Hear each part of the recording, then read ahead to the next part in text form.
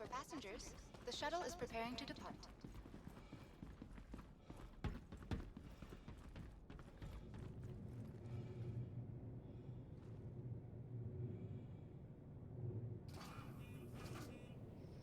All right, y'all. Good morning. Back in the verse.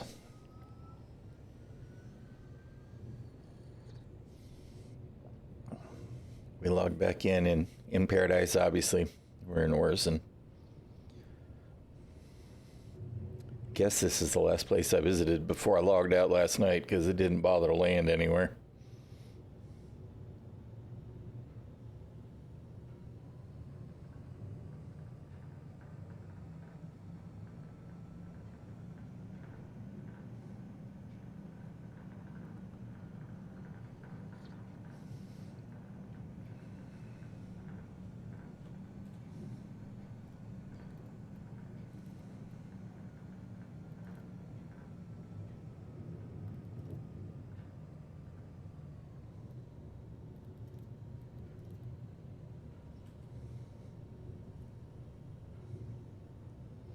Don't know that it matters.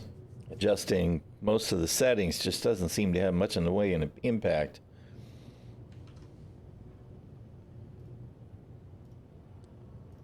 Granted, single PC streamer, so all of my encoding and everything is being done on the same rig.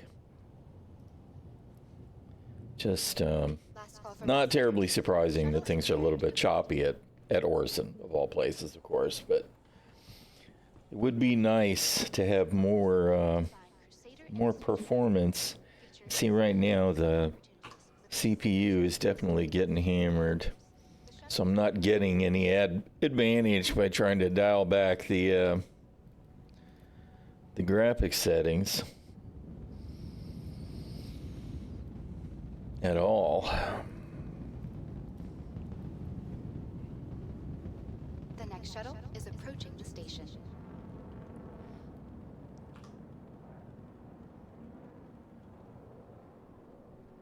Even with the clouds cranked up to photo mode, I'm not getting not really any more load on the GPU. It's the difference between, 38% and 42%. But still, the CPU is just being hammered.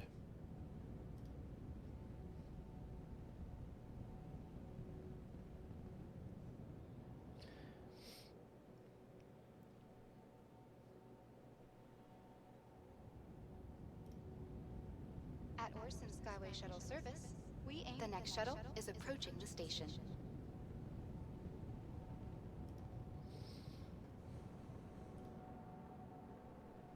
The next shuttle is approaching the station. Last call for passengers.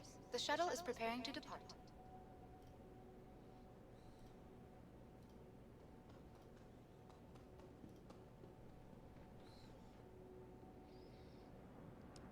Close some tabs. Just leave my monitoring for the Twitch moderation, but it's still, man, it's like, ugh. Appropriate receptacles. No stress, no mess.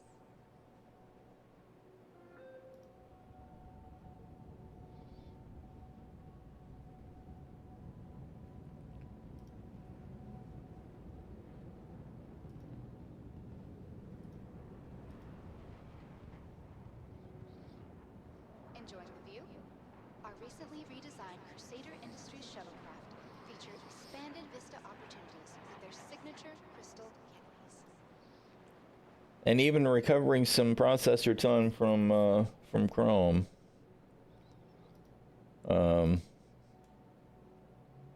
Star Citizen just wants to eat it all up.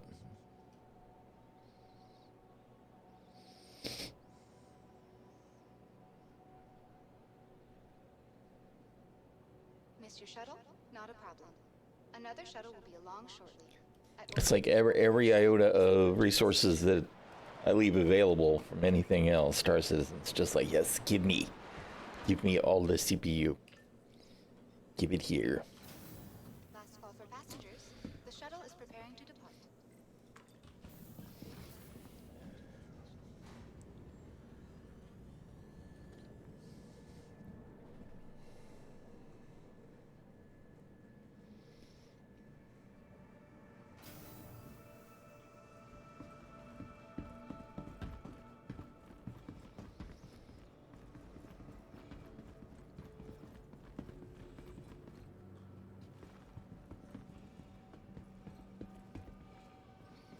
Dead bodies everywhere, and they're all naked.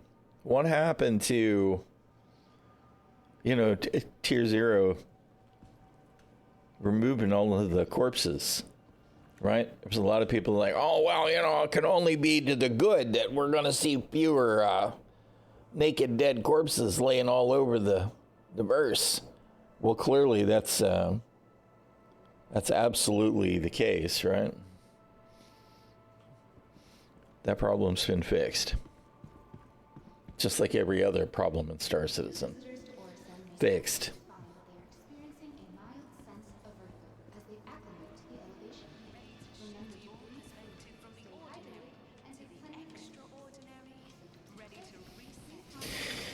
All right.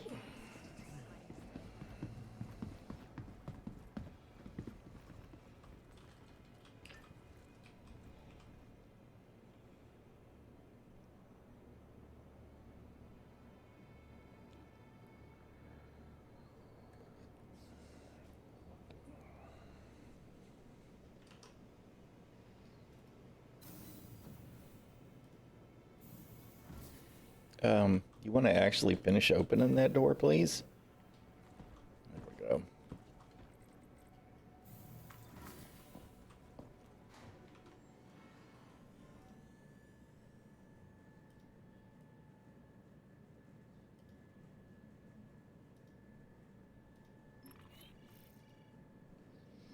Hey, how you doing, Glitch?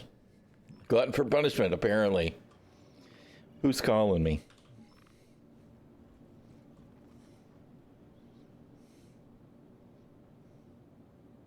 I don't hear anybody. Hello? That's not the right button. Hello? Hello?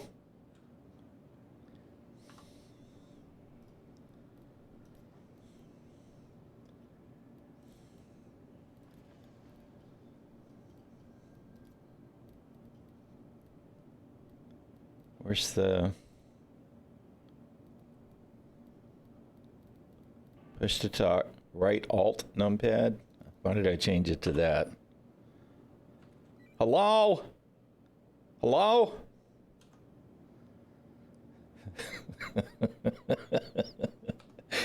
Who is it? Oh, it's the TDL.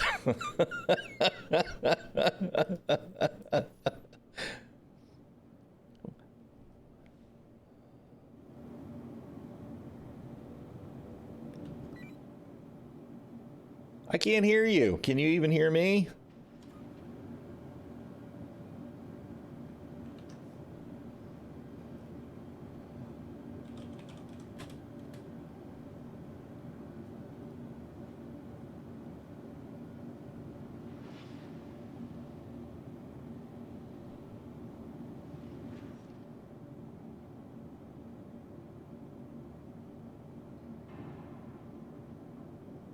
Wait a minute, who the hell is it? It says it's the Dark Law, but I'm looking at his... Oh no, I see his comms on his stream.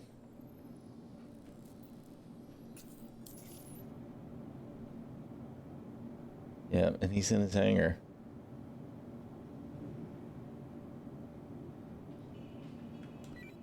But VoIP, why does VoIP not work? I can't hear you. Loki, hey.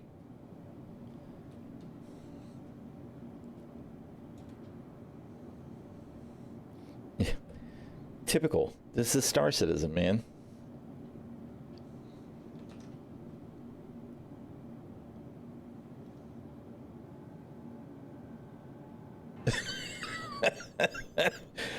Nope. Nope.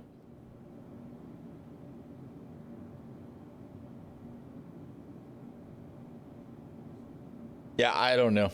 No idea. He might have just accidentally done the call thing on the comms list, right? I don't know. It's not, clearly it's not working though. I'm not hearing him.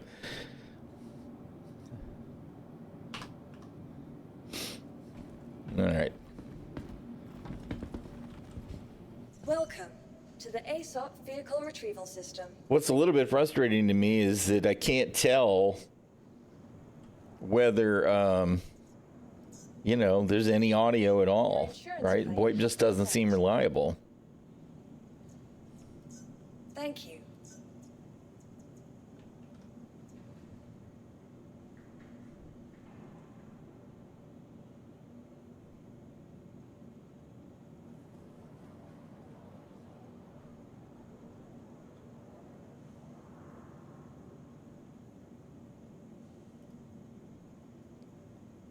All right.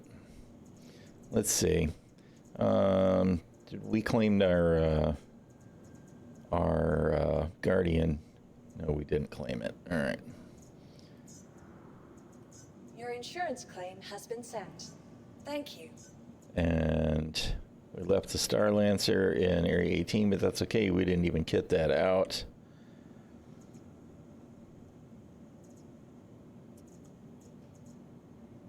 All right. Did we even get a different anything for what you call it today? I guess, of course, it wouldn't have happened yet anyway.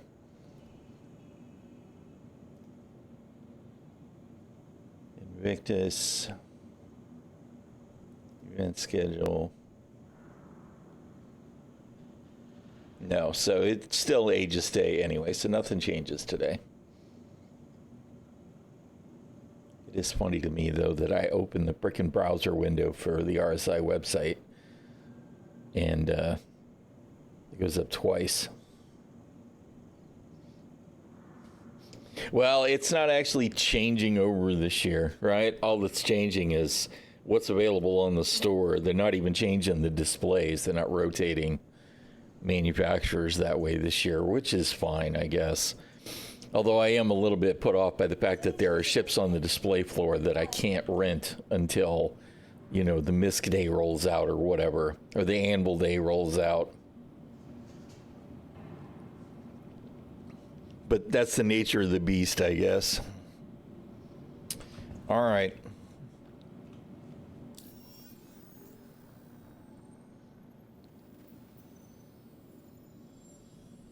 All right. We'll end that. Because it wasn't working anyway, I don't think. I just would have, what I would like to do is I would like to have a look at the Guardian MX and see how it compares to my regular Guardian. Am I willing to make that upgrade? I want to try the TAC. I want to rent the TAC and have a look at it and see, do I really want to upgrade my Max to the TAC? Part of me says yes. The other part of me says absolutely not.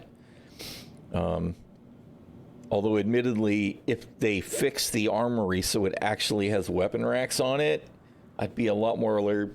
I'd feel a lot better about saying yes. But welcome to the ASOP. It's got a med bay, so I'm probably going to give in, because then I can either choose another ground vehicle altogether instead of the NERSA or whatever, or actually use it for cargo. Although there's no grid in the center of the garage, which is also a problem that I have with the Star Lancers, because I just think that that's silly, especially on the Max. The garage should be full grid. You just want your Galaxy so you can park your Guardian in there and call it the Guardian of the Galaxy. Yeah, the TAC looks really good. There's a lot about it that I really, really like, right? Especially if you got a group of 3 or 4 people, or, I guess anywhere from like 3 to 6 people, it's going to be like a really solid ship. And there are weapon racks available in the ship. There's 4 in the hab, and there's 8 on the jump seats. But it's wrong to me that the armory doesn't have weapon racks when the armory in the Max does. Now, the armory in the Max only has 4 suit lockers, I believe. So there's that, but there's a lot about the TAC I like. Melted some of your biggest to try for Nidris. Kind of got shafted by them screwing up the restock time this morning. Yeah. I hear you. Please visit I mean, I have some store credit for CCUing a few things, but I'm at a place right now where CIG will get absolutely zero new money from me.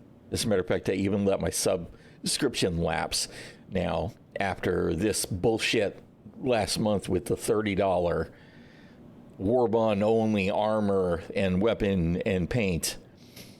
CIG's marketing has definitely turned me off giving them another single new penny, right? Until they actually start fixing the game.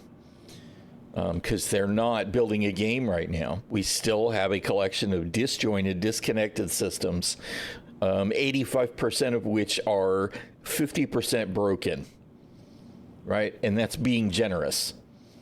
So they actually need to take themselves seriously and do what they say. And if they're going to fix the game, fix the game. Your vehicle has been delivered to the following location. Please visit us. Am I excited to see some new hulls and all of that? Yeah, it's always cool to see new spaceships, right? And they are adding content, but, this year so far, they've removed more content than they've added. So, ILW is a mixed bag for me. I am just kind of treading water at the moment when it comes to my level of excitement with Star Citizen. That, and I think that they've set us up for suboptimal reception with Squadron 42, because when it launches, even best case scenario, it's a fantastic game, and I actually think it'll be a really good game. They're going to have all these regular gamers rolling over into the persistent universe going, oh yeah, man, look, there's a PU, there's an MMO to go with this. I'm going to try it.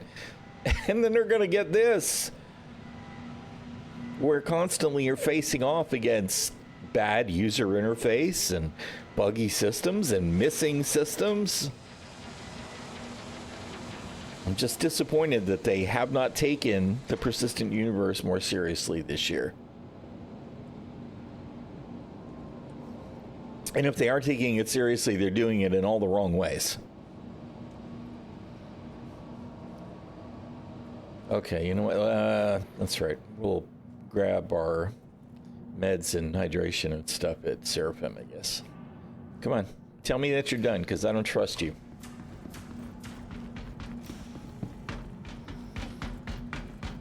That said, I'm still waiting to get a look at my Perseus. I'm still waiting to get a look at my Banu Merchantman, right? I'm still waiting to get a look at my Ironclad Assault, right? I am still very interested in some of the ships, but I keep hoping that when we get those new ships, that the game will be in a much better place.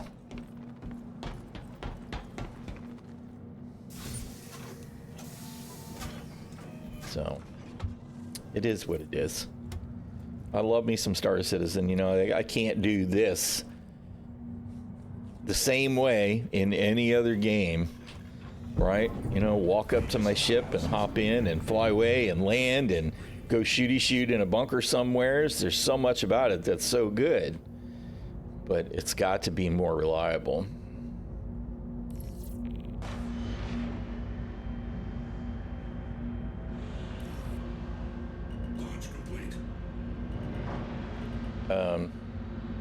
Why are we...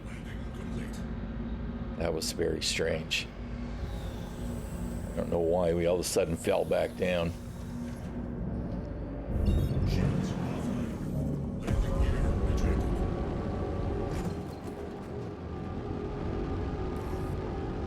I'm still aggravated by basic UE stuff, right? Like, I see all these space stations, but there should be a clear indicator that Seraphim is much closer to the other ones. I should be, at a glance, be able to tell which is which, and I think this is Seraphim. Yes. But why is there not... It could have been a different color. It could have been a larger icon. It says, hey, I'm local in the planetary system. Just anything is just some basic UE logic in play to make the game easier to play.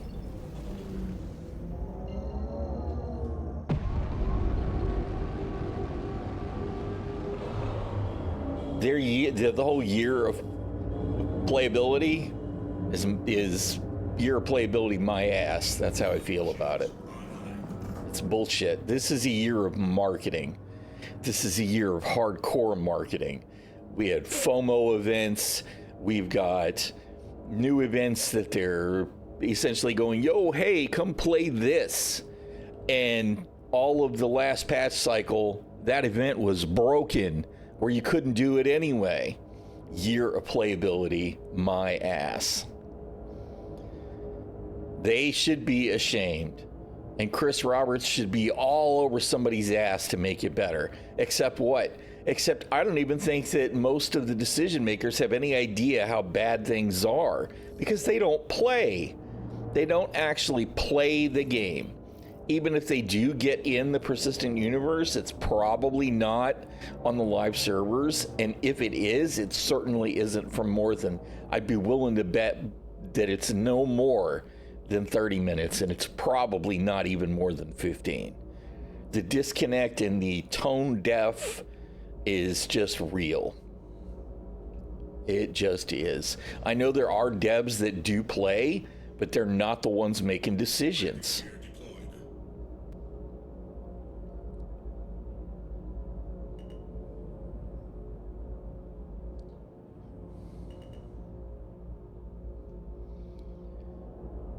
I still live for the day that we have some kind of landing assist so that I can do this without actually having to cam out and know exactly where I am. I don't like the whole notion of having to nose in. I don't like the notion of not having any real idea where I am when we have the technology to show us what's going on around us. Right? There's my ship. Just use this tech to show the environment in landing mode, whatever. Just give me some kind of landing assist. It could be right there on the radar so that I know I'm lined up for my freaking hangar, so I can get a glance at the terrain that's underneath my ship before I touch down on the freaking dirt. It's those kinds of things that make me go, how come this isn't already in place? I mean, we're missing so many fundamentals, right? Scanning should be fully fleshed out by now. It should be way deeper gameplay than it is. As I've said before, scanning should be what helps us explore. It should be what attracts us to different things in a system and in the larger system of this, around the star versus just the planet. Just give me a vague pointer, and I'll just head that way and see what I'm seeing. We still don't have Maelstrom. We still don't have engineering, which was promised in 4.0. Your vehicle has been moved to us to please. We don't have atmospheric flight. We still don't have the control surfaces. We still have tons of ships that aren't even remotely gold standard. Not that the gold standard ships are current now anymore. They're outdated as well. The mission system is still broke. Half the missions that we used to have in the game are out right now. Right? Because of the mission system rework. It's just one thing after another, after another, after another. I've said in the past that we have something like, 25% of a game, and I think that's being generous. And of that 25%, 75% of that is still tier 1. It's not even remotely complete. Do I think it works much more consistently in SIG's internal test servers? I do. I do think everything probably works better on the internal test servers where they have complete control over the network performance. Moreover, I am willing to believe that probably a lot of the stuff that we see that even is a problem on their internal test servers is probably fixed by stuff that's coming in Squadron 42. There's probably a lot of fundamental parts of the environment, right? It could be that all of this old bad UE, that's all Flash. I think this is still Flash, this is still Flash. This shit's ancient. This stuff is probably all fixed in whatever they've got in the Squadron 42 build. I sure as shit hope so. Otherwise, there's no way it's going to be ready next year. right? So there may be all kinds of infrastructure that is better in the Squadron 42 builds, and they just have not gotten to that milestone where they can bring it to the persistent universe. But that's all hopium, right? That's all hopium and copium. That's me hoping that things are actually better and almost ready to go in Squadron 42 because they're supposed to be. And the copium is that we're waiting on System X, that's waiting on System Y, that's waiting on System Z, but System Z is at least in EPTU under review, right? I mean, that's the story of Star Citizen. We're waiting on the next bit of tech. It's time for those bits of tech to be in place, so that, we can actually play a game. So, I mean, I have enough faith left still to believe, I forgot to grab my medical supplies, that it is all actually coming soon, but that's me still being willing to huff the copium.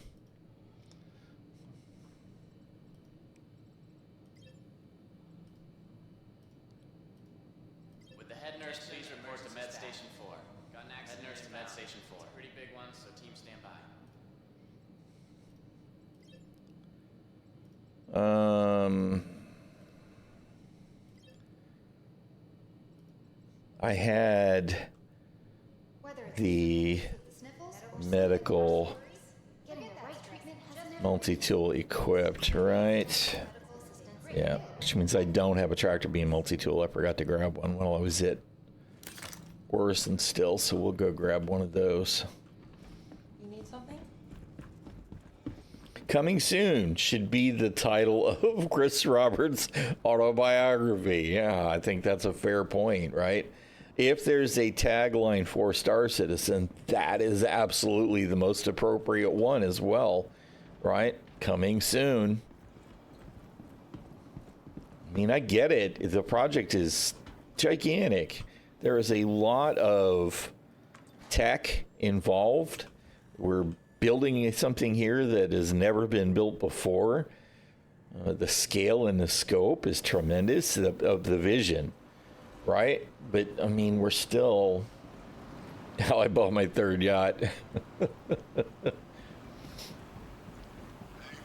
But I mean, we're 11 years in on the persistent universe. 13 years in since the Kickstarter. We really should be seeing more progress than we've been getting.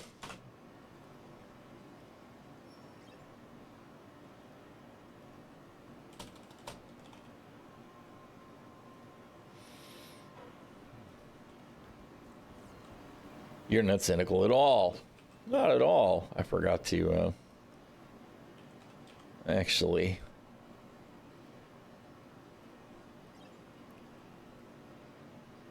put that in the backpack, so we got to stop there. Anyway, oh crap. Well, we're going to go to the Galleria next because I got to ammo up.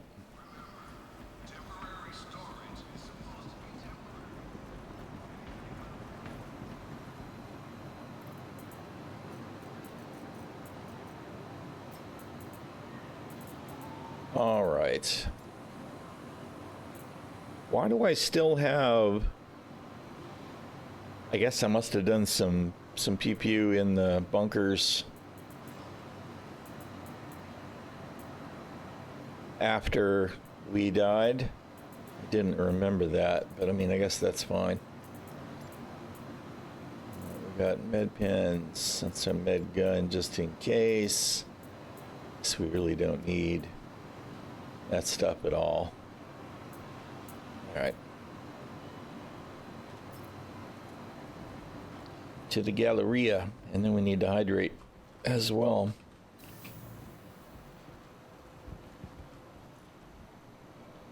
Right. Yeah, same, right? I mean,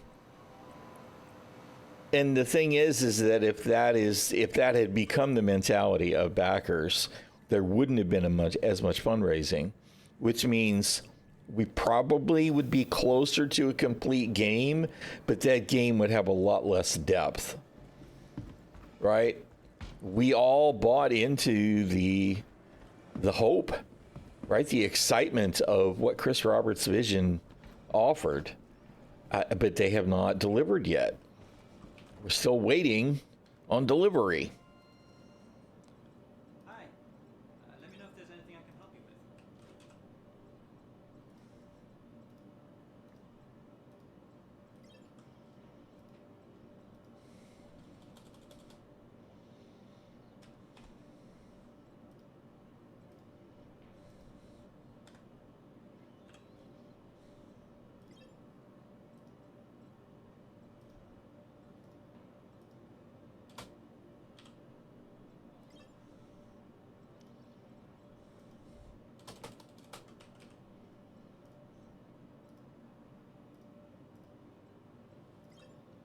All right, I think that's all our supplies.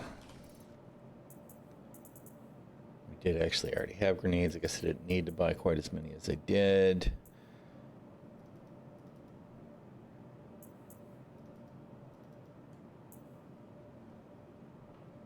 All right. Okay. Stow the helmet. Have a drink.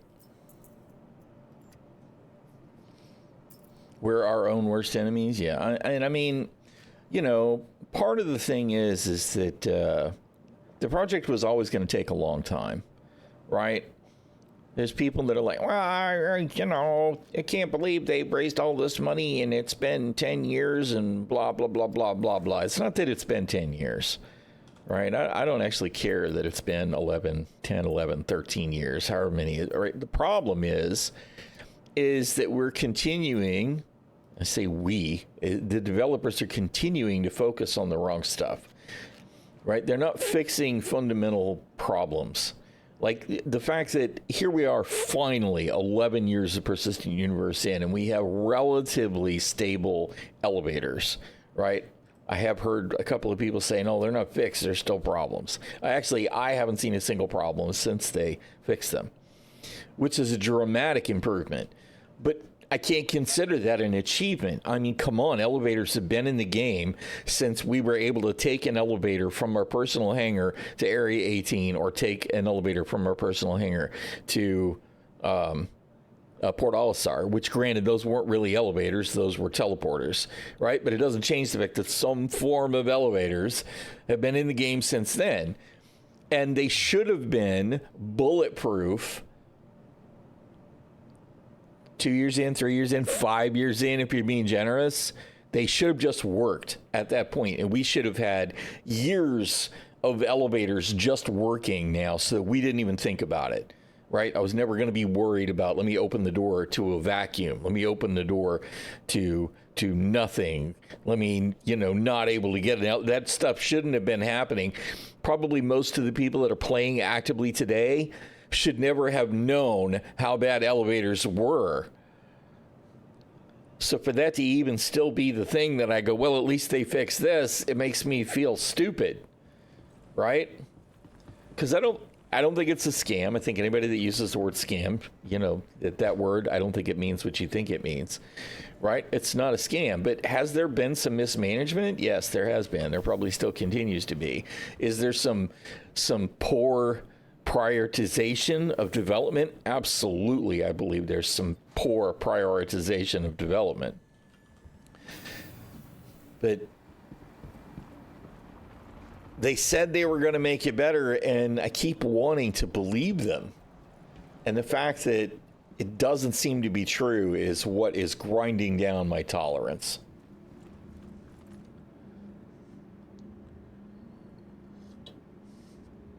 Yes. And rather than fix it, they build, yes, that's it exactly. I mean, that's the problem with the tech debt. If you could draw a diagram, and God, I don't even know how you would do it, and work from the earliest builds up, it's like they added this, but it's not 100%. And then they added this on top of that, which is also not 100%. And then they added 3 other things on top of that, all of which are not 100%. And then they branched off of that. And none of that's 100% either. So you get, 10 years in and you look at system 37, And System 37 has got 12,000 bugs in it because it's all piled on top of systems that really aren't reliable. I mean, that is the problem. The tech debt is at a point where it's like, I don't know how you can even make it better.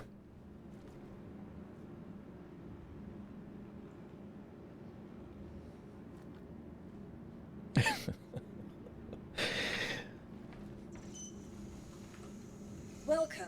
It all is what it is. Retrieval system.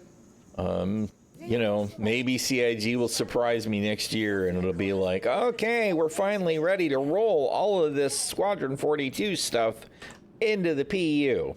Let's go! But there are some things where they absolutely need to do that, like the navigation system. The navigation system that they built, I'm not talking about the star map, but the underlying navigation system was fine when we had Crusader and 3 Moons and SPK, right? And those were all of the points of interest around the entirety of the game. Then it worked fine. But now that we've got 2 solar systems and 100, probably what, 300 POIs? The navigation system just can't hack it. It absolutely can't. Why is my Gladius unknown? Please visit us again. Goodbye.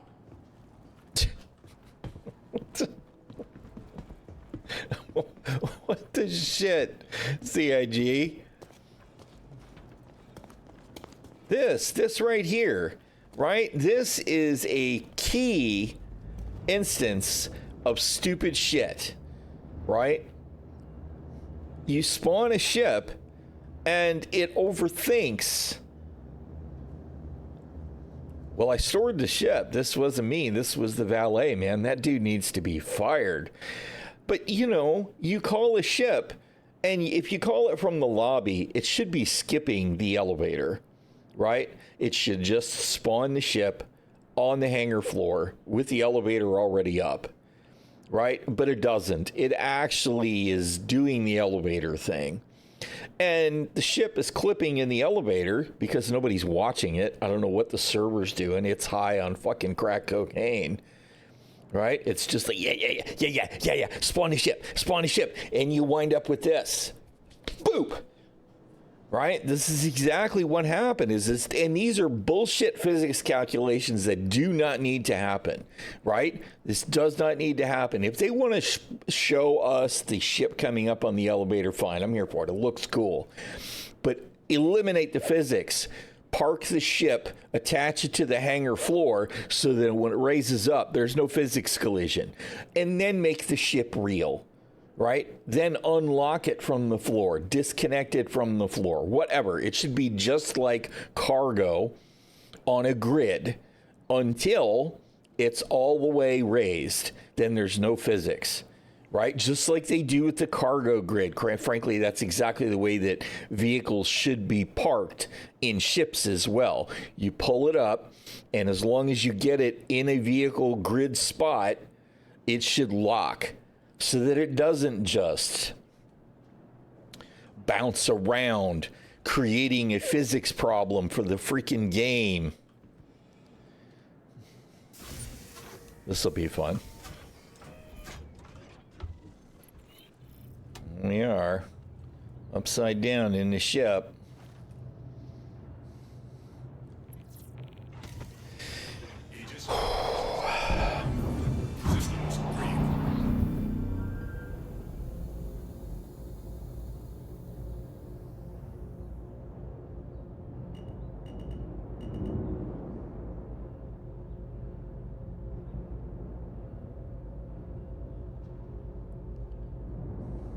But these are the kinds of things that they just don't make better.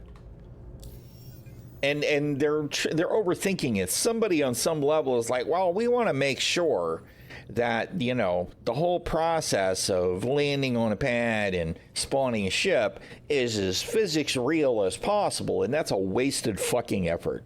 It does not matter. Especially not now that we're doing everything in personal hangars. It just does not matter. Just make this shit work. And it needs to work every single time so that, you know, we can play the actual game.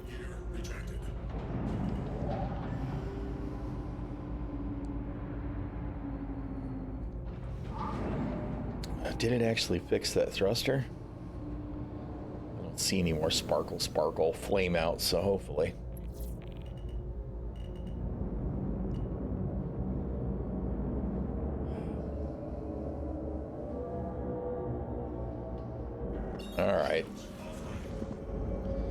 All right, let's go find some stuff to shoot. And of course, probably the first thing that we're going to run into is 400 freaking bounty contracts. It's going to make it impossible for us to find ships to shoot at. Yep, there we go. Because there's no filter. This is another thing that's a fundamental fail, that there's no filter on contracts. This is basic MMO 101 to put filters on this shit. Let me choose the kind of content that I want to do. Right? I could probably spend all day trying to do these missions, right? And will I even be able to get a marker for any of them? I'm guessing no, because I'm guessing this guy, gal, Purple Penguin, is probably in Pyro, right? Probably. That's my guess. So that contract's no good. All right, where's the next one? Oh, wait a minute. Hold on. Is that all we got to do is take one to clear the freaking list? Somebody should have told me that. All right, whatever. Let's do the thing. Oh, this is a VHRT. Probably I'm going to regret taking the Gladius to do this.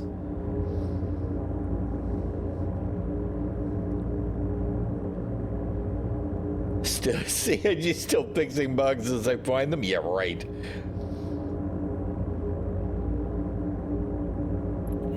Yes, right. Well, I mean, they're totally ignoring the fact that it's 900 years in the future.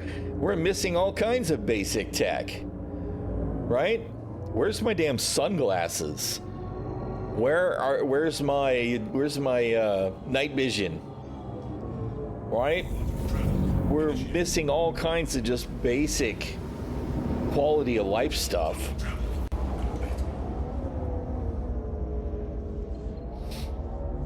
Alright, this is, I'm sure, going to be fun. It'll be 3 big ships clustered around the bunker. And the bunker turrets won't shoot at them. And I probably won't have permission to be at the bunker, so they will shoot at me. All right, that's what we're going to get here. Quantum travel complete.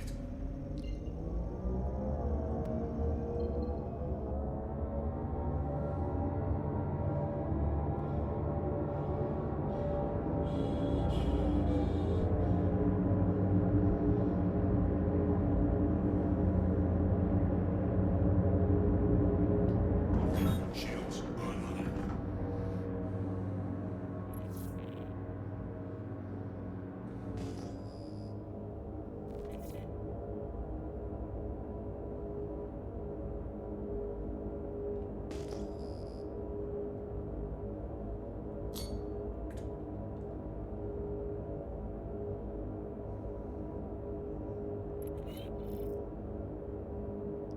Well, at least it's a ship I can kill, right?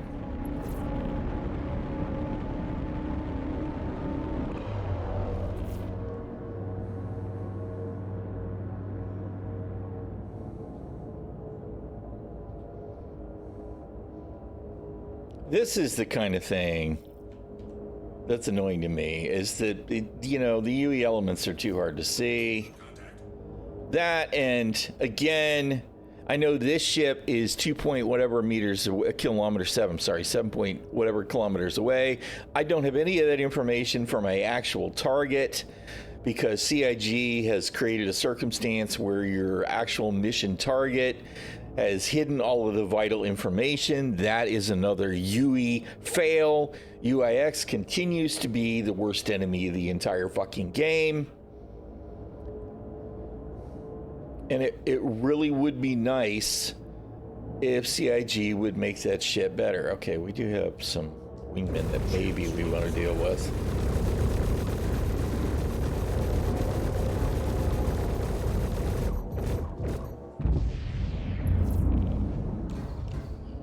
Yep. And now the turrets are shooting at me, but not shooting at the NPCs, right? Which is dumb.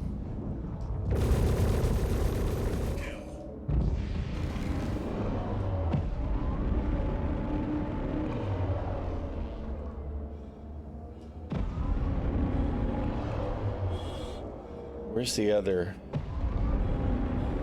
What is that little ship? Terrapin? Valkyrie?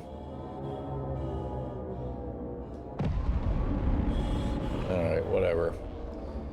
Time to put the work in.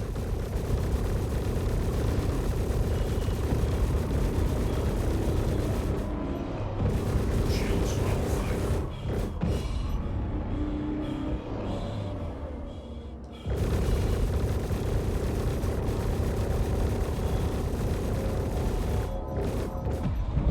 And you know, right now it looks like we're not actually making progress on anything.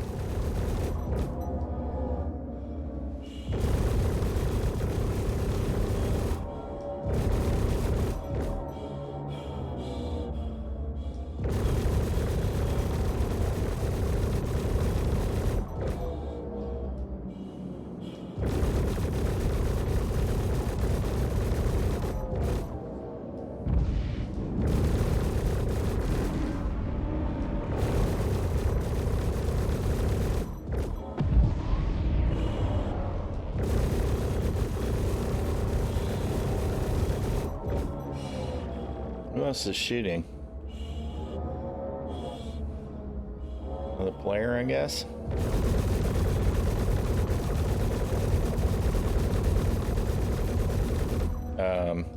Well, that was great.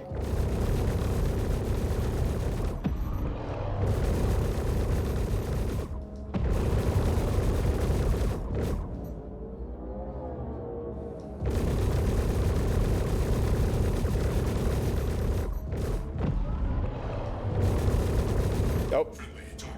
Yep, I know.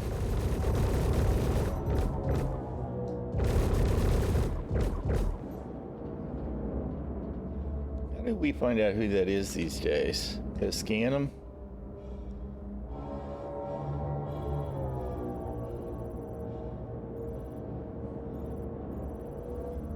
Or I could change to comms, right?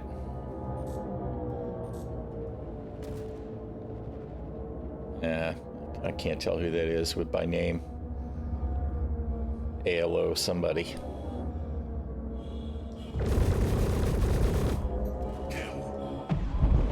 Alright.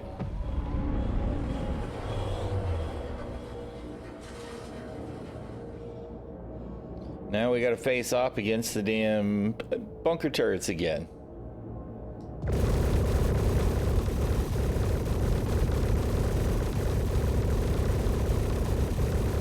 You know what? Let's go ahead and get the Valk out of the way.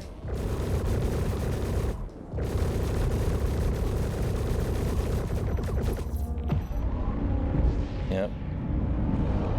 See, this is so stupid. I got no problem with the turrets shooting at me, right? I'm not supposed to be here, fine. But why aren't they shooting at the pirate NPCs?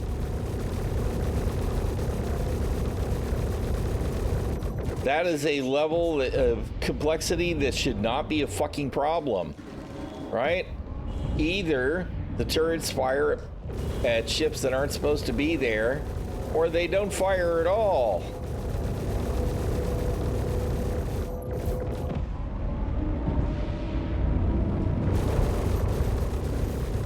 I would have thought that the security faction turrets would have fired at the NPCs because they're red. Why is that not a thing?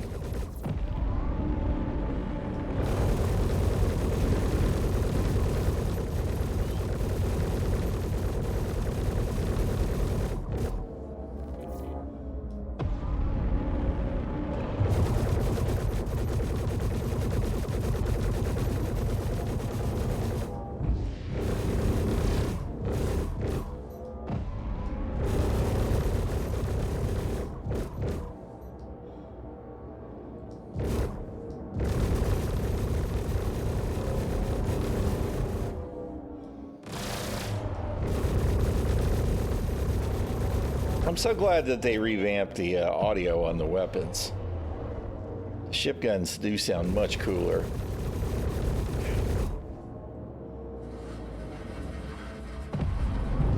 Shields under fire.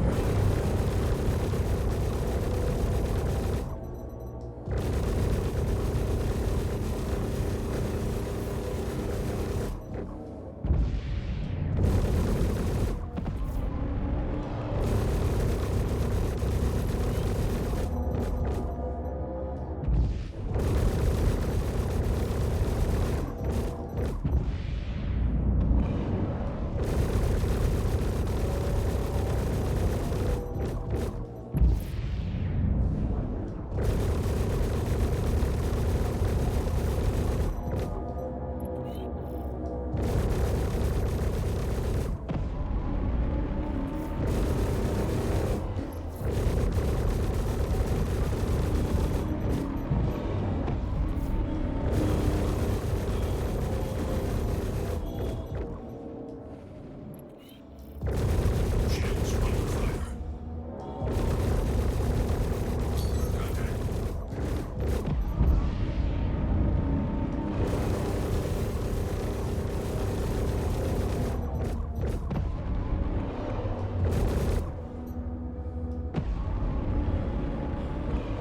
I don't understand why we're periodically having ships detarget as well. Also not okay.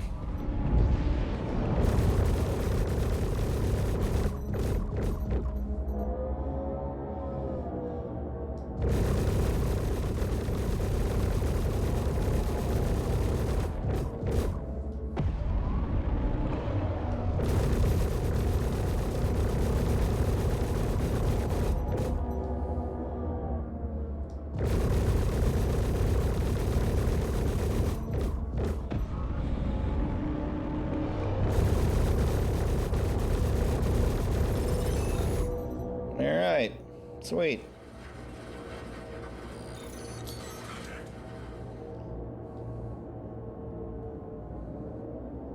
Contact, are we getting just the dead ship, I assume? All right, well, we got that done.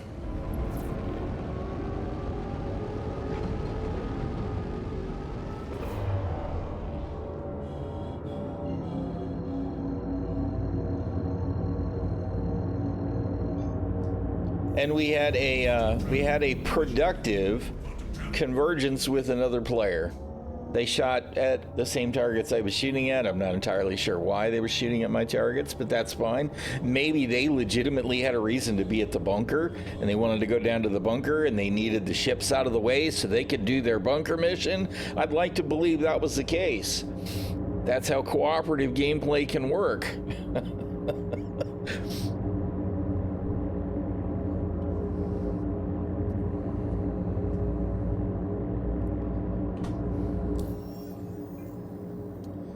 All right.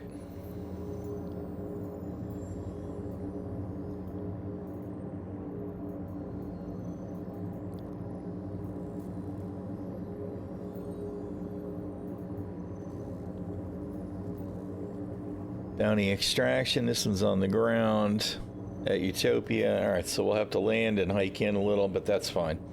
I just want to do some varied content like I would in any game. Right? Play Star Citizen. All right, we got to go around the moon.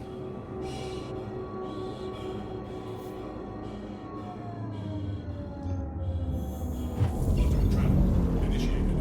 Quantum travel complete. Should have gone OM1 or 2, obviously, but whatever. Quantum travel initiated. Quantum travel complete. Yella, yella, yella.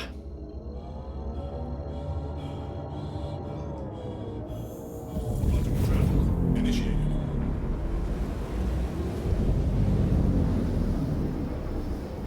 Quantum travel complete.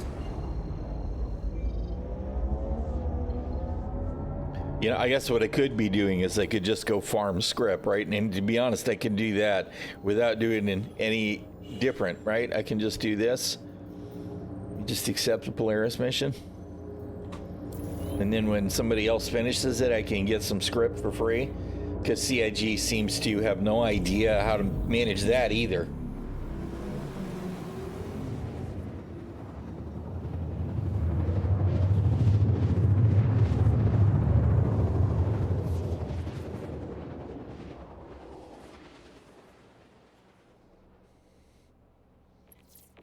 Quantum travel complete. I love the thin blue line. I mean, all that looks so good. That's so Star Citizen, right? But I mean, so is this. The light fluctuations and not being able to see hardly anything else as you get close.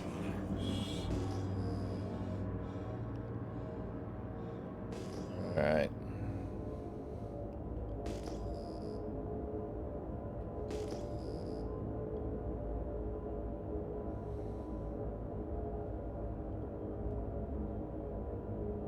Looks like just approach on the other side of that terrain.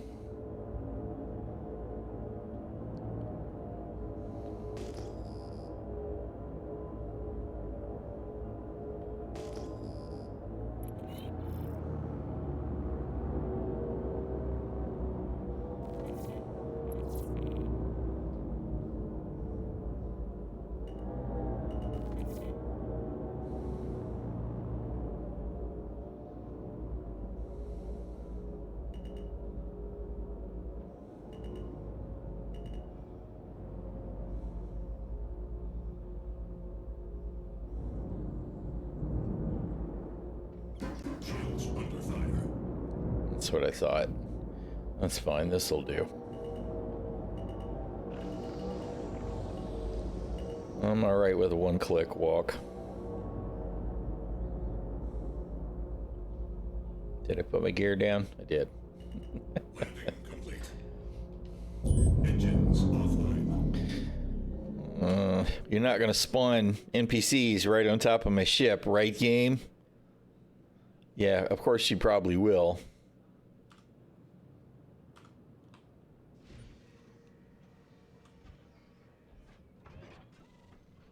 Seems safe so far.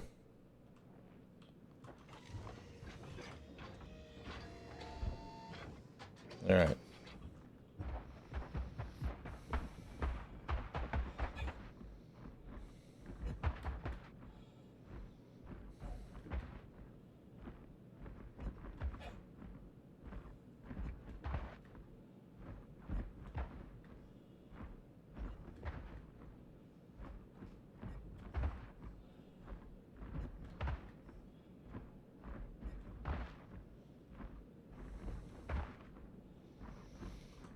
Where was the...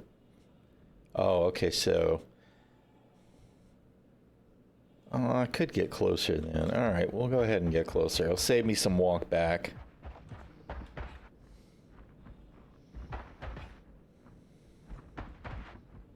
You just need to go around a little.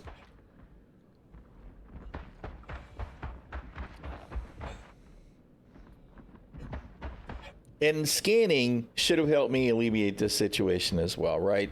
Some kind of scanning combined with the map should have given me a way to tell with other than just eyeballing it. That's the part that I kind of got a problem with, because, you know, once you're in the air, it's really difficult to tell the scale of the terrain until you're there, right? Hey, how you doing, Hook? Engines alive. Launch complete.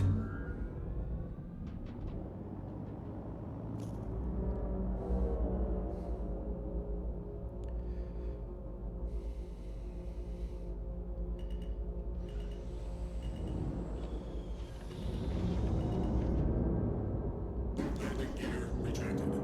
Shields under fire. All right.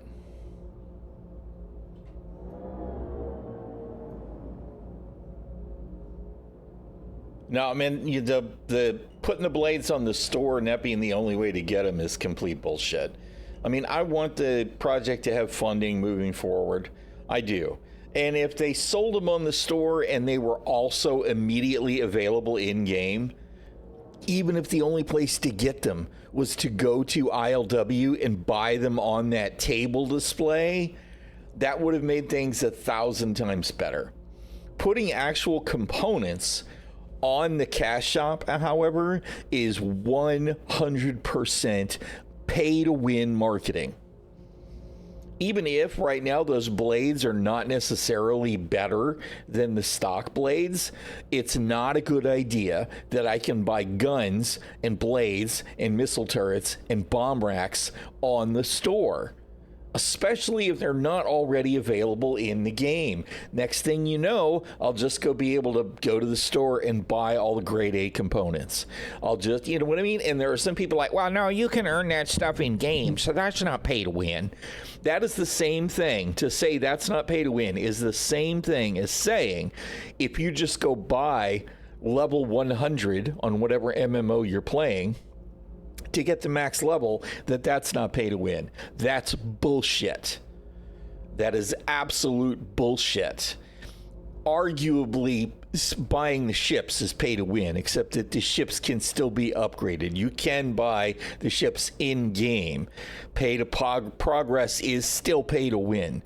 But it's part of the marketing strategy of CIG. When you take it to one level finer, then we're setting this bullshit precedent of you can just sell us the best components. I mean, you've already sold us the F7A Mark II, right? You've already sold us the F8C Lightning. So I'm not really surprised, but CIG is selling their dignity off. Right now, you can just go ahead and buy components. Next up, you can buy LTI not LTI components. You can buy grade A components. Next up, you can buy tier 3 crafted components and tier 5 crafted ships. We're sliding down that hill right now. Right now. The blades thing being for sale on the store and them not making it available in world immediately is definitely a first step down that slippery slope to just pure pay to win, and that will destroy the goodwill in this game. Absolutely. No. Bullshit. I totally mind the 6-week wait. That's bullshit. You know what? Well, that's it. That's part of the problem. But you know, insurance to me is a side effect because I believe that we'll just be able to pay to have LTI, right? Which means that it's kind of the same thing. But making components exclusively available in the store is just like selling gear or levels in the store. It's not okay. It is 100% pay to win. I mean, you know, I can go to New World and I can level up to 65, right? I can spend the time getting to level 65. If I can just go buy a boost and go straight to level 65, pay to win. Same thing. Same thing. I do not buy into the notion of, well, you can just wait and get it. You can just wait and get it. That's not pay to win. Bullshit. It's pay to win.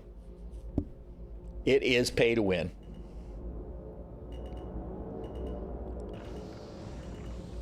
But again, CIG has already sold off their dignity.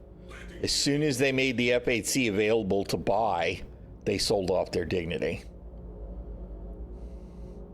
And now they're only making it worse.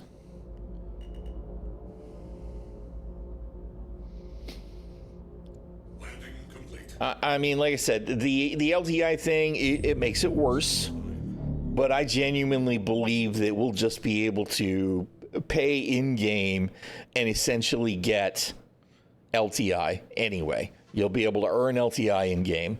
And LTI isn't going to be... the LTI that we have on our ships now, I guarantee you that it's going to be LTI that just gives you stock components. It's not going to get you anything as far as all the components and money that you invested in the ship.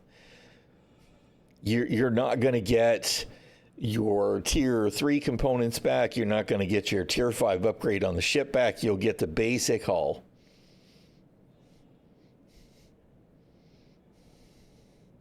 It's just going to be a mess.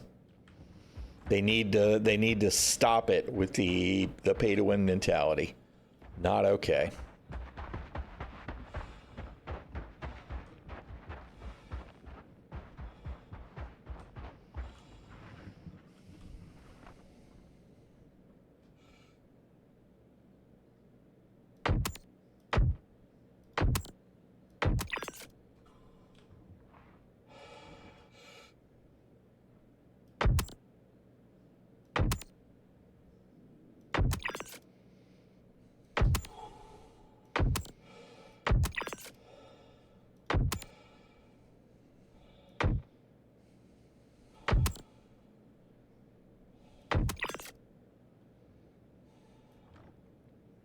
AI still dumb as boxes of rocks. Still dumb as a box of rocks.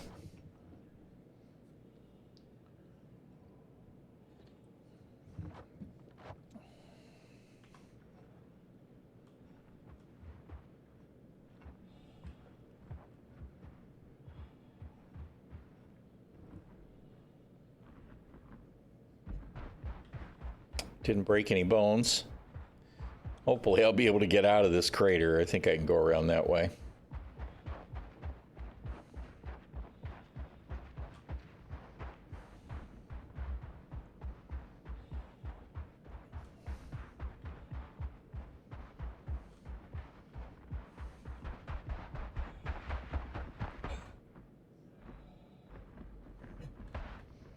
It's nice that it didn't break the mission when I started shooting at range, although this is a targeted mission, not just a kill hostiles. So hey, look, we got med pens. See, these are newer mobs because they have proper loot tables. They have ammunition, they have grenades, they have med pens.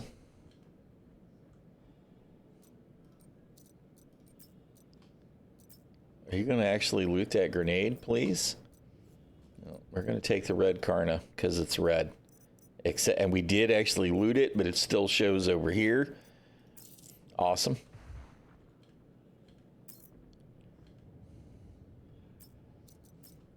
You know what? We're going to take that P4 as well.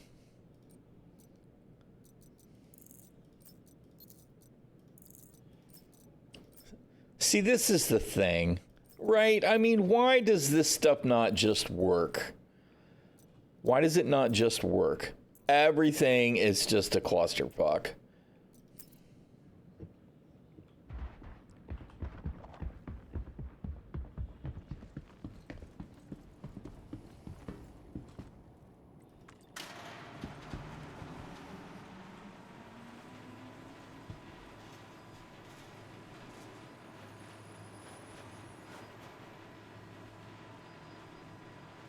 Yeah, it could be.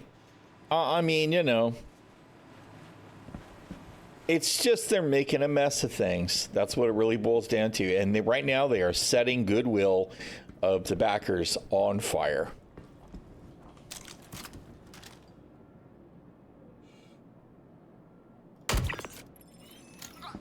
One shot, one kill.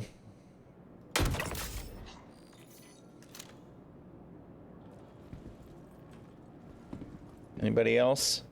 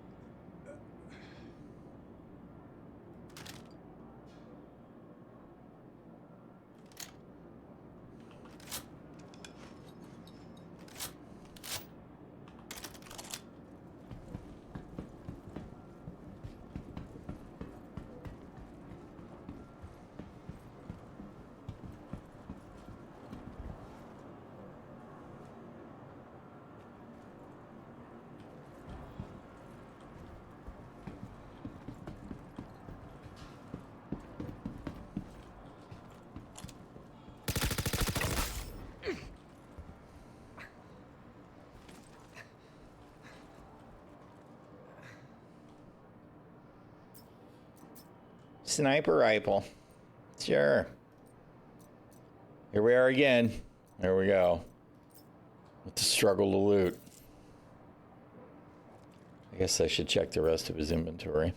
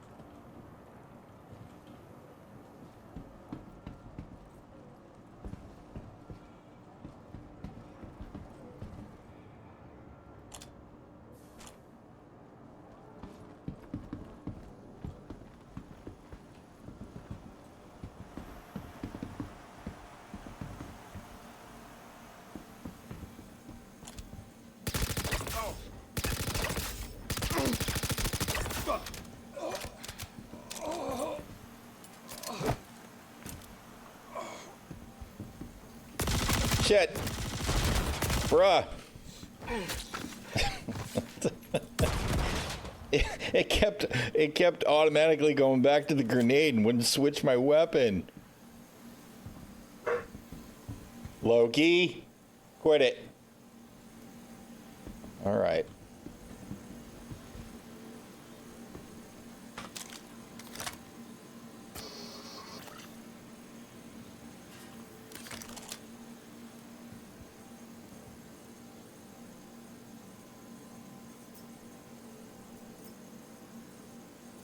It's another red weapon. They're tempting me with all the red weapons.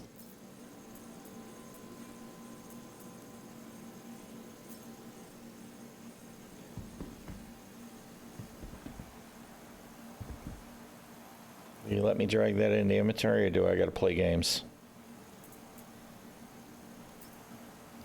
Man.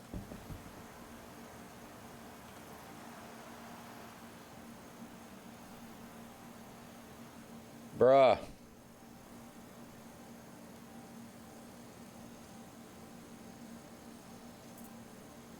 All right. Red weapons go faster, that's it.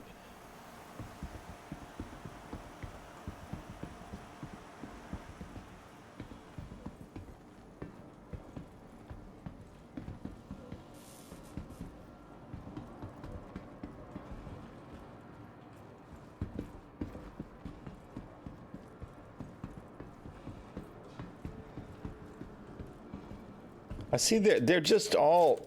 What the hell? Why did you do that? They're just all in the spawn closets.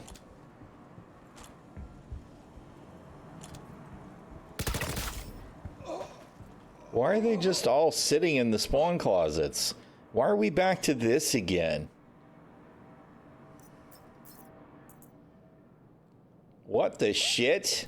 Where am I? In the star map? We're all the way on fucking, you know, we're over Yella or something.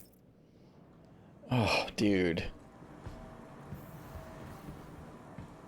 This is what I'm talking about. The game is just so jank.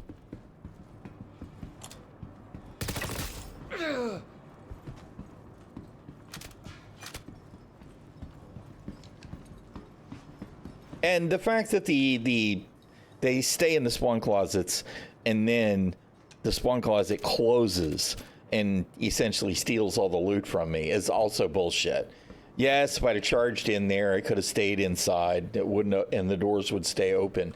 But I shouldn't have to play that particular game, right? That's nonsense. That is shit.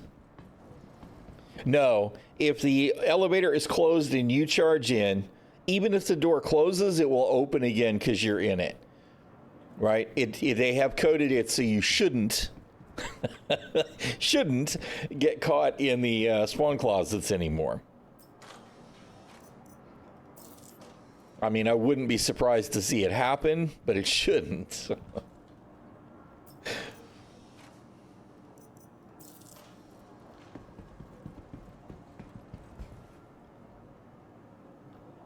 What is it?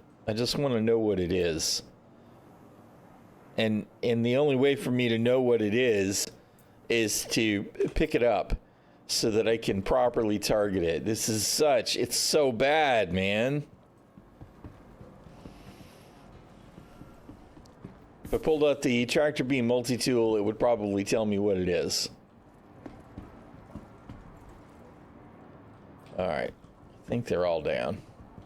Not that these guys are going to have anything on them, but let's at least have a look. That guy's got a scalpel mag. Why?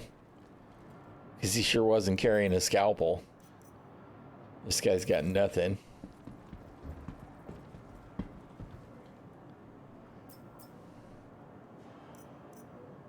And there's a parallax rifle battery. Not that he was carrying one of those.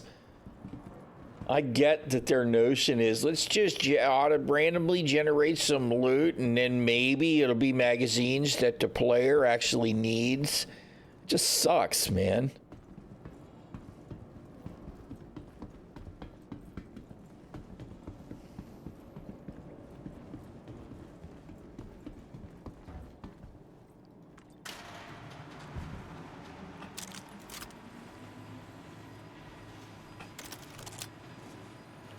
All right.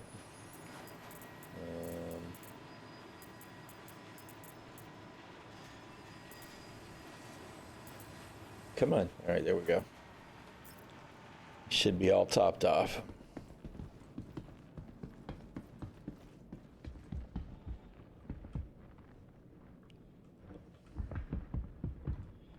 I don't think I checked these guys.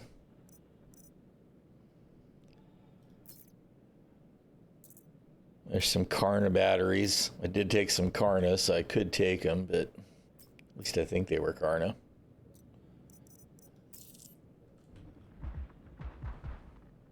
Yeah, I did check that guy. And that's a sub-weapon, but it's an ugly one, frankly. I don't care.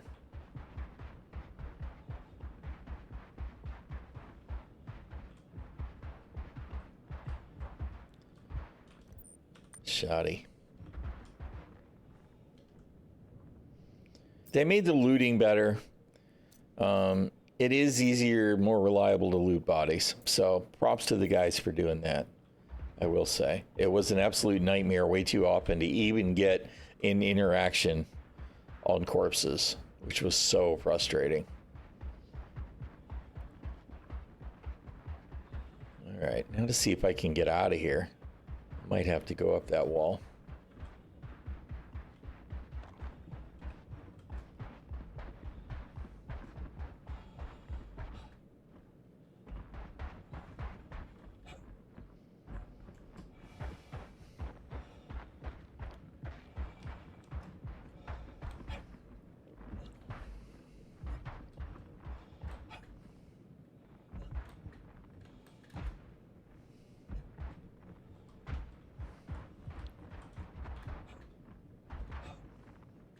Nope. Shit. God damn it. This motherfucking game.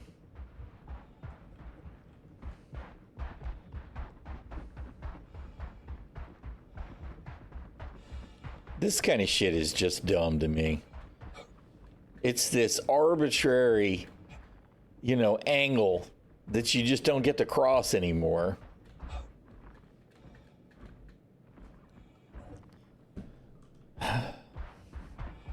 See, this is Star Citizen. This right here. This kind of nonsense, this is the game.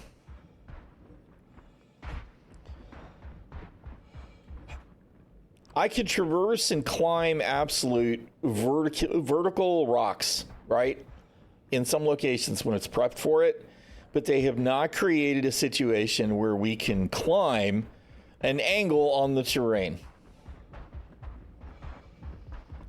And I might add, they continue to create mission content at these locations.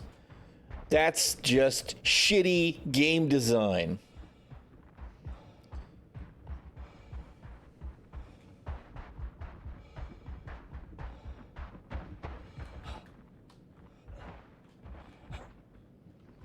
Ridiculous.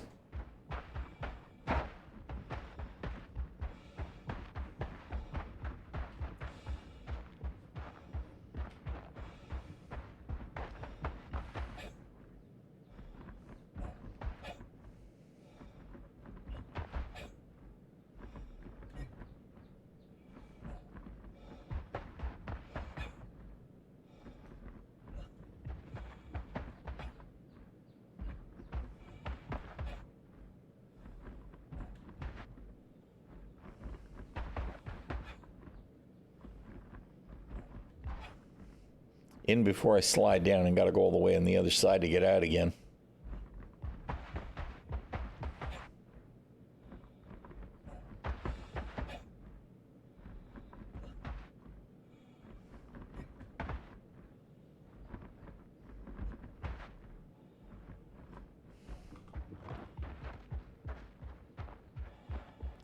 It's like most of a Mustang.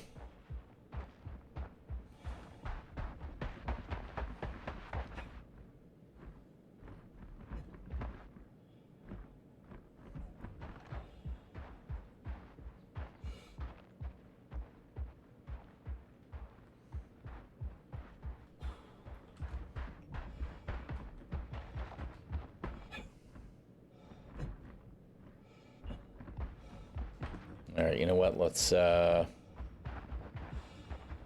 store the loots.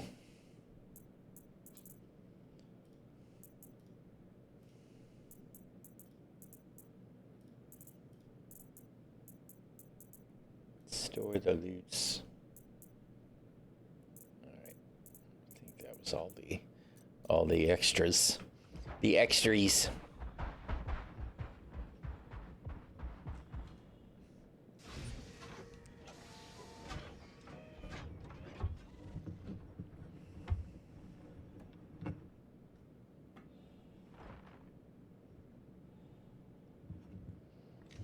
All right. Of course. Of course. Of course. Fucking of course, man. Why would I expect any different? Really?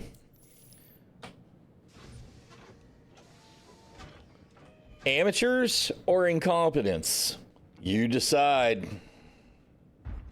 And why is my weapon back out again? And it's not the weapon that I actually last had in my hand.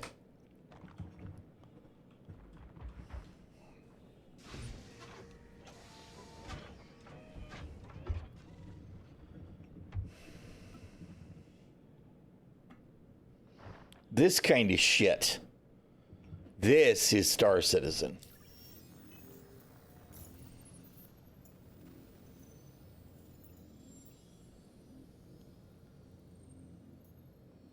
I guess nobody's doing it right now. I'm actually kind of surprised.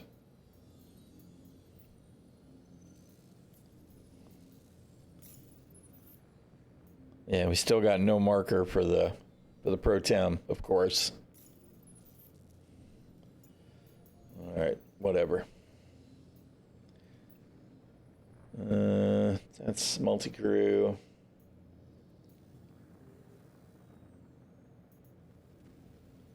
There we go. Let's do another extraction.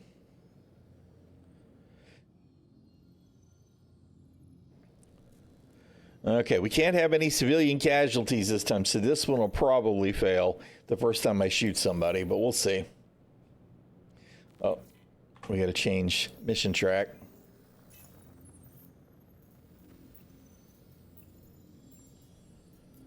All right. Engines online. Launch complete.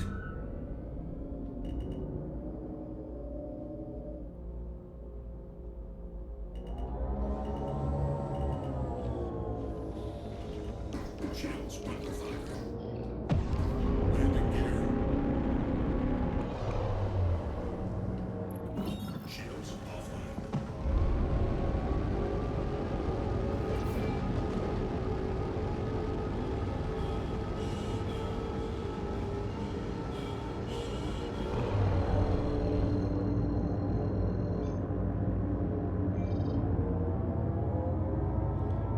To Daymar.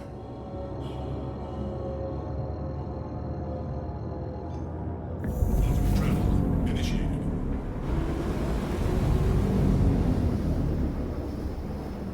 Quantum travel complete.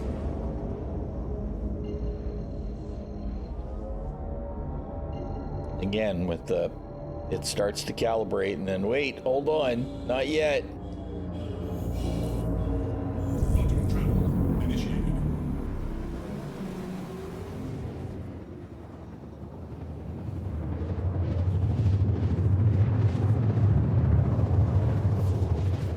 the frustrating thing here, totally on the side there, is that I should be halfway to the Ion, which was next on my list of ships to buy, right?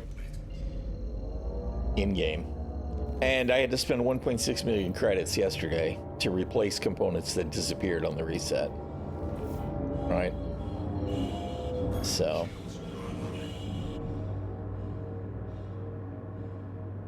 man, I do love me some Daymar.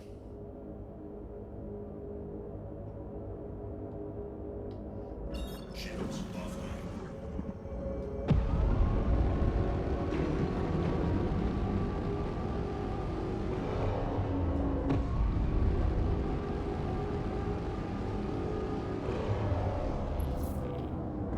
Shields online.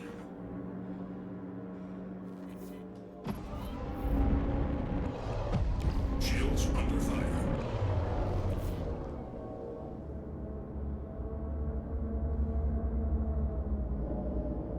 All right. How do we approach?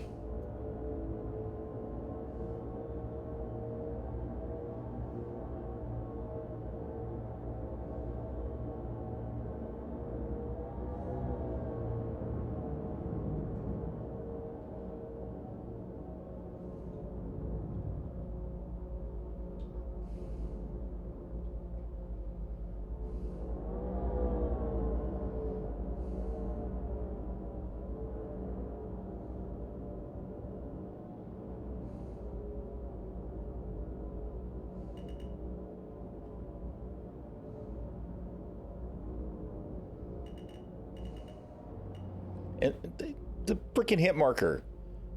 It's like the hit marker notifications stack up and they don't go away until long after you're not being fired on anymore. Again, the user interface, why? I'm not being hit. Now I'm being hit. I don't understand. Those are meaningless.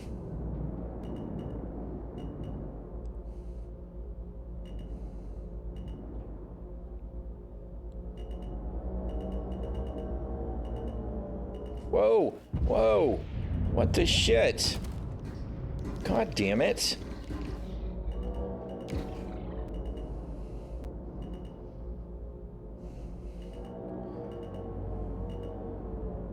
All right, can we please put the gear down now? I hit the button like 5 times. Landing gear deployed. I think I was actually sliding on the belly of the ship, so it was acting like I was landed. So it didn't stop moving. Really irritating. Whatever. Whatever. Engines offline. That's the game.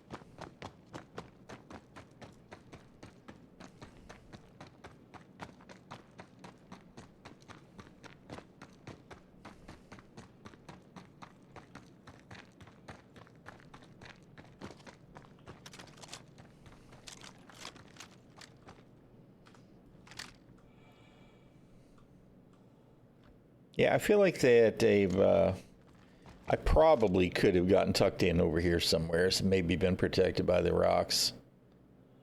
Again, I would like to see scanning be a part of this approach, right? Like get to the area, scan it, figure out where I can land and be protected by the terrain from fire, decide how close and how quickly I can do that, or is it worth it to just land further away, drive in. Right, if we had that kind of scanning gameplay, it'd be nice to have that level of depth, but we don't. And I still don't understand why scanning wasn't a fundamental system to get immediate attention early on in the project. Curses. The coffee cup is empty.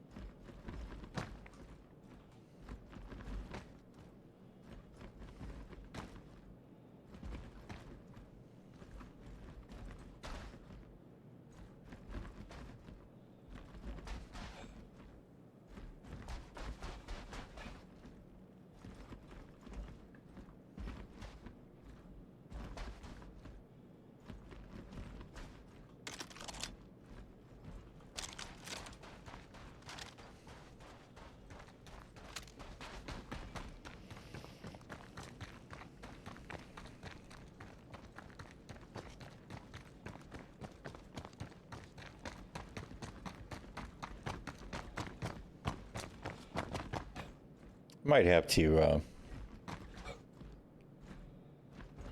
break out something I can put a bike in, or some kind of ground vehicle.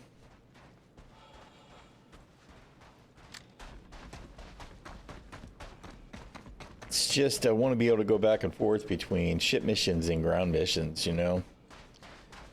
And not just do the backup bunkers.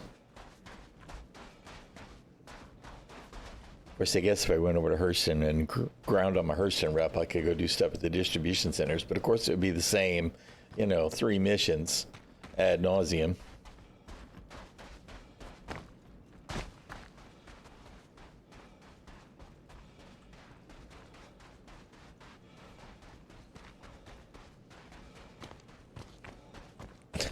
Fantastic. Awesome. Just amazing.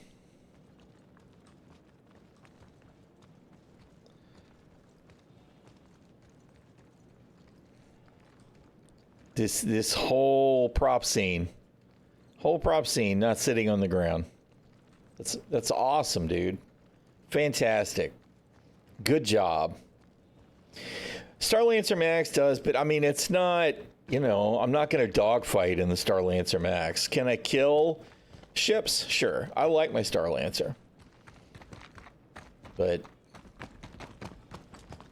Cutlass with the Tumbrel is probably going to be the closest to the vibe I'm thinking. Something that's more directly combat related. I still would love to see a version of the Mirai Guardian that had the ability to park a pulse in the winglet.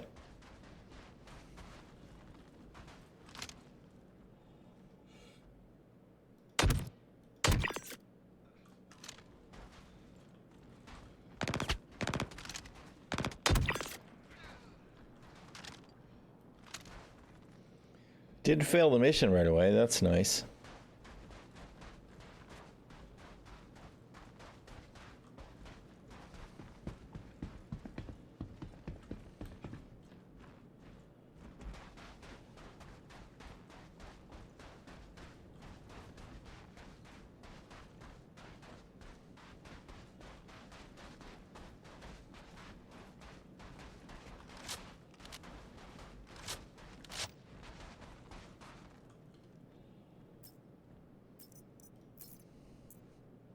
Look, it's a scalpel. Yeah, even though I don't like the blue one, I'm going to take it anyway. It's not letting me take that optic, I'm assuming, because it's actually already installed on the scalpel. Yep, there it is. All right.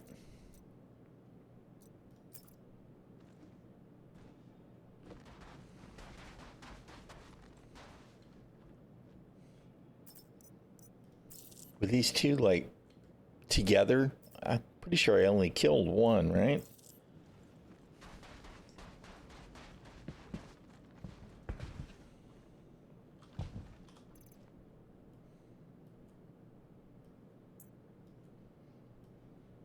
You're so difficult, game. You always got to be difficult.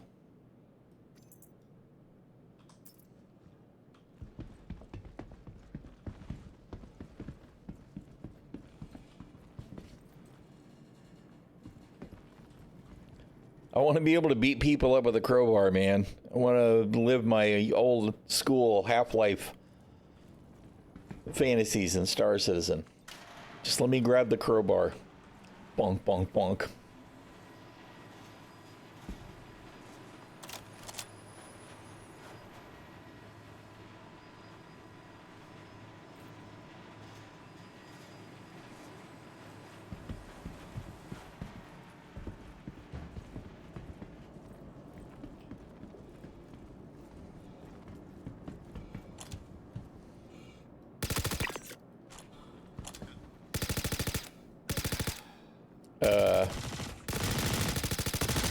Really?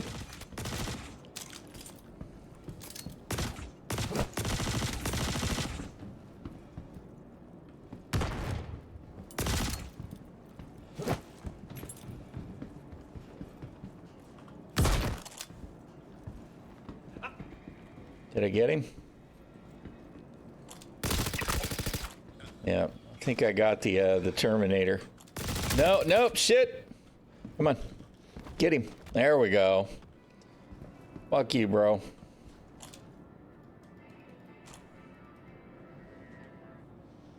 Why can I not fire?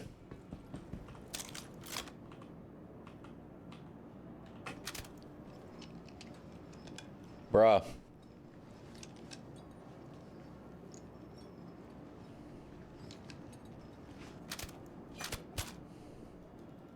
Come on, man. What the shit?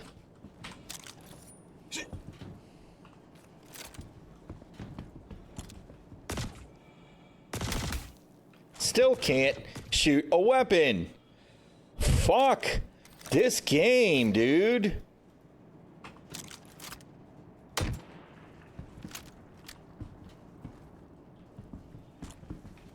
And what the shit is going on? Oh, good grief.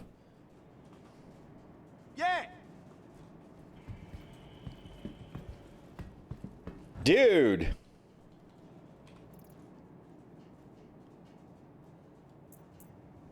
Moving.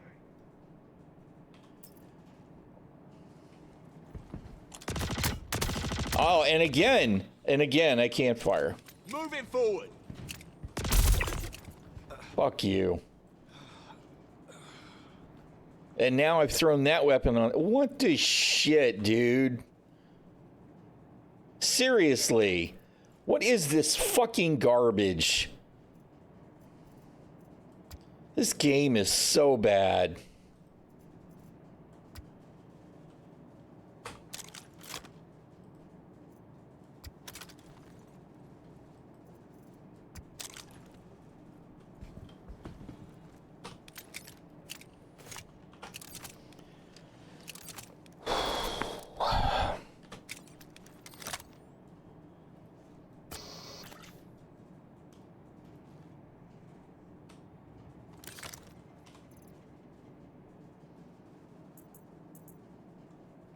It's a bad joke. A bad joke.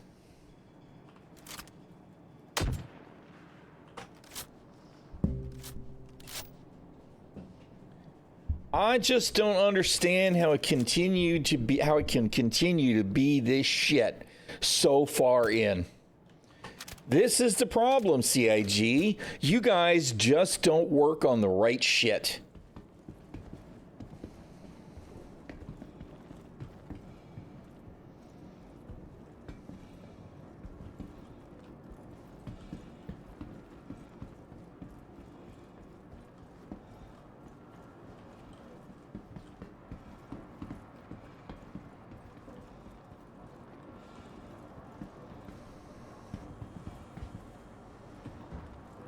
They have no idea how bad it is. That's the problem, right? Because they don't play the game. Okay, he's a civilian. I'm not supposed to murder him, even though he's a filthy criminal.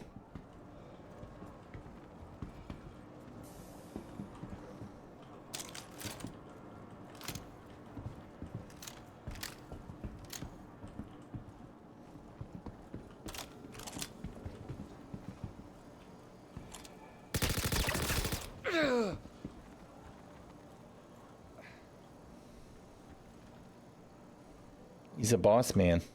He's got the big backpack. He's got all the goodies.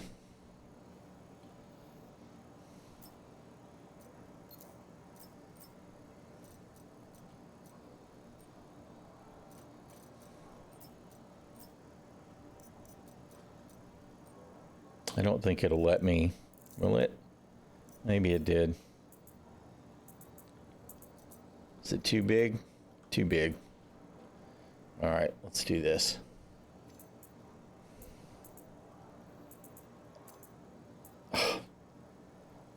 Everything is a fucking pain in the ass. All of it.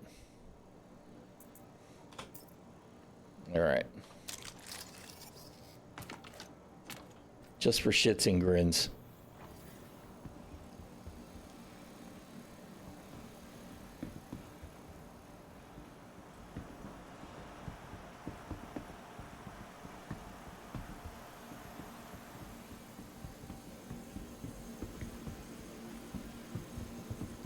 Contract says I can't kill you, buddy, but you should probably leave before the contract's over.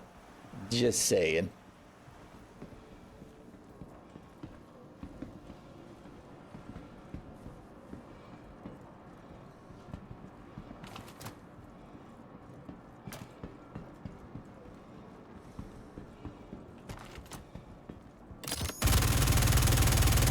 Holy shit.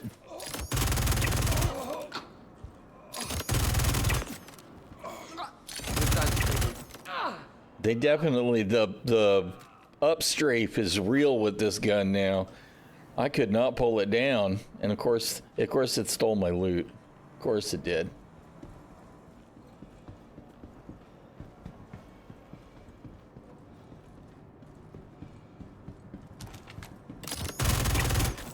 I will say it's not the pea shooter it used to be. I feel like the rounds actually are doing damage. Before, it was like you were unloading all these bullets and they weren't lethal. So they bumped up its effectiveness, but also made it harder to aim, which is good. Probably the way they should have done it.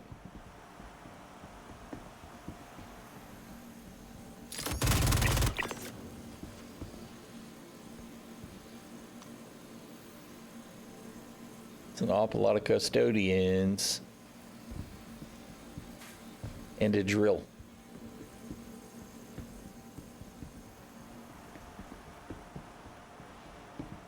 Cannot undock your ship, keep holding in, but nothing. Fantastic. Absolutely amazing. I would probably try getting out of the seat, getting back in the seat, powering the ship on and off, but you've probably already done all that.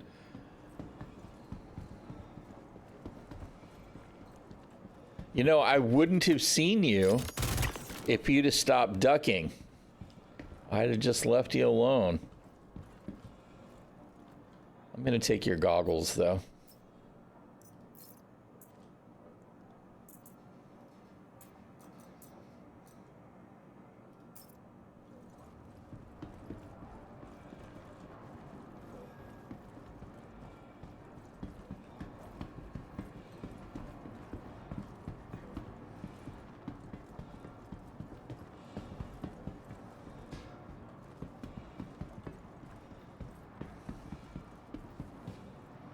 FS9. I'm pretty sure I still have like, 20 of those at home. Sound?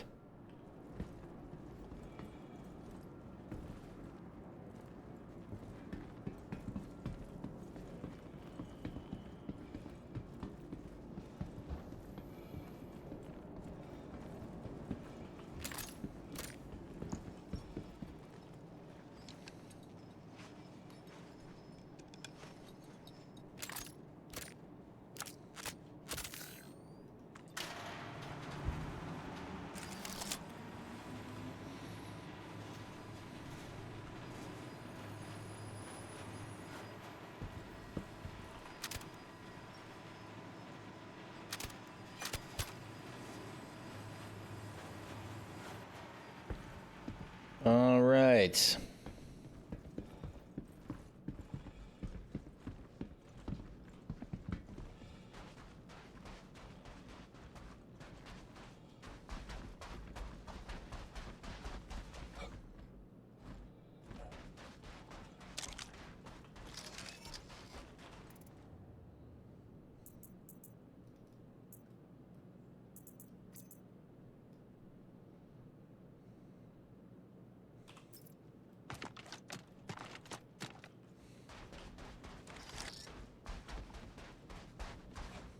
Back to the ship.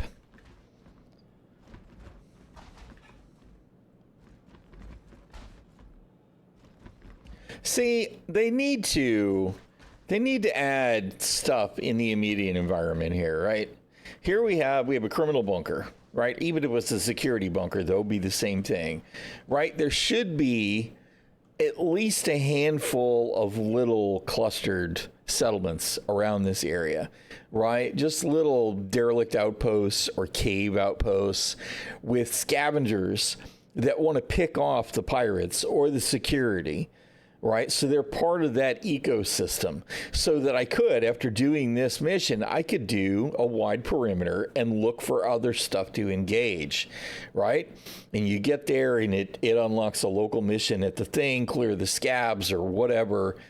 And also you'd have wildlife. There could be a roaming pack of Copians that I might run into on my way from the ship to the bunker. All of that should be part of the gameplay here in a proper MMORPG, instead of this essentially isolated target location with a cool looking terrain around it that has no value.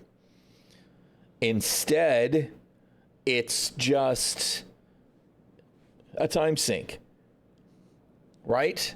What a waste. What a waste of opportunity. And, you know, frankly, as my ship landed, right, if there was one of some of these local outposts nearby, right? Well, I mean, I think any place, well, okay, fair. You do want them to be, because, like, you know, I hate it when, because there were guys there outside the bunker that weren't even wearing gear, right?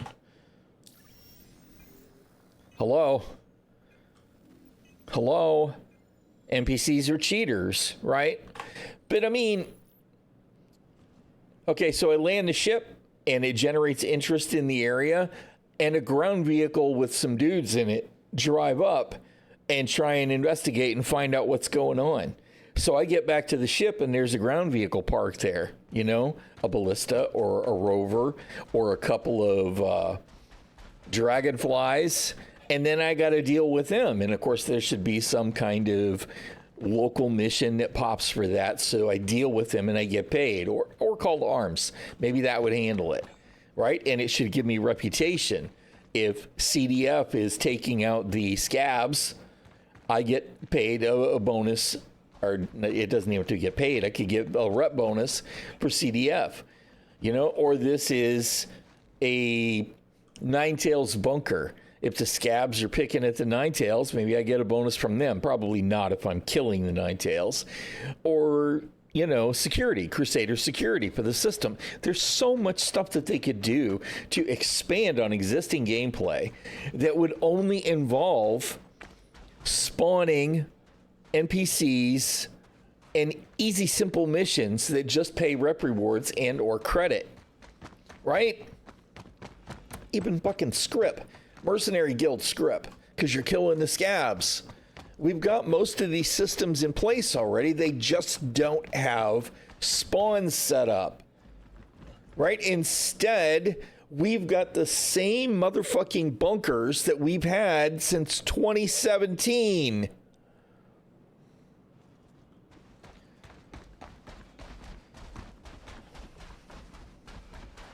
They're just not working on the right stuff. No, it is absolutely too basic.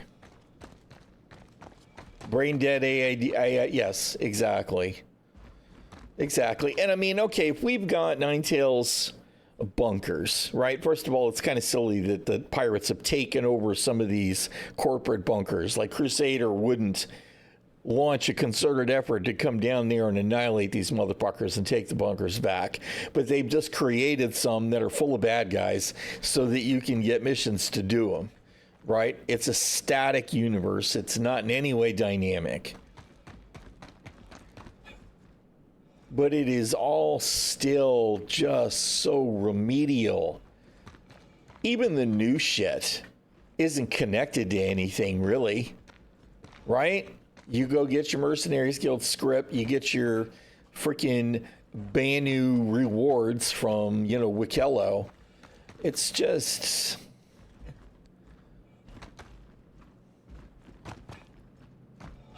I do not understand. And we've had missions that had more depth, like the prison escape. Not the prison escape, the prison transport mission had a little more depth, a little forethought, but it was still disconnected. Still disconnected.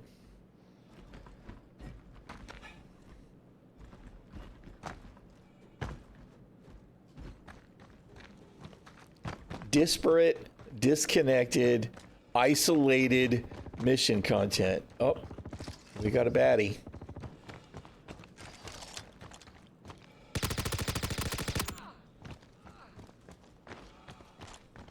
Look, this guy's been chewing on my ship the whole time I've been gone.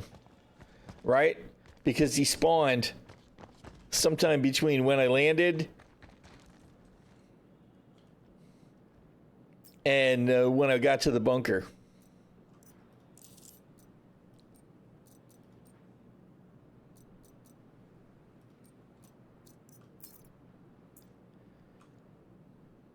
Yep.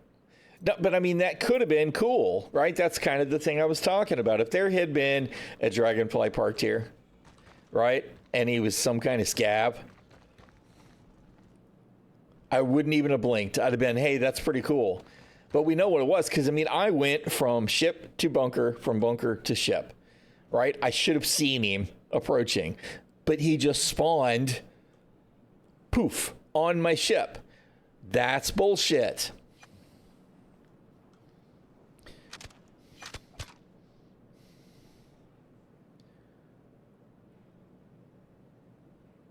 No, well, I genuinely believe that's the case too. Is the only thing CR is seeing is whatever. If my ship is soft death, I'm going to be super pissed off. All right. Is he's seeing glimpses of whatever's in the current development build, right? Not what's in the live verse. And that continues to be a problem. Because the people that should be responsible for making this game a game, they don't seem to be doing it. Landing complete. Launch complete. Come on, please stabilize. Shields under fire.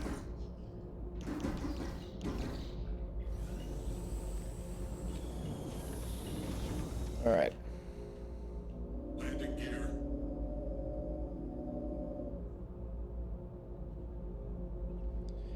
Okay. We're going to pick a path out of here.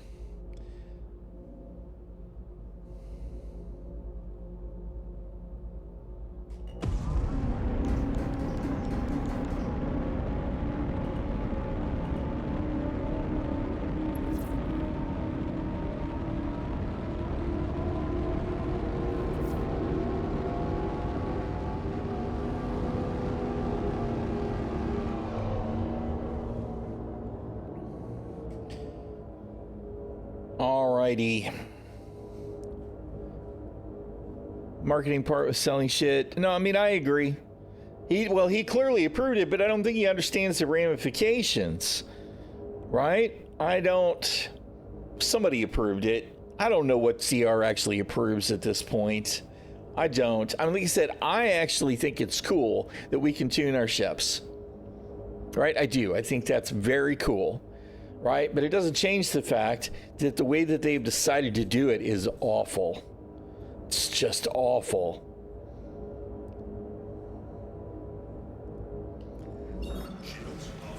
I gotta refill the coffee cup.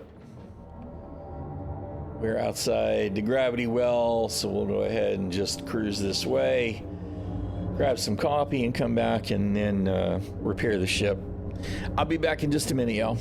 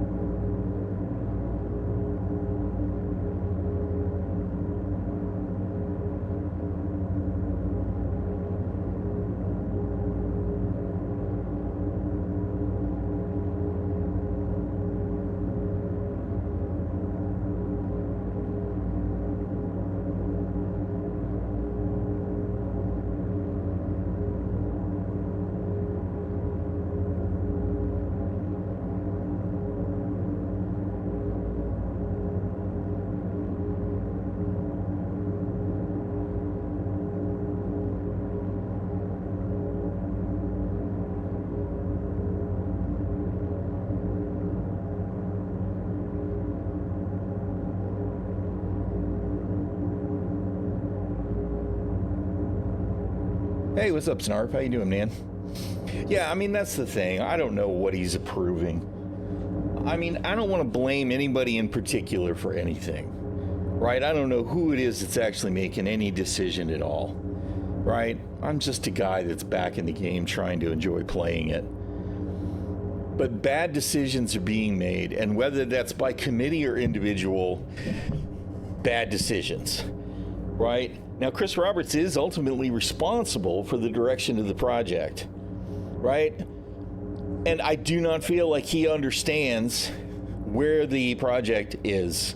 I just don't, because he doesn't play, right? At a glance, if I were to describe everything that we can do in Star Citizen, it sounds good on paper, right? It's until we start getting into specifics that we observe as we play the game or watch the game, and to see how really meaningless it all is, it becomes clear how bad the overall game is, and that's setting aside the bugs. Even if everything that's in the game now worked 100%, it wouldn't change the fact that it's a bad game. Does it have potential? Yes. Is it great if you generate your own story content in the background and you just enjoy the limited stuff that we have to do? Sure. As a sandbox, it's okay. But even as a sandbox, there's not a lot to do, right?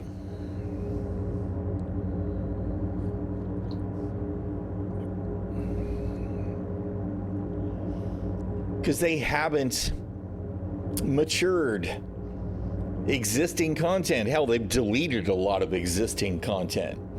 I mean, we added a prison in 3.9, right? What's that? When was 3.9? Star Citizen patch dates.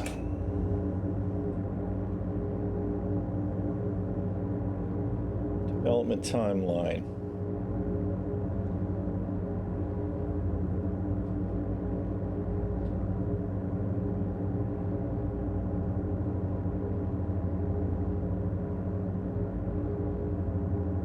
All right, let's see. 2019 was 3.8. So in 2020, in April of 2020, right, 5 years ago, in 3.9, we added Klesher, the prison, right? And has it really changed? 5 years? No. CIG talked about the fact that prison was supposed to be a way to channel players to appropriate content. It's not supposed to be a punishment. It was supposed to be content. The only content that's available in Klesher is to mine or click to repair a terminal or mug NPCs in the odd player, right? And all of that, the only reward that you get for doing it is you get to leave. It's a box they put you in that has almost no content, and your reward for completing any of that content is you get to leave it. Garbage. Absolute waste of man hours. They should have just put us on a freaking screen that says, you have been incarcerated. Click here to decrease your wait time, right? It would have been less troublesome. Klesher's garbage. They did add a mission to escape Klesher. Guess what? It's been removed. All of the Rudo content is currently MIA. Thanks. Appreciate it, mission team. Good job. Mind you, again, even when that mission was available, the only reward was the sense of satisfaction that you get for completing that mission and leaving that shithole box early. You didn't even get rep with Rudo for doing that escape mission. So again, it's not even a game loop. Prison's not a game loop because there is zero reward. It is 100% a punishment. So all of the talk that we had from CIG about how this was going to give us good things. Hell, there's a boxing ring in the prison since day one. Where was the ability to do boxing matches for merits, which again would only turn into you being able to leave early, right? You win, you get some merits, you get out of there early because there's still no reputation. Where's the mission from the guards to go and shut down the escape route? Right? Where's any other content? And of course, it certainly would be nice if there had at least been reputation rewards for doing any of that. For doing any of it. Would have been fantastic. But prison should have been a place where we could get a mission contract, right? For who knows, one of the gangs, Rudo, Vaughn, anybody that was a key. So that once we left the prison, whether we escaped or we served our time and left legitimately, that we would be able to go turn that mission in outside of prison and open up some kind of mission chain, right? Anything at all. Hell, imagine if we go to prison, leave or escape prison, and then we get the mission to interdict the prison transports and free some prisoners. I don't understand the disconnect.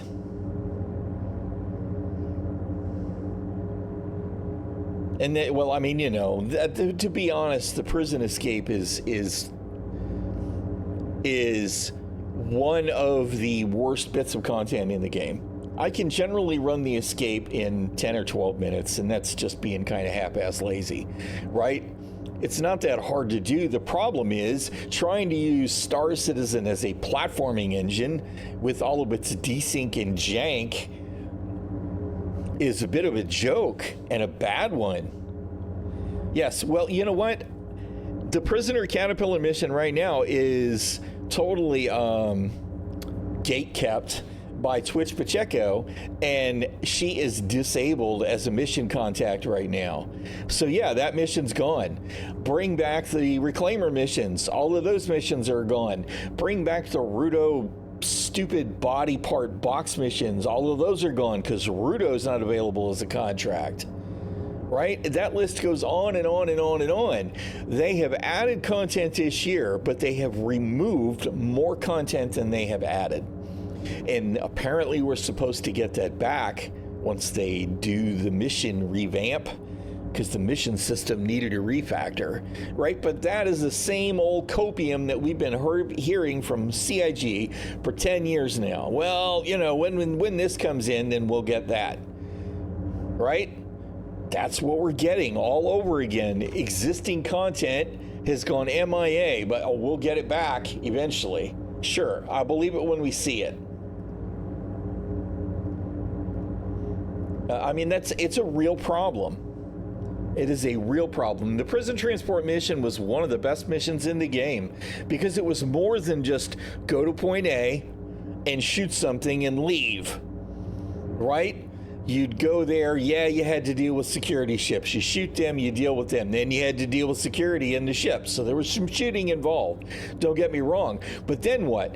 Then you had to find the computer.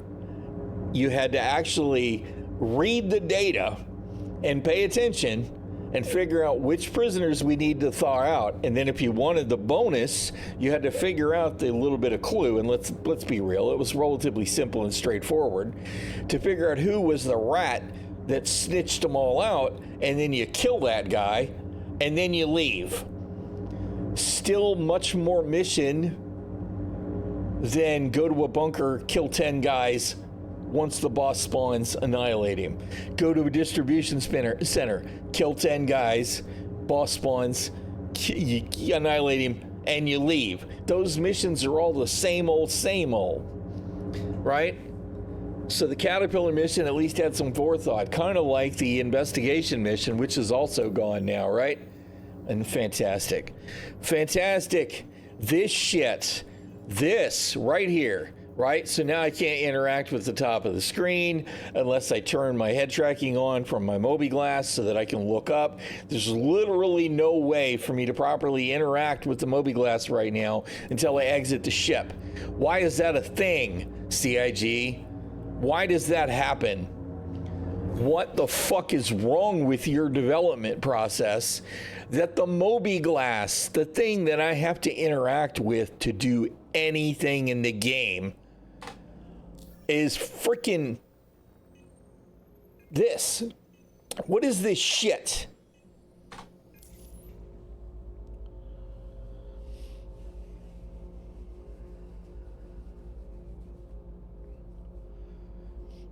Amateurs or incompetence? That's the question, right?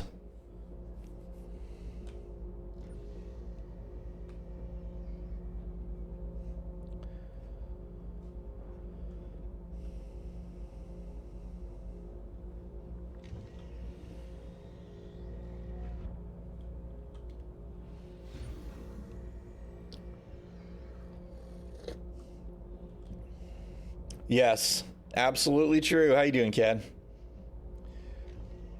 And it isn't even, right? Because, I mean, at least, WoW, right? You go to the quest giver and he's like, here's the reason I need those Westfall boar livers. And then you turn them in and maybe he gives you another mission to go do something someplace else. Or somebody has sent you to that area. Hey, this area is in turmoil. It needs to be cleaned out. Help a couple of people in this area. We don't even have those kinds of connecting missions in this game, right? Where's the security mission that says, you know, hey, dude, the security bunkers in Crusader are under assault by Ninetales pirates. Go clear 10 of those missions in Crusader, and then I'll give you another mission. Right? We don't even have that kind of shit. Right? This is not an MMORPG, and it is barely a sandbox demo. Right? But this is the year of playability. This is the year of stability, right? Come on, man. This is the year of marketing. More so probably than many years previously, right? What do we get? We're getting these monthly content spikes. At least a few of which are FOMO events. If you don't get it now, you don't get it ever, right? And then this last month, we had this whole Align in Mind thing, and the freaking dig holes were all broken at the end of the patch.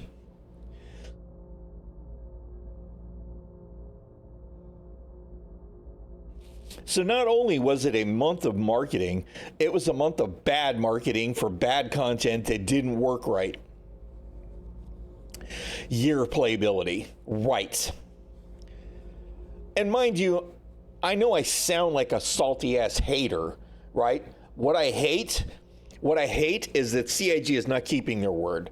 What I hate is that they continue to let this game languish and rot and stagnate without actually getting anything done. That's what I hate.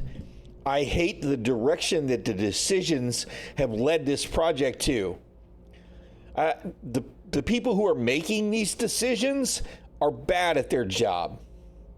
They just are. Whether that's inexperience or incompetence or malicious intent or just flat stupidity, I don't know. But the decisions are bad. So the people that are making them are bad at their job.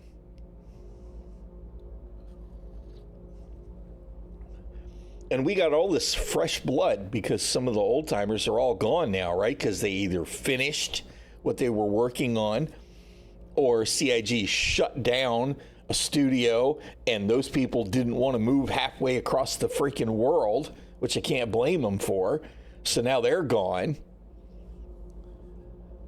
And the fresh blood doesn't seem to have the same drive to complete the game as it was originally envisioned. Instead, we're getting this weird mutating MMORPG where you've got skills and WoW flavor raid gear, like this stupid armor set that they're selling in the store. And I just don't know that I believe we're ever going to get the game that we were initially promised. Yes, and freaking out, I completely agree. There are people that will say, no, it's not pay to win because you can earn that stuff in game. I'm sorry, that's bullshit. It's 100% pay to win marketing mentality.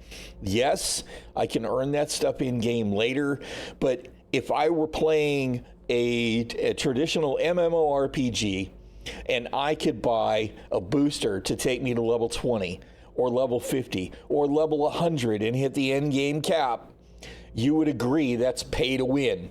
If I can start buying components, it's bad enough already that we can buy ships, right? That's been part of the marketing and the fundraising for the game from word go, right? But at least once you had the ships, you were going to want to upgrade. You were going to want to get the best components. Selling the blades is the first step towards just selling the best freaking components. It is absolutely pay to win. It is, if it's not the same as buying a level cap boost, it is absolutely the same as buying that level 25 epic sword. It is pay to win by definition. It is a mistake, and they are setting the goodwill of the backers on fire. All you got to do is glance at frickin' Spectrum. Sure, there's a few white knights in there, but not nearly as many as people that are being pissed off.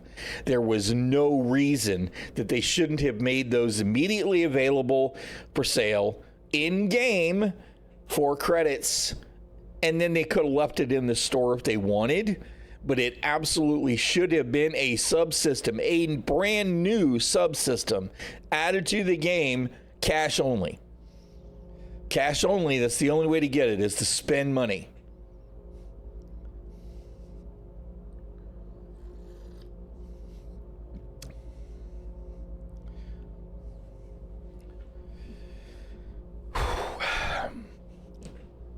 Why am I playing again?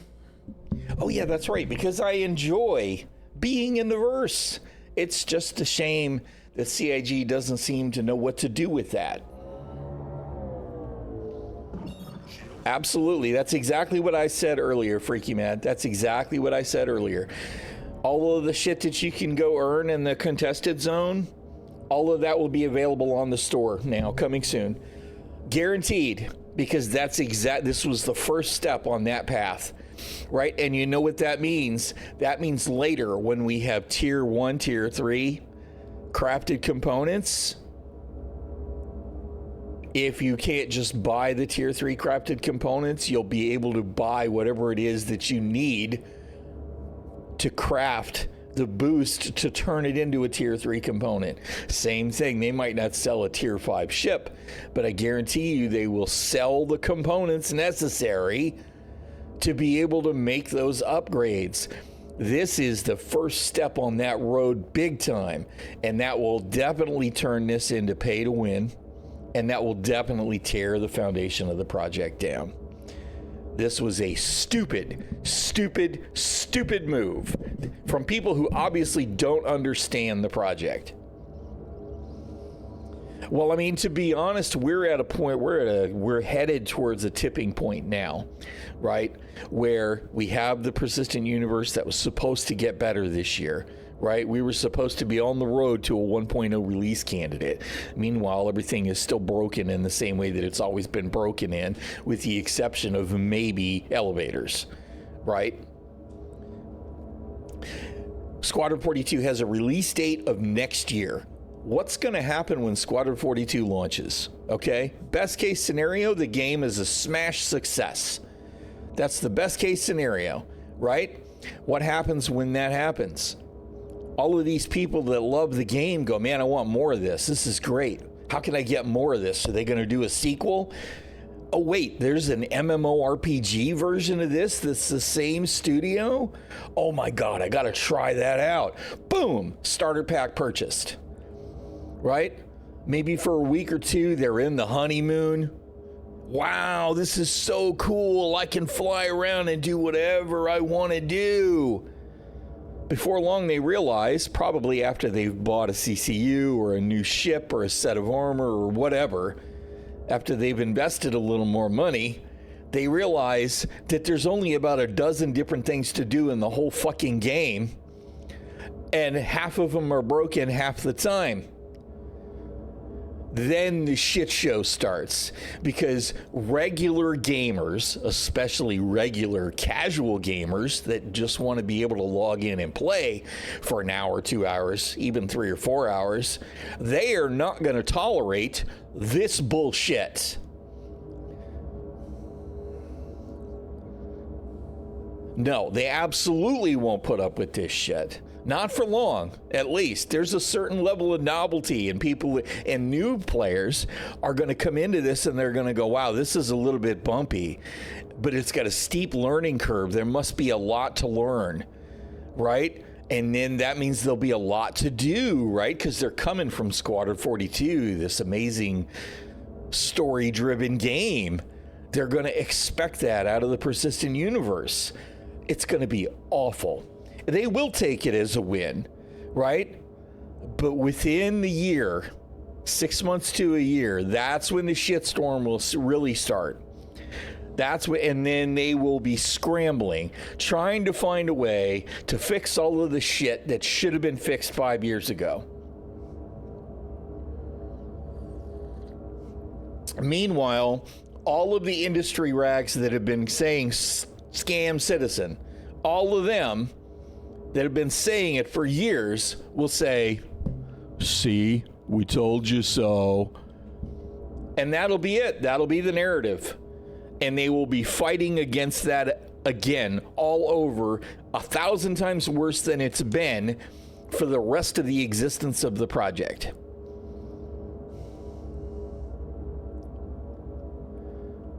Yeah, what I did notice, and they said, CIG actually said that they knew that bug was popped up and that they were going to disable player bounties. I don't think that they've done it. But if you go take one, right, and just let it sit, it'll get all the rest of them out of the way so that you can do regular NPC bounties if that's what you want to do. What's happening is the PvP bounties are duplicating, and I don't think they're filtering them by server either.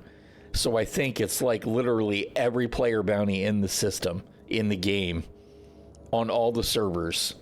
So there's like 120 actual bounties, and then they're all multiplied by 4 for some weird reason.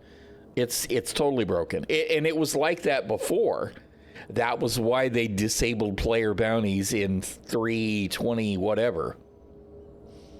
It's a funny bug, but it's just, it's so bad. I was really looking forward to player bounties again, right? That was my regular game loop, is I would go do the criminal content and rack up my crime stat and wait for the bounty hunters to come hunt me. That was my flavor, right? That was my jam. I enjoyed that. Totally freaking broken now. Again. Look forward to when that's a real amount? Yeah, that'll be cool. But that's a good example of how nothing ever gets fixed, right? When you were wheezing when you saw over 500 or 700 pop server, yeah. Yeah, that's probably not working right. And I mean, I took one. I have a contract for somebody, right? But Falling Llama, whoever he is, he's not in Stanton. He might be in Pyro, but I have no idea because there's no marker.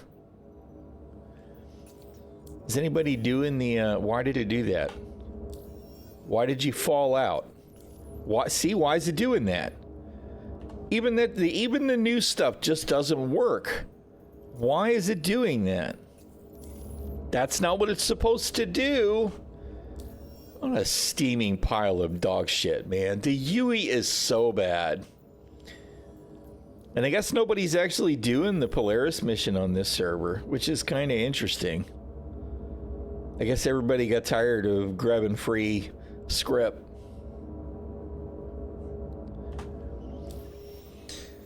Oh, man.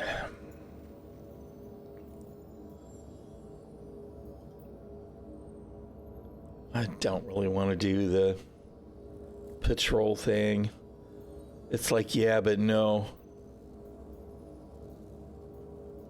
And see, I'd kind of like to go do some of these Foxwell ones. Okay, this one's just a bunker. But a lot of these are the ones go into the drill sites, and then I just wind up butting heads with a player.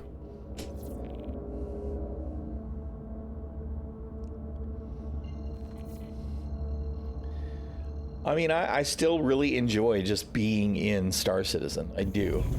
There's not another game where you can really enjoy this the same way, right? But it is just so empty for content. You finally found a P8AR in a normal Stanton bunker, Redbox? Sweet. Yeah, I like the aesthetics of the P8AR better than the S71. I mean, the S71 works fine, but I like the look of the bearing weapons. Definitely more my preferred flavor.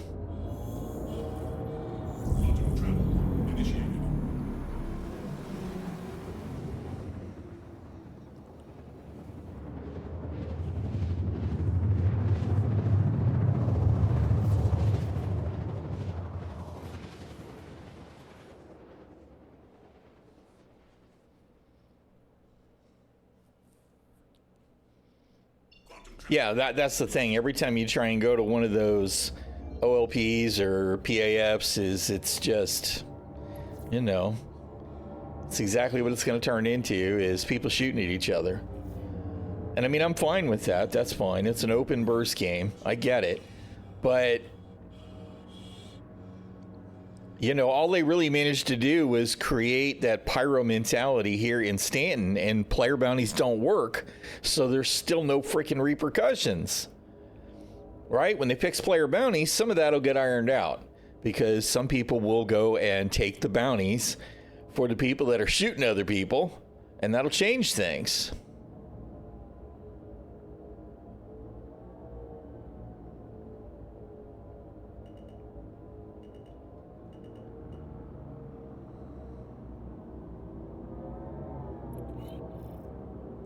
Oh, that's right. I don't have to worry about turrets this time because we're actually allowed to be here.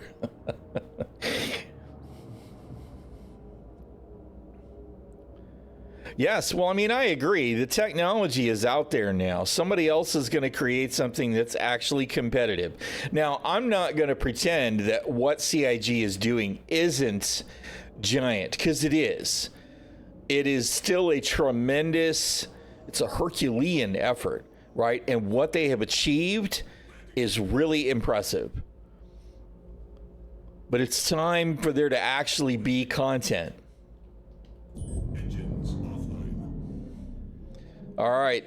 I'm waiting on them to spawn on my ship again. Oh, we didn't go get repaired. Shit, that's probably going to bite me in the ass.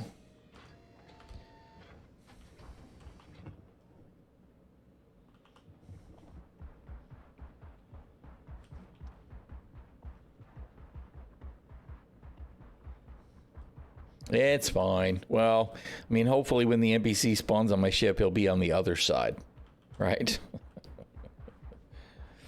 But a flesh wound.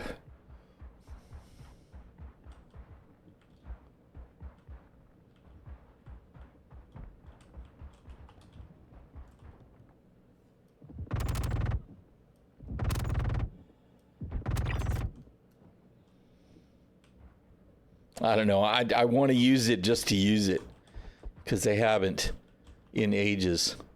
Where'd those bullets come from?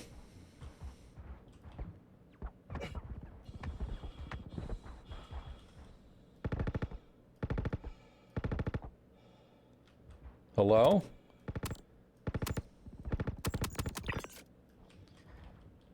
I'm trying to shoot by this, and I'm hitting the invisible freaking collision box. Thanks, CIG. You guys are great. Amazing.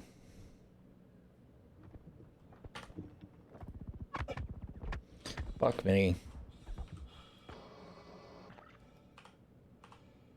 Can I please switch? Oh my God.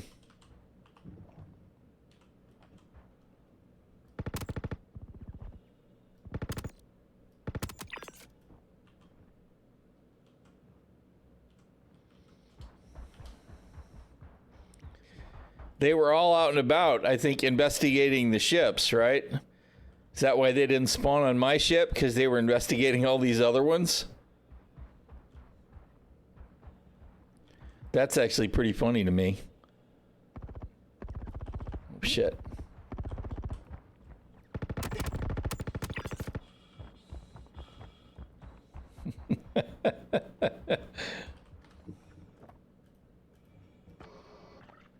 The delay on stuff is as bad as it's ever been.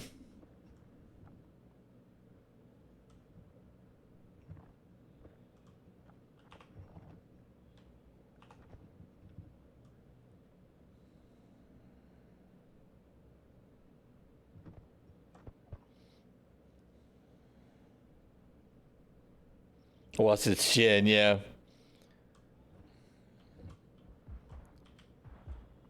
That thing's definitely gotten wrecked.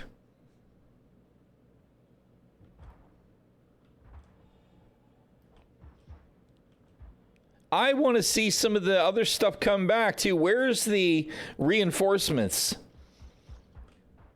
with the Cutty Steels that we had in the game for a while? That stuff's gone now, right? There should definitely be one of those that spawns as we land one of these missions. That's how the bad guys get here, right? Even if some of them are already spawned in the bunker. It would be really cool for there to actually be a ship landed at the facility. Of course, if that's the case, then the turrets should actually be dismantled so that the NPC ships have a credible reason to be there. But none of this stuff is connected. It's just a location to spawn a mission at, and it doesn't matter if that mission actually makes sense. That's the problem that I have with the game, is it's all disparate, disconnected nonsense.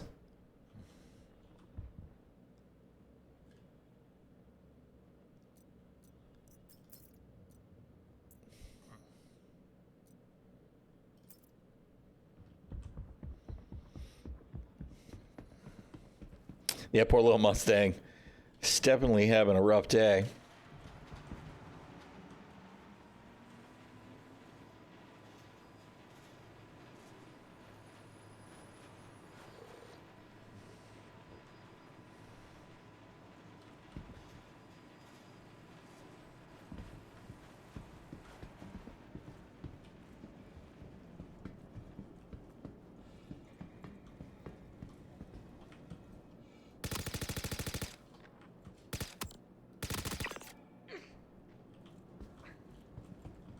And the NPCs are so not on point.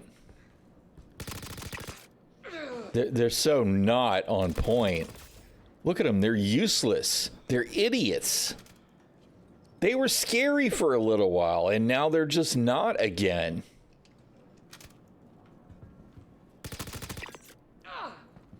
They're knuckleheads.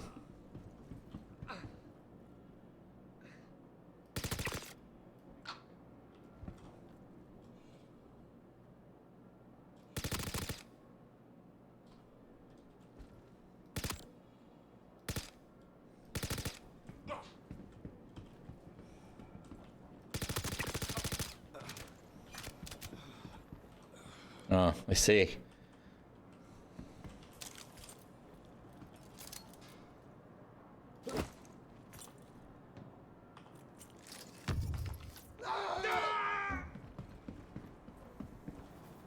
Yep. Them elevator doors ate my loots.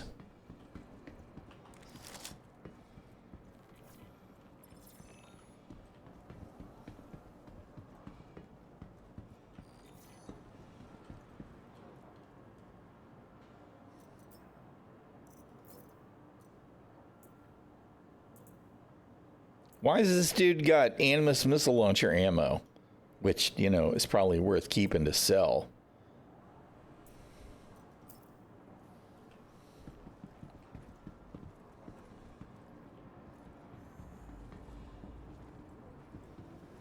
And there's no sign of the security. Of course, I guess this was a Foxwell contract, not a Crusader security one.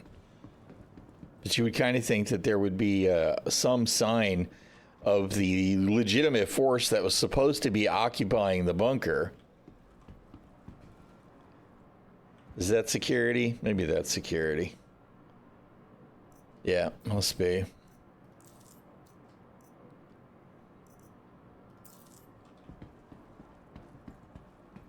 Yep, okay.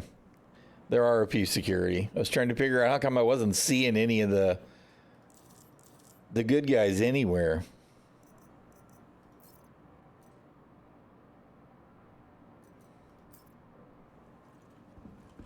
Give me something good. Dead rig. Meh. Meh.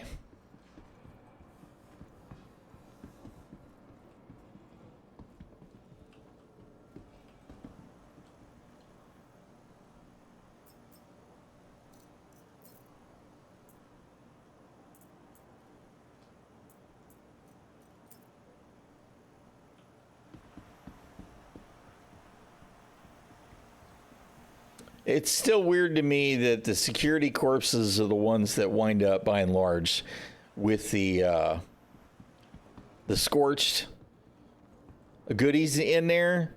How come they don't have those scorched goodies on their weapons? Right? That would be the way to do this. Give the Crusader security guys some kind of little fluff with the select tech, right? And then if they're the ones that I'm going to get the loot from, I still loot them after they're dead. Why am I all of a sudden having an issue looting? It just doesn't make good sense to me that it's all in their pockets instead. Yes, I agree. I mean, there should be more depth to all of it.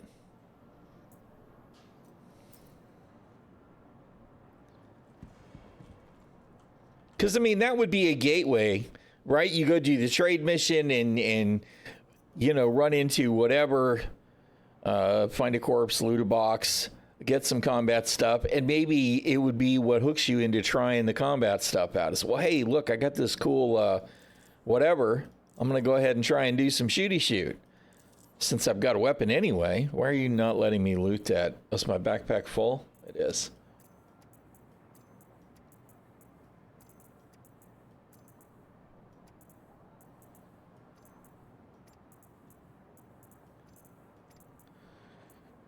Well, I don't need that one.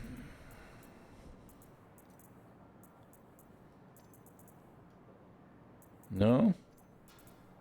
How about that? All right. Well, we're pretty full. We'll have to empty the loot storage bag into the ship inventory.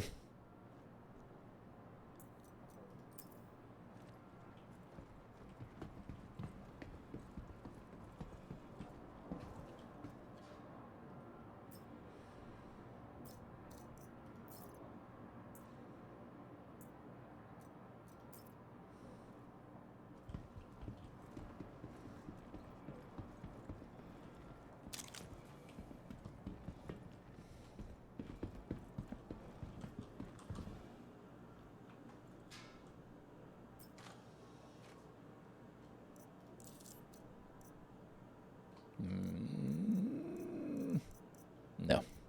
I know I have several already.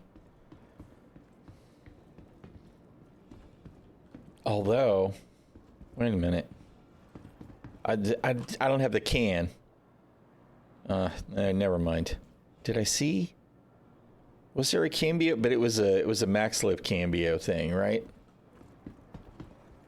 Yeah, I need to start figuring out if the repair stuff works again. I was just thinking I could have maybe repaired a little bit of my ship if there was another ship to salvage from, but I don't have any of the Cambio cans, and I actually don't know if they're even working right now.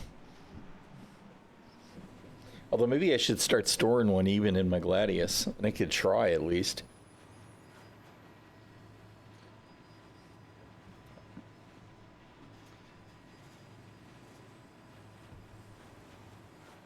Has anybody actually tried?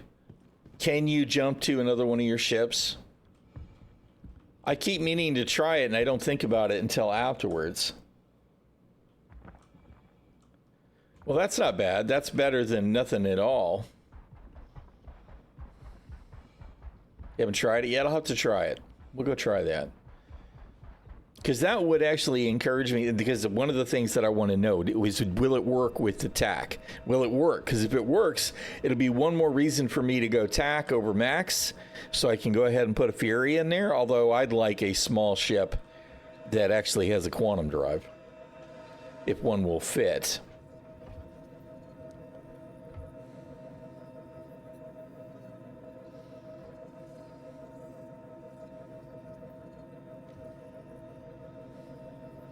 Razor pits in the cargo bay. Yeah, that's a fair point. That might be the way to go. Because it's got a med bay. I don't have to have a NURSA. Anyway, I don't know. I'm looking forward to checking the TAC out in a couple of days when it's available for us. I know that some people got to get one and mess around with it a little bit already. And then they took them away because they gave away some of the... They were given the giveaway ships too soon or something. I don't know. Maybe that wasn't the TAC though. Maybe that was the Asgard I'm actually thinking of.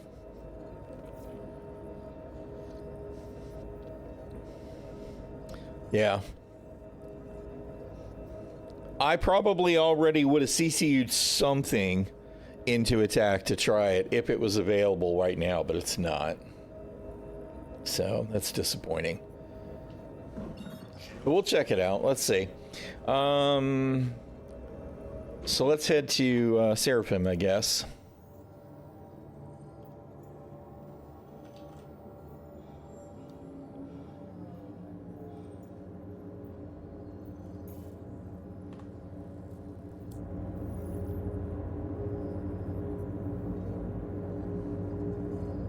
Oh, no, it's all right. The main thing is that I want to test the jumping to your ship thing, right? And I can do that with anything. Oh God, are we gonna die? We're gonna die. No, we didn't die. It was like all of a sudden we were eclipsed by the planet. Where did Seraphim go?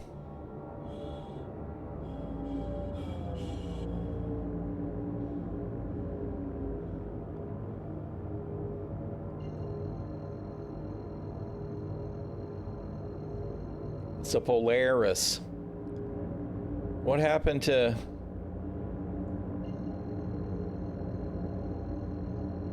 It's a Guardian.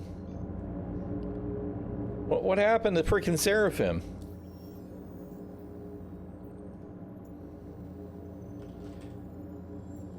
Freaking navigation system continues to be hot garbage.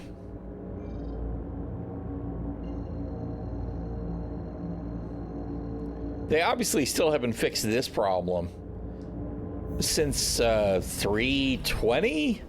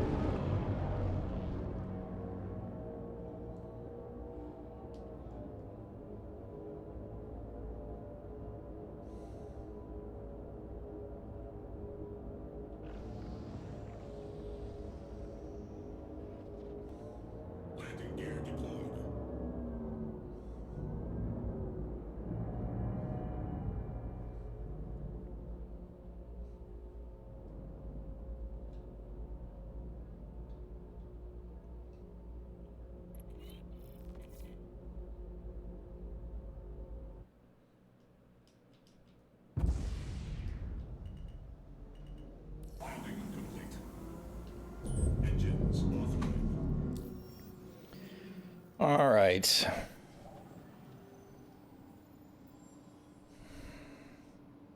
This too. Why it cut out on me there is just once. All right, we got loot to secure. So let's do that. Why did it do that? I didn't push any buttons. I got out of the ship. I had weapon in hand, and then it stowed it itself. What is that shit? What is that? The FPS user experience is terrible, right? If I hit 1, I want my primary weapon. If I hit 2, I want my secondary weapon. And to be honest, I don't know why they're swapped, because I equipped this first. Should that not make this the primary? Right? But instead, both of those weapons do the same thing. Right? Swap, swap, swap, swap, swap. I hate that shit. What is this idiocy, man? Number 1 is your primary. Number 2 is your secondary. Number 3, since you decided that's what you're going to set it as, is your freaking sidearm. Make number 4 your right hip. Make number 5 your left hip. Right? Just set it so that's what it is. And then you don't have a conflict between your sidearm and your multi-tool, or your sidearm and your med gun, or your med gun and your multi-tool. Right? Or for that matter, your multi-tool and your max lift. If it just bound those buttons to the motherfucking slots, this is not rocket science, you dipshits. I can't help but be insulting when this kind of simple shit is a problem, right? And then if you still want to be able to scroll wheel, then set that option and let it be set. I don't want that option, right? All I want is to make sure that I get my freaking primary out when I hit number 1. When I go to use the med gun, I want to use the med gun that's, that I have on the slot that I have dedicated for it every single time. This basic shit just needs to work. Yeah, I would even argue that number 1 should be the sidearm as well, because it's the weapon that you're probably always going to have, right? Because the way Star Citizen is supposed to be built, I am not supposed to be able to get in a pilot seat like this, right? This is not the way the game is supposed to work. So, yep. Number 1 for the sidearm would actually make the most sense. Number 2 for the primary. Number 3 for the secondary. Whatever. They're just so... I don't know what else word to use except that they're wrong. They're just wrong with the way this is set up. And obviously it's got something to do with somebody being tied up with this, right? With this stupid menu. And that's fine, but you could do whatever you wanted with that menu, right? I'm not even talking about giving me new buttons. If you want to let people toggle between the 3 weapon slots, I don't care. Make it an option. I, for one, want to turn that fucking shit off, right? This is still a thing, too. If you hold 1, you can pick a weapon, right? Just make sure that 1 is the freaking primary. Or sidearm, whatever, you know what I'm saying. It's just irritating to me that they have overthought and over-engineered this shit to the point that it doesn't work right anyway. I mean, you just saw me struggling with, and this is the thing now, right, is we got to use the multi-tool instead of the med gun, right? Here's the thing, right? You want to self-medicate, right-click, heal. Then you got to right-click again to get rid of it. Wait, what just happened? I right-clicked, nothing happened. Why did nothing happen? Oh, I got to right-click again. Why do I have to right-click twice half the time? I see what it is. Okay, I right-click to heal. I left-click. I have to right-click twice to get out of the healing mode. What makes it worse... Yes, no, the key works for the, like, if I use a med gun, I have to put it in my sidearm slot. So it'll be number 3. But I can't carry a med gun and a sidearm now. Right? That's why I don't actually have one equipped, although I do have one in inventory. Well, when inventory decides to load, right? But here's the deal, right? If you right click and you click, it's engaged, right? Even though it's done. And if I right click, nothing happens. So I have to hit right click again. If you don't hit right click again, oh, I hit the wrong button. If you don't hit right click again, you can't always swap slots. No, we only have one. We have 2 hip slots, right? Right now I have a blade and a medical multi-tool equipped, right? I could instead carry, can I? Or can't I? Yeah, I could carry 2 multi-tools, right? But you cannot, oh great. Fantastic. My multi-tool fell off because it reverted the freaking blade back. Oh, for fuck's sake. Jesus, what a pile of fucking shit.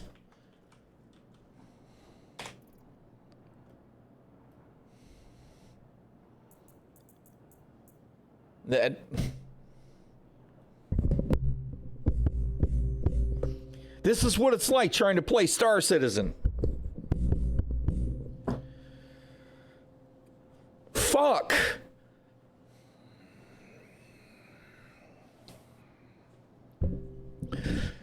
Holy shit, motherfuckers. How can you be this bad at your job?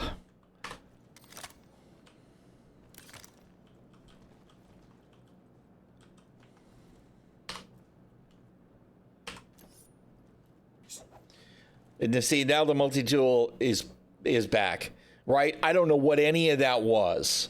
None. That's garbage. That's exactly what I'm talking about, though, right? That's exactly what I'm talking about.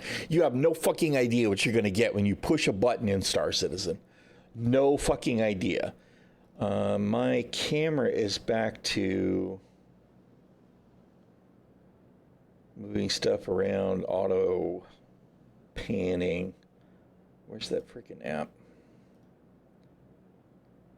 I'm sure it's because I rebooted. Oh, absolutely. Right? Absolutely. That's exactly what I need.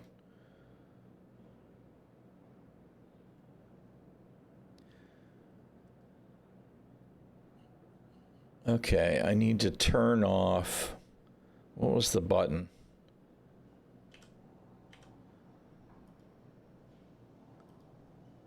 Settings.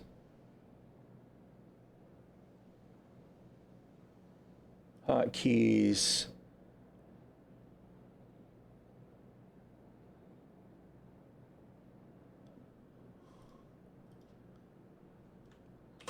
Okay.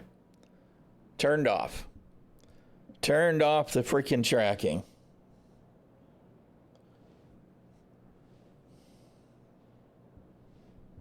All right. Okay.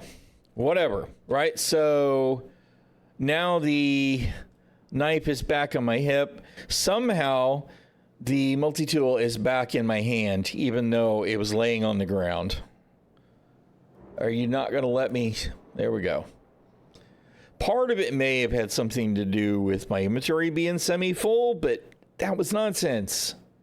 All that was awful. Anyway, the only way to equip the med gun now is to replace your sidearm. Which, where did it go? Let's see. Where'd it go?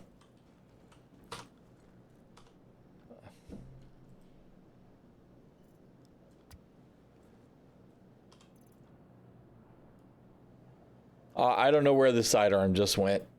It just got eaten. I guess it's gone. Right? That's the game. Right there. That's fucking Star Citizen.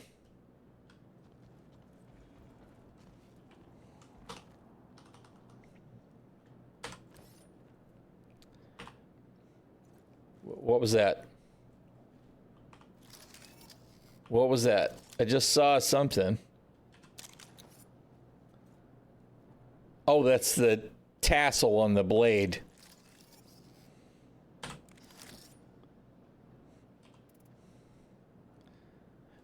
What the fuck? Right? This is... I pushed B. And now we're back to... Why? Why? My blood pressure... This is incompetence. I don't know if the problem is the decision makers or the coders, right? What the fuck? Why is it doing that? I turned that shit off. Ooh, man. Everything is pissing me off right now.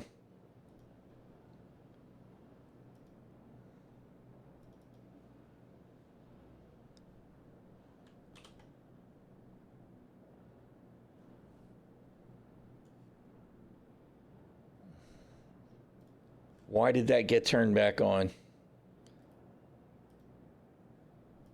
That's really irritating.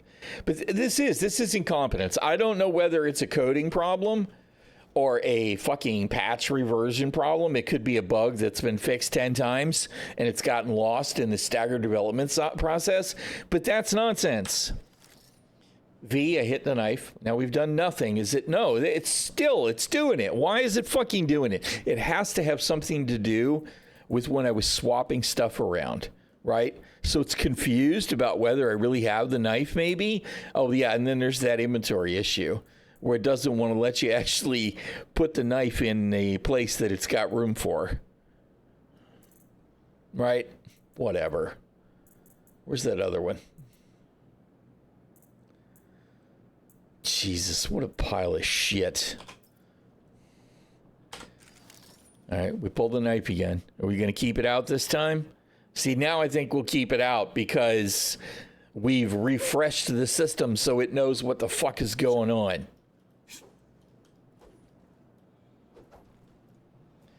But I still don't know where my sidearm went.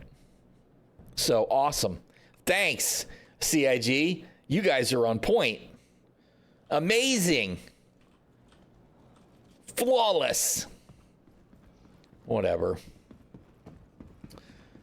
This is the game we've all known to love and tolerate, right?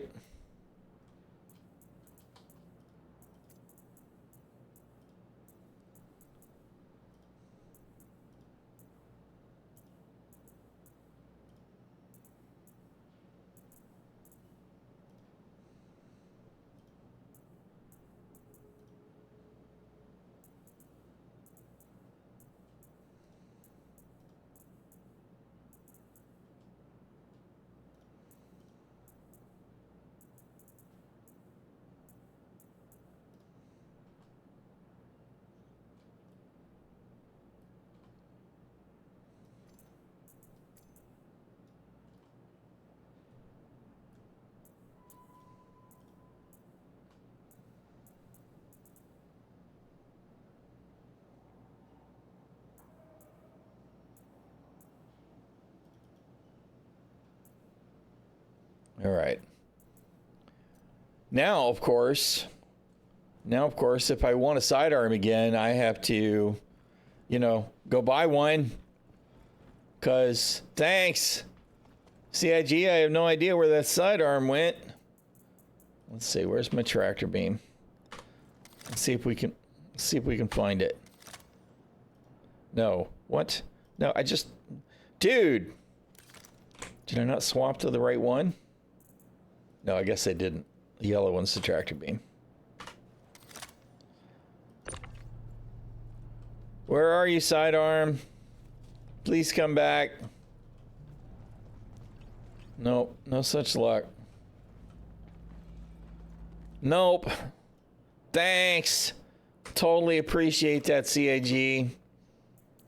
Dread Pirate Chris Roberts strikes again.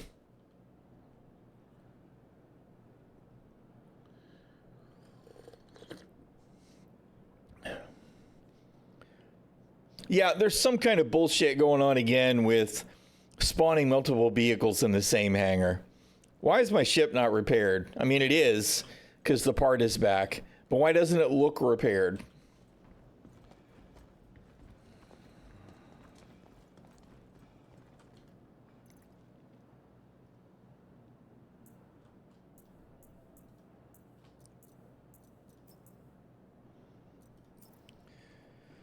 Oh, dude.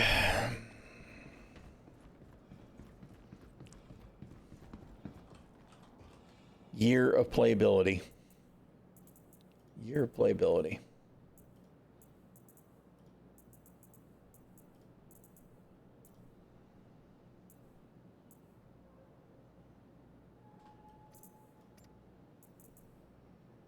All right.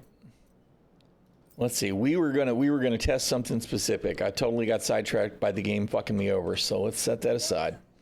All right. Let's store the Gladius. Your vehicle has been moved to our storage facility. Did I claim the?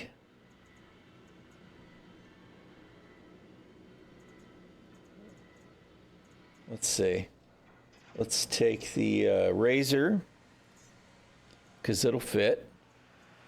And where's my, let's see, I won't be able to see the Please visit us again. Star Lancer from here.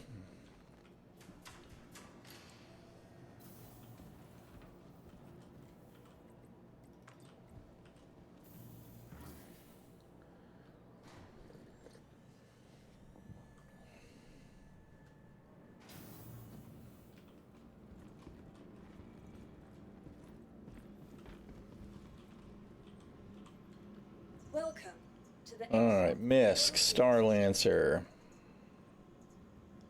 Is it Area 18? So let's claim you. An insurance claim has been sent. Thank you. All right. Please visit us again. They still haven't fixed the drink glitch. So if you've got two empty stacked, then you have infinite hydration.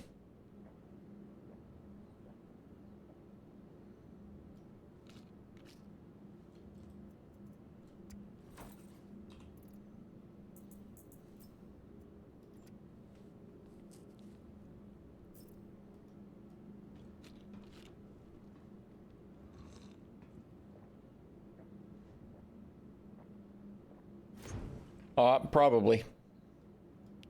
All I know is it's the usual Star Citizen. It just is.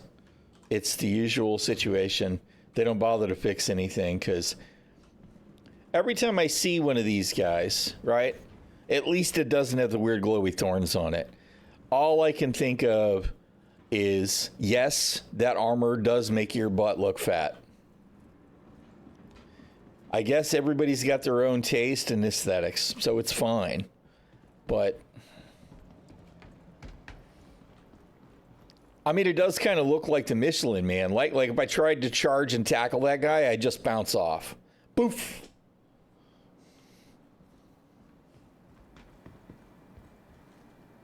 I kind of like the helmet, but the rest of it is just a hard no for me. I don't dig it.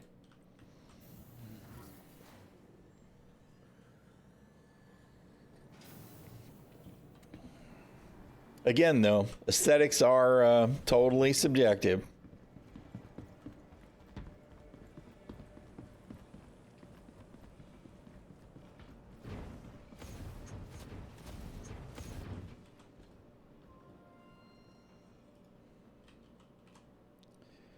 All right, give me an arc light.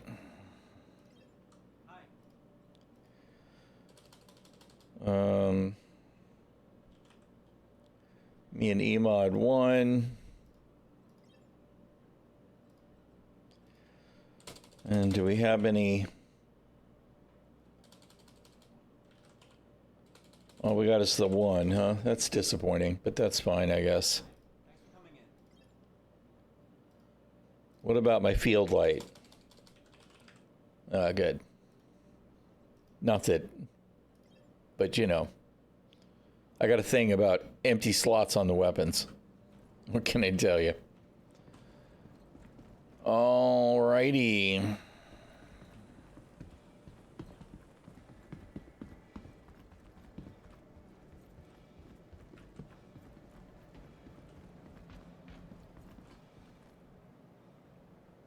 Speaking of... Okay. Alright. Sidearm. Attachment. Optic. Field light. Alright.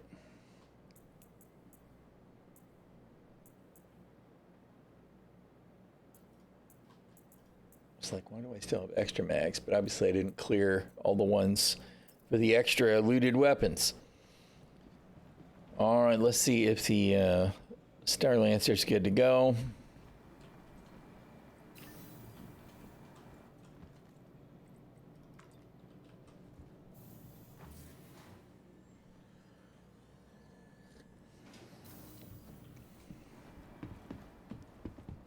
See, I could go be like everybody from last patch, right? If I can actually jump to another ship, then I can just start flying around in the Polaris, right? That could be my home base. To the ASOP vehicle retrieval system. Makes me cringe just thinking about it. Misk, Star Lancer, retrieve. Selected. Stand by. And then we're going to store it again. Delivered to the following Because by the time I get to the hangar, I know it'll be upside down or sticking through the floor, right? system. I just want to make sure that I get a large hangar. All right, store. Vehicle has been moved to us. Please visit us again. Because workaround citizen is real.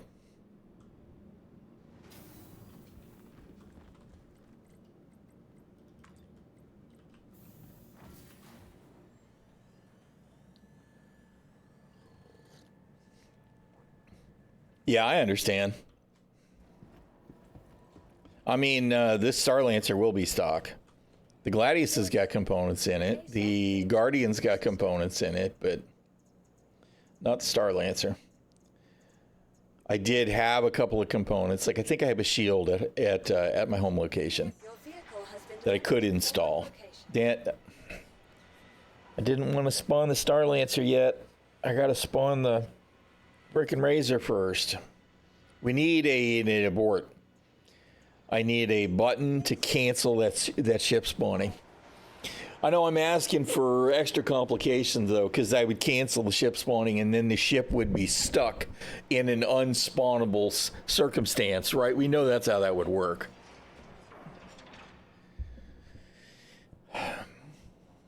Shame on me for even asking for it.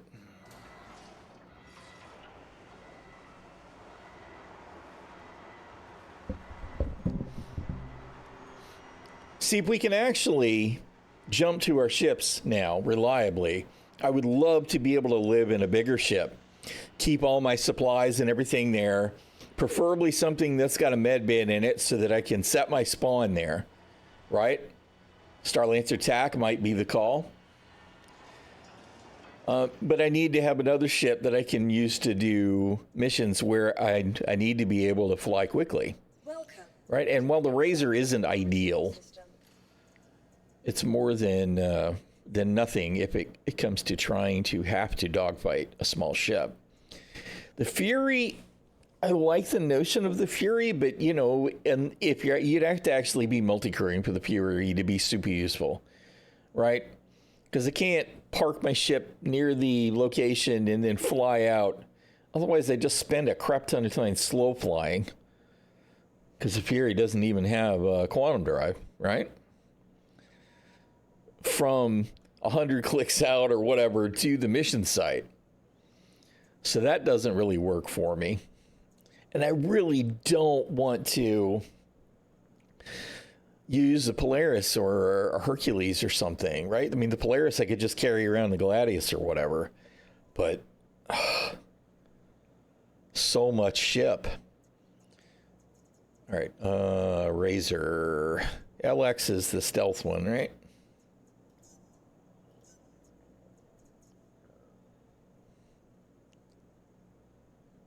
Right?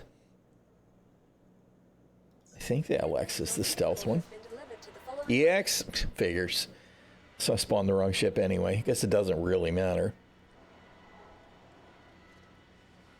Which doesn't make any sense since the LX should be the luxury. EX should actually be like exploration or something. I don't know what these fucking these numbers mean. But alright. I just wanted to spawn the black one. So of course I picked the wrong one. I don't actually know why I have the LX. I bought the EX in game. So, whatever.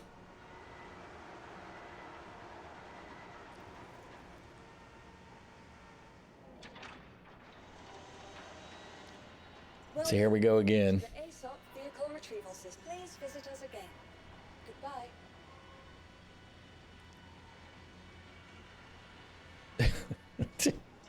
Where's the ship? Is it there? I guess it is there, huh? It's just so small. No. What did I spawn? Did I not? I am totally confused now. Welcome to the ASOP vehicle retrieval system. Please visit us again. Goodbye. That's a pulse, right? I spawned the pulse? That's not what I meant to do. I could have sworn I spawned one of the freaking... No, I must have. Okay, yep, I was not paying attention. Old man, you guys can't see what I'm looking at because my head's in the way. Pulse LX, Razor EX. All I looked at was a number of letters. I wasn't actually reading. Good job, old man. That's fine. I clicked on the wrong thing anyway. We were going to have to pull the EX anyway, but that explains why I had an LX, because what I had in an LX was a Pulse, not a Razor. Freaking senile, man.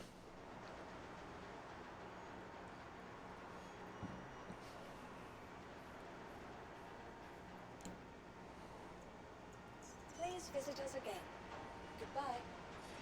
All right. Whatever. Oh, man. Of course, now the fun will be, will I actually be able to pull the Razor off to the side and spawn the Star Lancer or not? Right?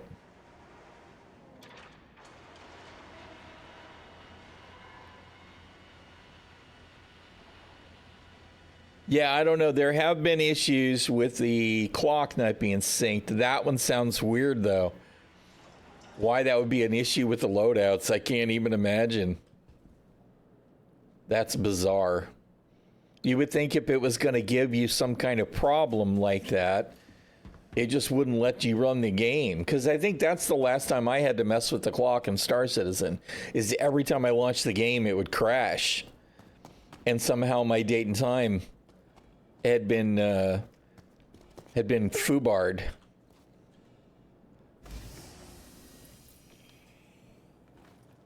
Yeah.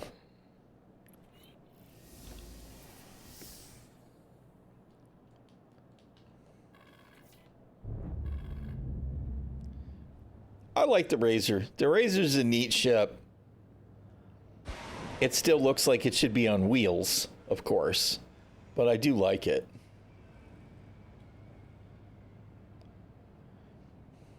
I like the shiny finish on it too. I dig it.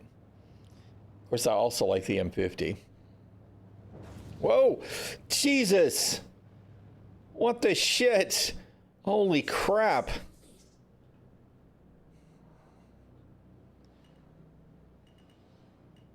I don't understand why it was so drifty when I was in coupled mode, and then I tried to switch to turn it off, but it was already in. Good God. I guess that's what I get for not leaving the landing mode precision shit turned on, right? All right, let's try this again. You know what? Let's do this. Wait a minute. What? Why is that wrong? What the shit? That button isn't supposed to be coupled. It's supposed to be freaking,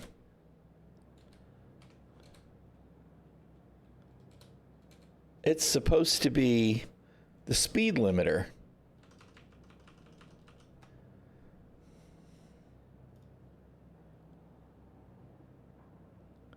Right Alt Control C, right Alt C rather. Maybe I haven't changed it.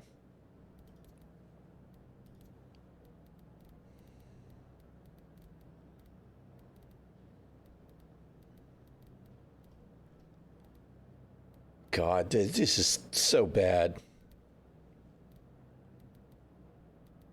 Cruise.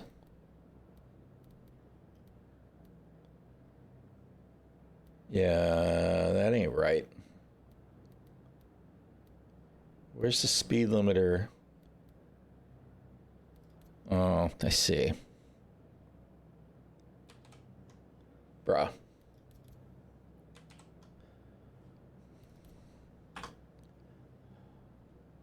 There we go.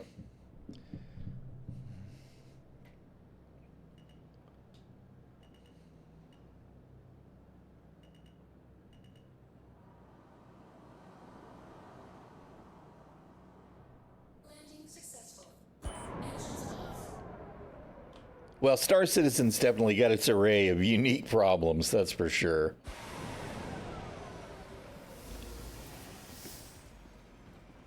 All right.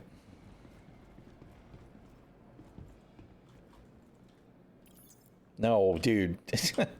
Brah.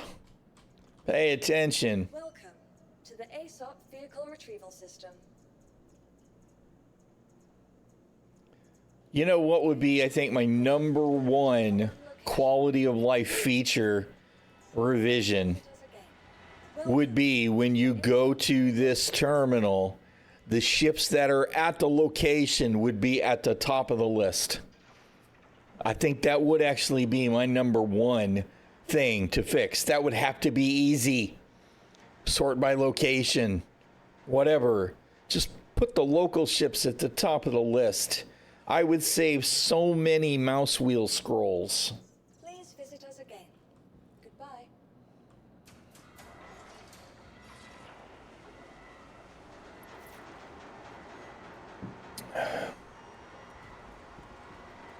That was weird. The timing, I was like, it's going to be gone, isn't it?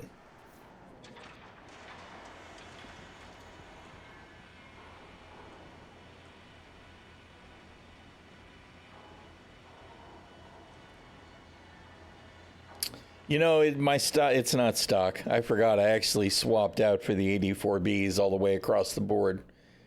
But I did wind up putting the component back to stock. I probably should pull those off too, since I am thinking really hard about doing the CCU to attack. I need to remember to take those weapons off before I do that.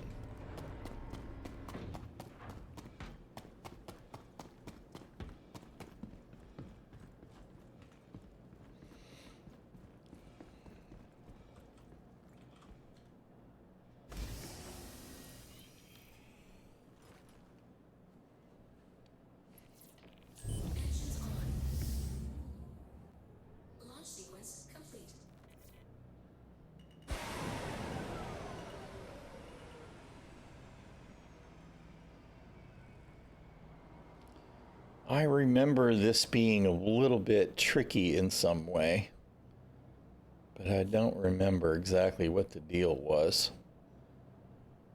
Like tapping the landing gear and it just wants to land, which is really irritating. All right, it's not too bad. We're down. We're not all the way in the ship yet, though. The sticky landing thing is definitely a bit of a problem. Like, however they've got this set so that it wants to push you down to the landing pad it's an obstruction, right? It's a challenge that shouldn't be a challenge.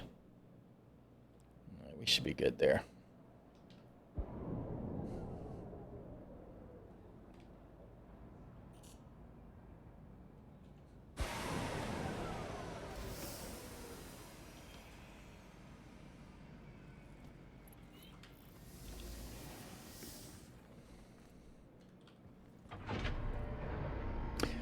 You know what? That's actually a really good point. Do I have one? I felt like I was gonna buy one in the game, but I don't remember now if that was. No, I'll have to go buy one though. 'Cause that would probably be a little smoother because of the wings, but I don't know. Yeah. We'll have to try it. That might be a little more, because you could set a box in the passenger seat if you need to.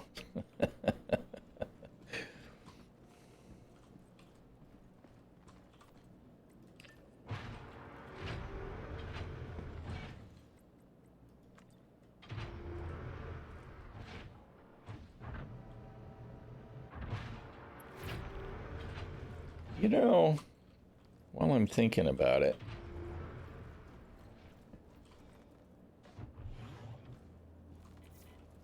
okay, no weapon racks here. All right. No storage.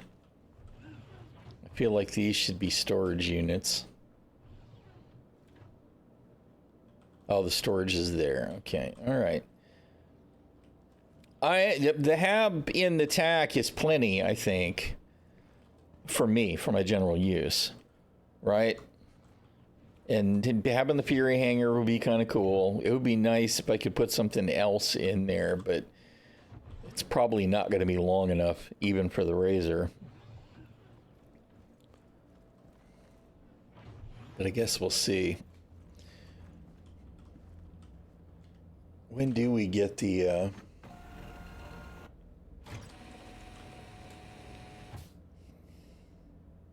Yeah, the med bay means that I don't have to carry the NERSA, right?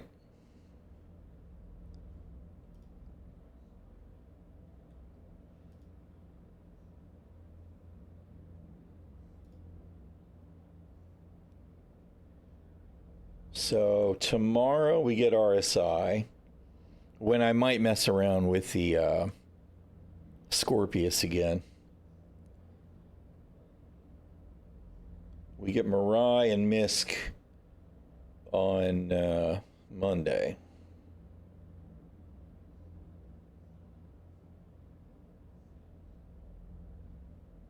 And then Anvil,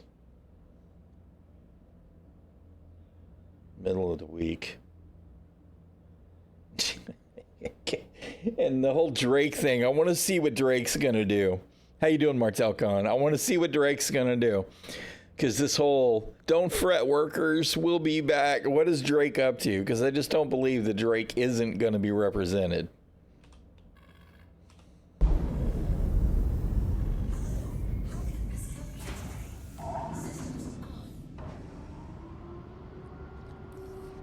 One of these days, yeah, well, I don't know. I don't think we're going to get the Ironclad as much as I would love to see it happen. I don't think it's ready. One of these days, I'm living for the ILW, for the Drake Defense Con that is held on the deck of a Kraken. That's the one. That'll be the one.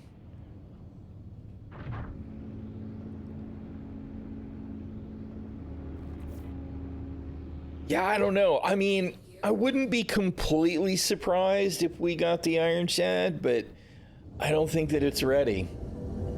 If it is ready, they've been really sneaky about it, which, you know, it could happen. I do want to see it.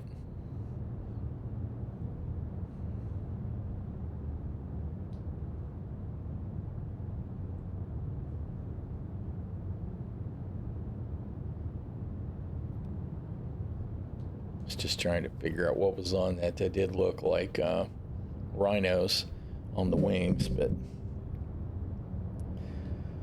all right. We need to jump to somewhere. Preferably somewhere in the middle of nowhere.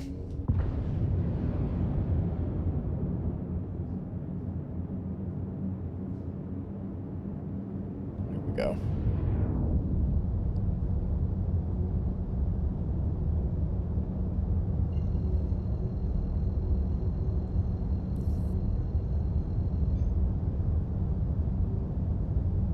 The shit am I looking at there?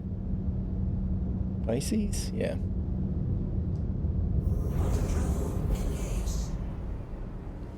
All right.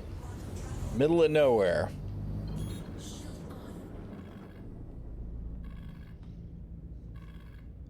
Wait a minute. Why are my shields down? Are they coming back up? Yeah, they're coming back up. All right. The Kraken's going to get bigger. There's no way the Kraken doesn't get bigger. Yeah, there's no way it doesn't get bigger. Shipflation is real. I firmly believe the Kraken will be significantly larger, kind of like the Banu Merchantman. I think we'll see a similar level of shipflation. Of course, I also think that the price on it will jump significantly.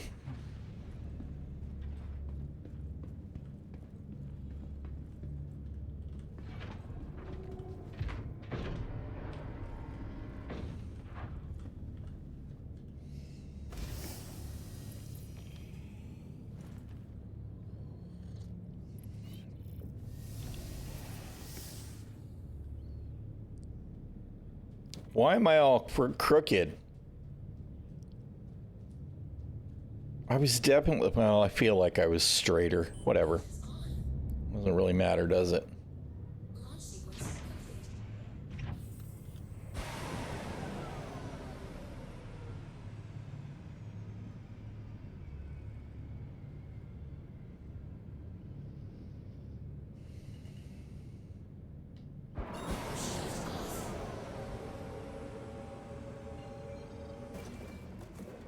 All right, so how's this supposed to work?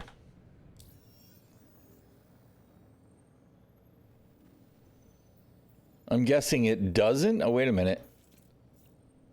I can select it. It says invalid target though, maybe because it's too close. Let's see.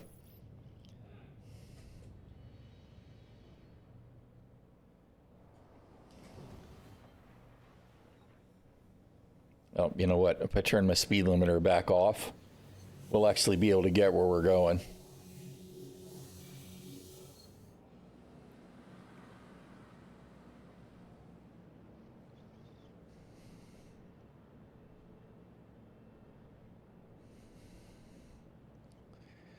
All right, I feel like we should be far enough away to quantum jump now, right?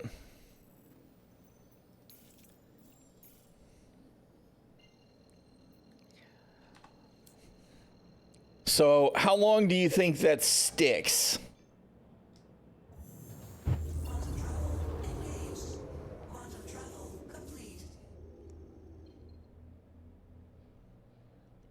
I mean, man, that opens up a lot of potential for long-term persistence play.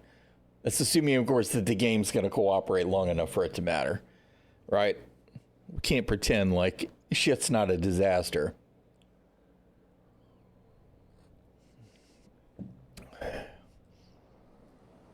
All right, let's go far away.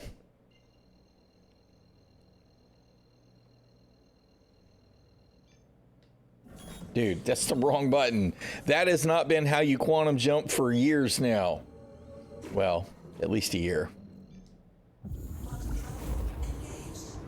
Yeah. Yeah, I just QT'd to the Star Lancer. I'm just curious how well it works.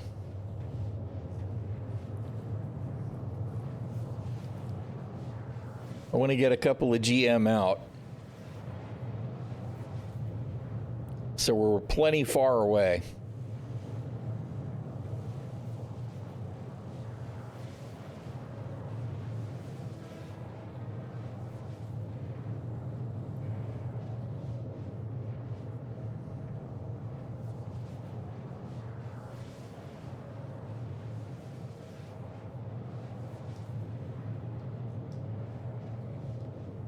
Hello? Why is it not... Whatever, dude. Oh, good God. What now? Hello?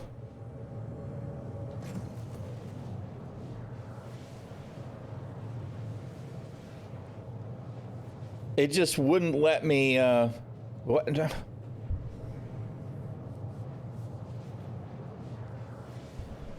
How can this game be so broken? Really? Awesome. Of course.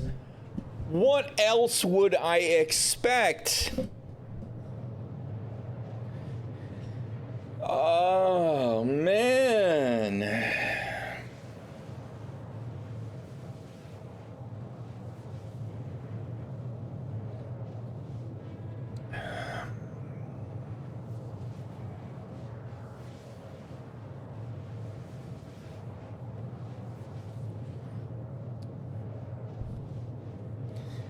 Hats off, CIG. You guys are just awesome. Let me tell you.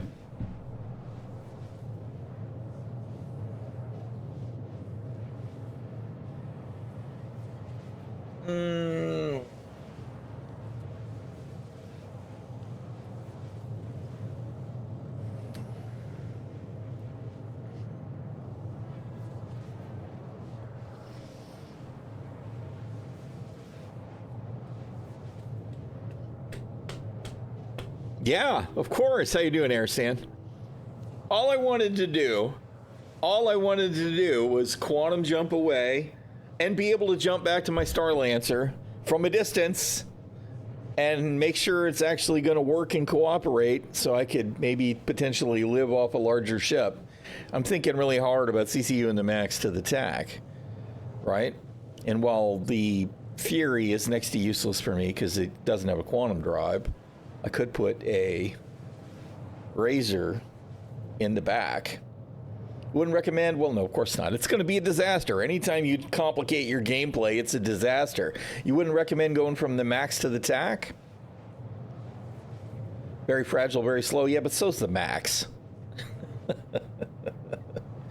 I'm not really thinking about doing combat in it, but for my general gameplay style, having the medlab, I've been watching Babylon 5 again, that's why we're calling it a medlab, would mean I wouldn't have to carry a Nursa. It's not an option in the max either, though, right? I mean, I already have a max. Oh, max is at least 40 meters per second faster, really? All right, food for thought. Well, when we get the pay to win blade for the TAC, I'm kidding.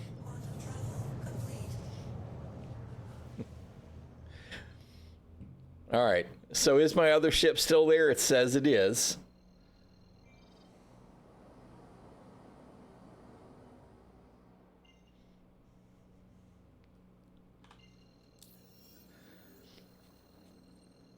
You have both and use the max? I know, but you don't do the combat stuff, right? I'm just thinking about, I mean, admittedly, I don't need the turrets. Really what I'd like is the Star Lancer to be modular so that instead of the cargo rails, I could just put a medical bay in there, right? And then I could use the garage as full cargo, except, of course, that it doesn't have a cargo grid on it, which is really irritating.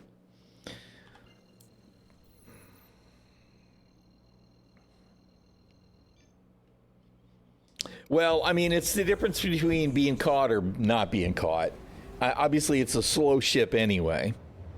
So I don't know, but for PvE content, the built-in medical bay is significant. The turrets, not so much for most of my regular gameplay. The hangar, what else fits in it? Asgard gang with an Ursa. The storm. You really think you're going to be able to park a Storm, or even a freaking Nova for that matter, in that ship and for it to stay put? Not unless you got somebody sitting in it. This is the Storm. Except it's actually more like this. We park it here. We park it here, and the Storm goes.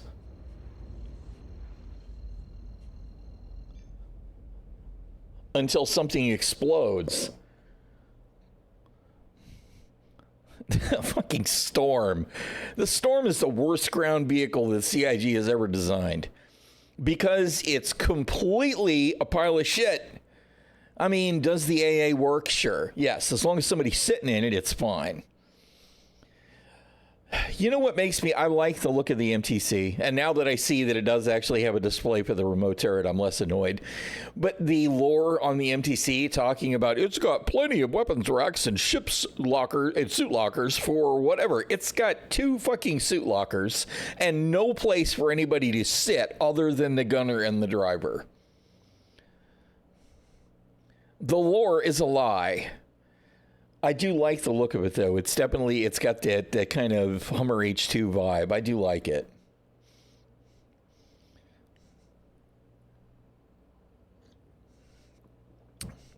I want to try the Asgard. I do like the look of it. I'm a big fan of the Valkyrie, too. Although I don't actually own one. Okay, well, we do still have our Starlancer. I have driven the MTC, and I like the way it drives. I haven't driven it across a moon or anything. All I did was drive it around in the hangar.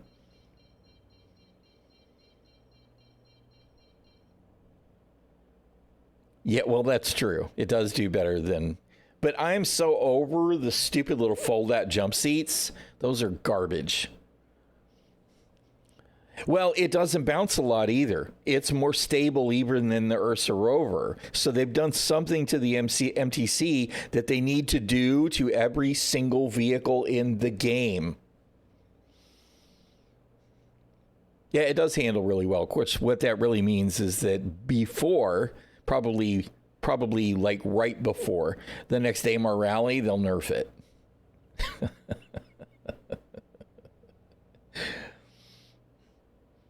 Yeah, but only wheeled vehicles, because they definitely didn't fix the Storm. I was like, wait a minute, the MTC seems really good. Let me have a look at the Storm. Nope, still. As soon as you get out of it, it's going for a walk. Let's go walkies. God. And I mean, the track vehicles are awful anyway. The implementation of skid steer on the Tonks and the Storms is so bad. It's so bad. Somebody clearly doesn't really understand the notion of skid steer.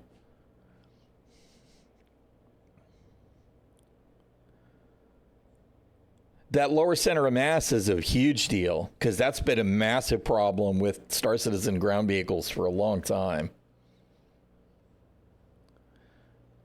All of that sounds good, though. I like that the MTC looks great.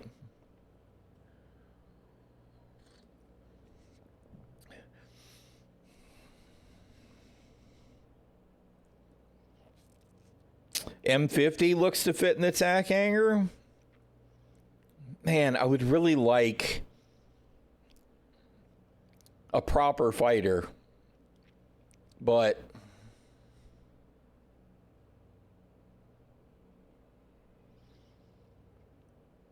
Ursa, it's very noticeable. CSVSM is still too front heavy. Yeah, I don't know, man. I mean, these are the kinds of things that somebody should have been tuning for years. Now it's just a ground clearance issue. Yeah. Well, part of the problem is that there is a fundamental problem with the ground clutter modeling, the physics modeling for ground clutter in Star Citizen. Right? There are too many 90-degree physics surfaces on the ground clutter. So, of course, when you run into it, the freaking models are stupid. They don't know any better. They just go clunk and they run into it and they stop or they spin or they tumble or whatever. All of the ground clutter physics models should have had a taper that would force a bounce over instead of a hard collision. And to me, that is just a fundamental problem with the way that they have modeled ground clutter in Star Citizen. It is a problem that is made by somebody that doesn't understand actual game environments. Fix it. That's on top of other issues. It's by far from the only one, but it's bad. I'm actually surprised to hear you say you'd stick with the Max over the TAC. Although obviously you're talking about using a completely different ship altogether, but... Or just destroy the scenery. God only knows what CIG's planning on doing with Maelstrom. Right? I mean, ideally what I would like to see is some kind of at least temporary change to scenery so that we could follow a ground vehicle. You did say use another ship. Yeah, the Asgard. That's just that... Well, I don't know. Like I said, I'll have to try. How much cargo grid does the Asgard actually have? Or is it just like the Starlancer garage that's got no grid? Because that ticks me off. 180? Well, that's not bad. Is it just a portion of the area, or is it the whole thing?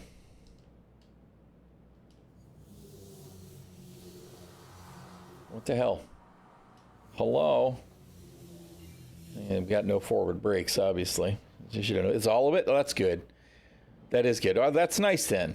Because that means you can use whatever portion of the grid you want.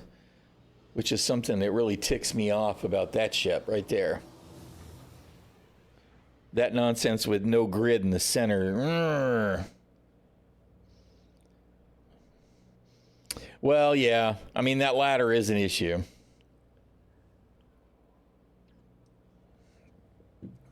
That's cool. I mean, I like the look of it. I like the notion that it can carry a tank, even though the tank is garbage.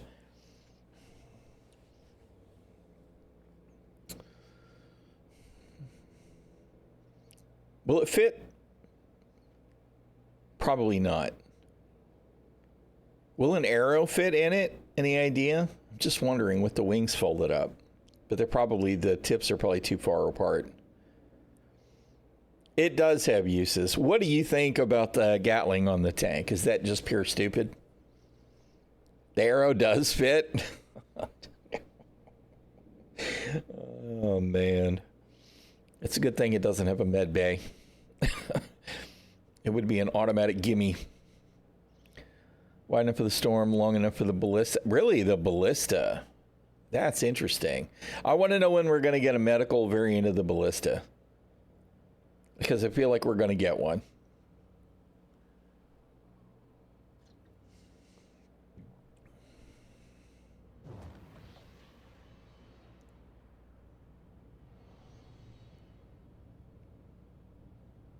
Yeah, that's what I thought. And is it just the same gun that was on the Heartseeker kit? A flatbed ballista would be a great idea. With a cargo grid on it, absolutely. Totally agree. Yep.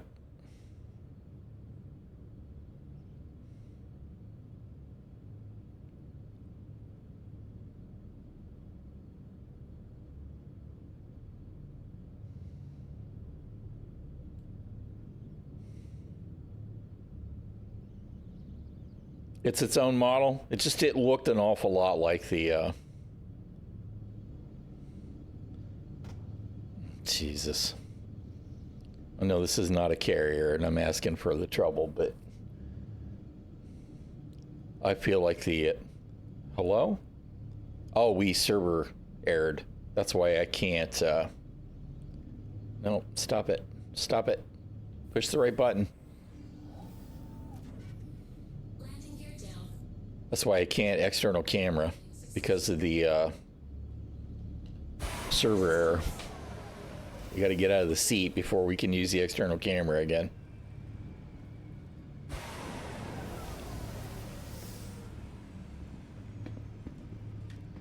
All right, well, that's not bad.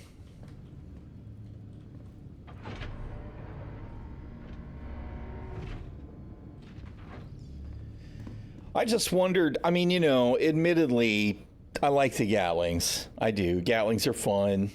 The Daka Daka is always entertaining. The boom boom on the frickin' Tonk cannon, though, I don't see giving that up. Not that I have a Tonk. But I don't know, man. I am not a fan of this whole notion of selling components on the store at all. It's a bad, bad, bad precedent. They shouldn't do it.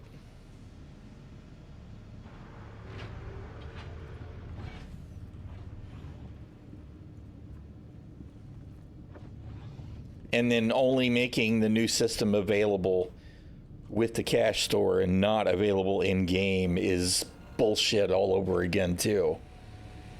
2014 all over again? Yeah, you mean when was it 14 when we could buy UEC? It was in the store.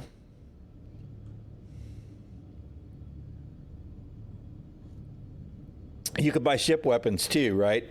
I feel like we could buy Panthers and Badgers and whatnot. So bad. I don't. It's really kind of soul crushing to see that happen at this point for me, because I'm already at a point where it's like you guys need to stop spending so much effort on marketing, and actually spend some effort on fixing the game. The marketing would take care of itself to a large degree if everything in the game just worked. And we had foundation systems that were complete, if we had engineering, if we had the atmospheric blight stuff, if we had Maelstrom coming soon with armor, right? If we had improved scanning, if we had a new bounty system that wasn't trash, if that stuff was in the game and the game just worked, marketing would take care of itself. People would go, wow, this is really cool. It's not complete, but I can do a lot of different stuff and it works and it's fun. As it is, you know, they fixed elevators, more or less. They took a whole bunch of content out of the game, added new shit that's all broken, or at least it was, right? Maybe the drill holes are working well now in 4.11, 4.11, whatever. Sure shit wasn't working well in 4.10. Which is why, you know, marketing is a thing. We got to get interest. We got to get some money in. But how about you stop marketing ships and market a game that works? Except, of course, they are, right? Play now. Play now. Fly Star Citizen for free right now. As if it's actually really playable in a solid game. Not.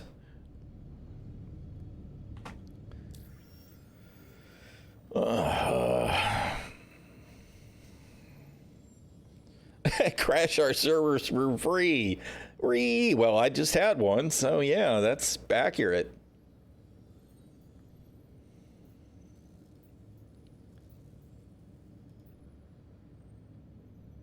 Why do oh no, that's completed. Dude, pay attention.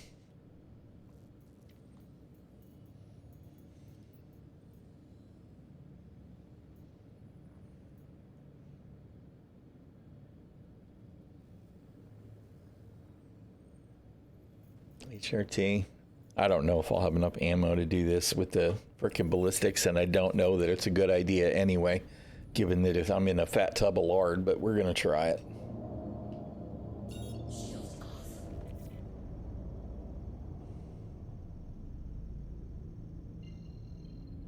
Bruh, come on, just pick a freaking location.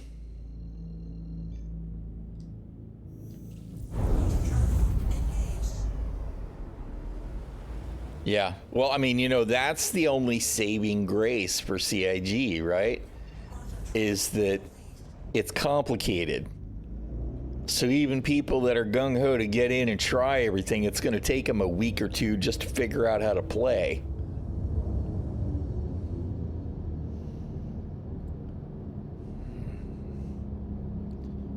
by then they'll be well and truly familiar with how half shit doesn't work anyway. God, I am so salty right now. Waiting for them to remove the 50% ballistic armor up everything. I wouldn't be surprised. Wouldn't be surprised.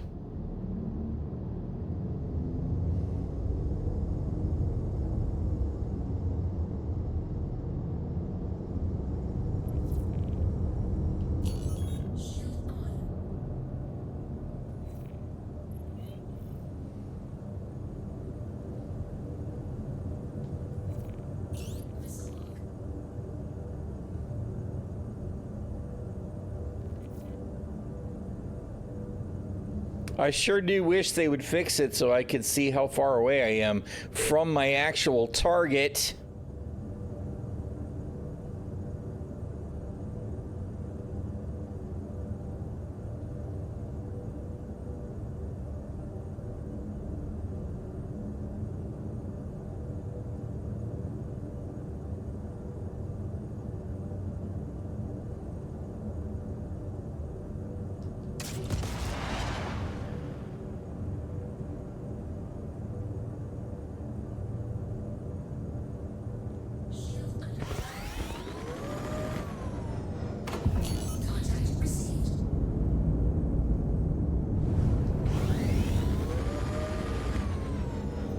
Excuse me.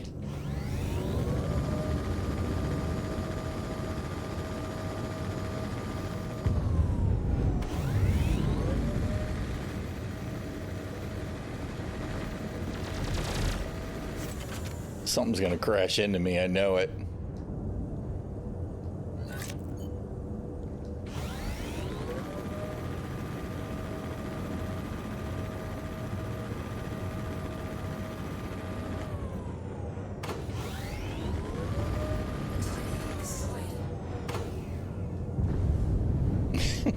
I love these freaking squadrons of these ships that have got no business being clustered together.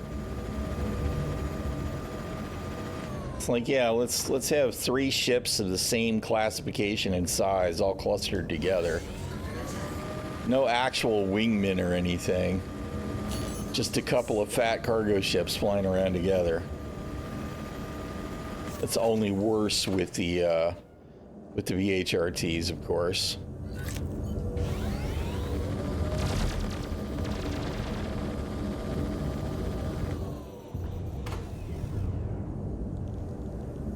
There's the other one. Oh wait, we do actually have a wingman. So scary. Obviously he was a real threat to me, since I didn't even notice it was a hurricane.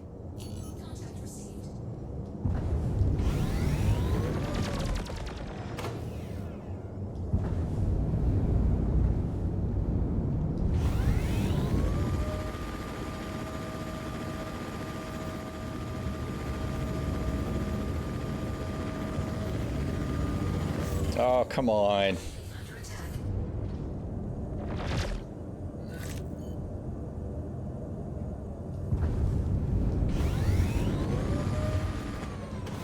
What is this jiggle?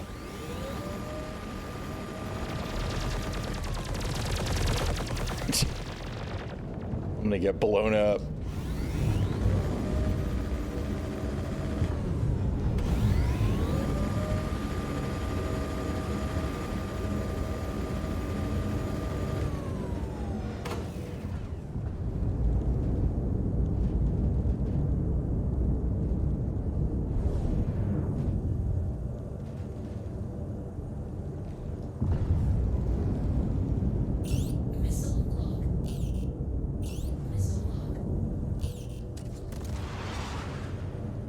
The missile lock coming in and out all the time is really getting to be old too.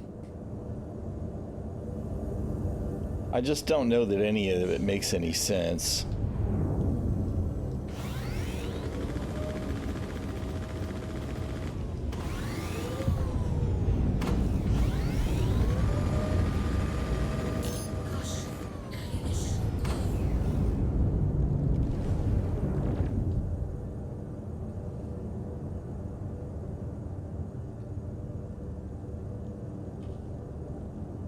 Hello, how come you're not letting me target him? Oh shit.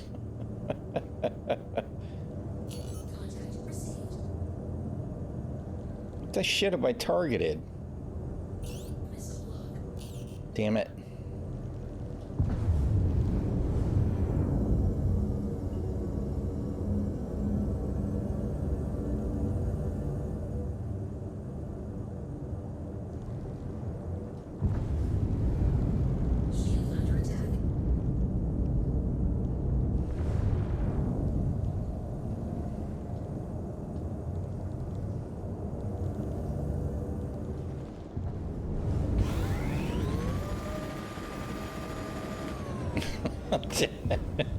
All right.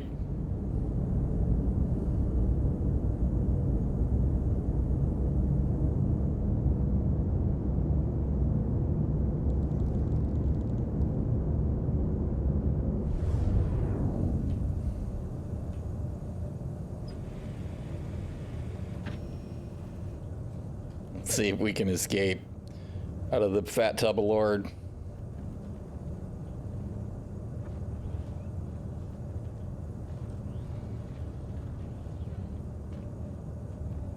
Oh, for fuck's sake. Jesus. Auto climb ladders. Fuck you, CIG. Wholeheartedly, auto climb ladders are a big fat fuck you.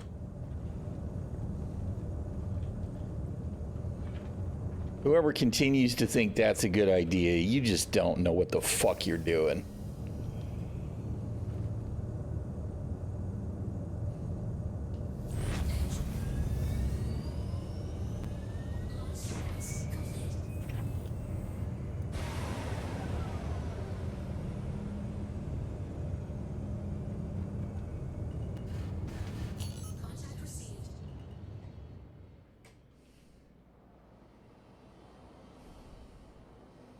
They didn't chase me very far, did they?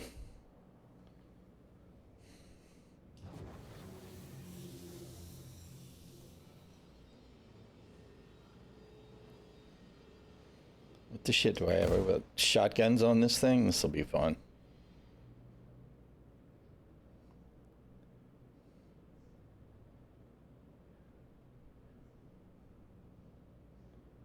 I'm definitely going to get blowed up.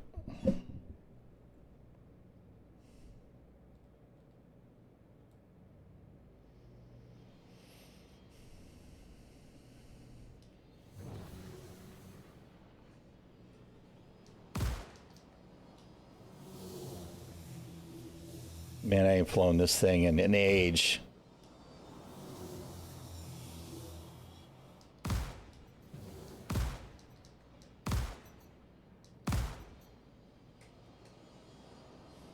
Oh my God. What in the hell, bro? Under attack. Failure.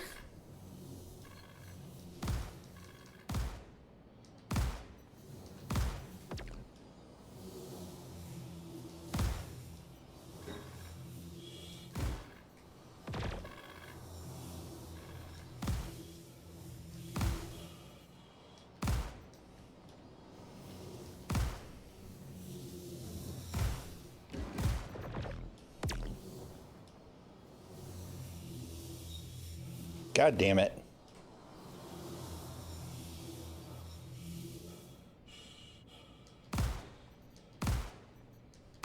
Contact received.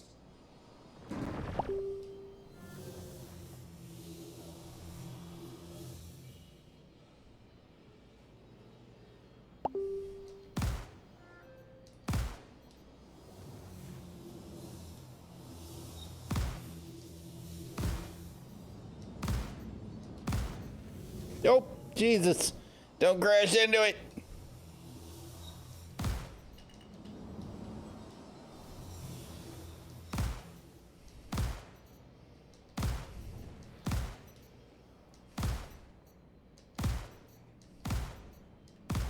Shield under attack. Shield failure.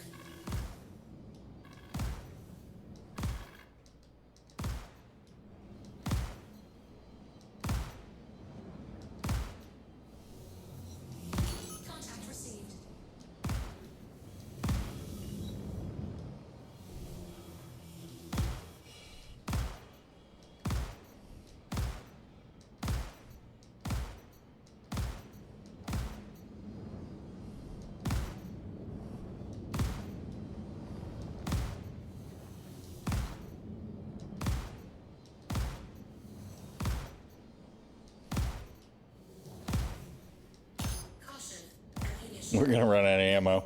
I don't know if I'm gonna get to kill it or not.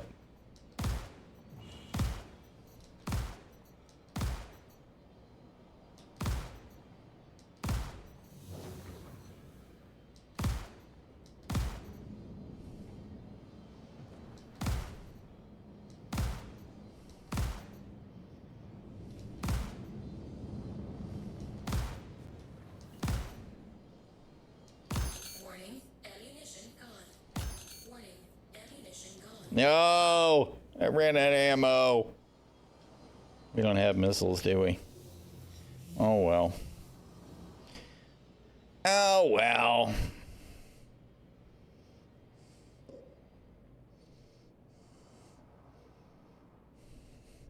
Alright, where's my ship?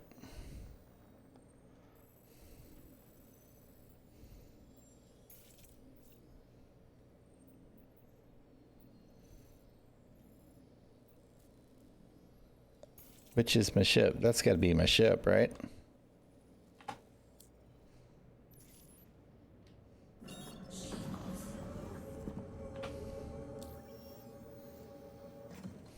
Oh, good God. How come it doesn't show? It should be in the list somewhere, right? I should have a drop down for my ships or my available whatever. Where the shit are you trying to send me? Really? Oh, dude, this navigation system continues to be atrocious.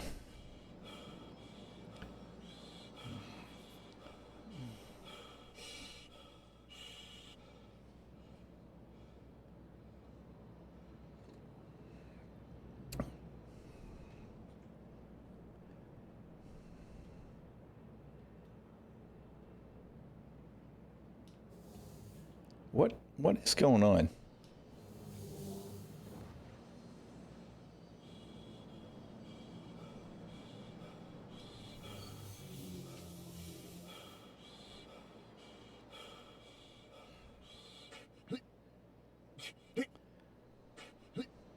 I've got drift when I shouldn't have drift, and G's when I shouldn't have G's. I don't actually know what's going on.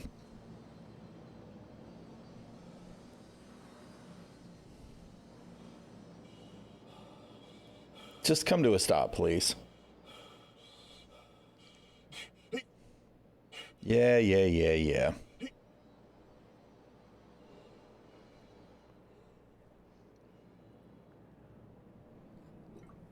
This. What? I don't have the fucking... I don't understand.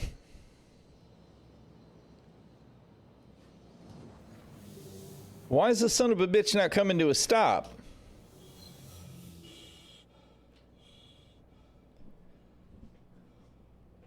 Hey, yeah, I don't do a lot of AC. I'm actually not in AC right now. Why is I'm coupled. Are you going to behave now? All right, it seems to be behaving now. I swear it was acting like it was decoupled even when it was coupled. I did do some training in AC a couple of weeks ago, and then I rage quit the game again for a little while, so. Honestly, the state of the game is just so awful for trying to do anything. I've got very little impetus to try and get better at anything anymore.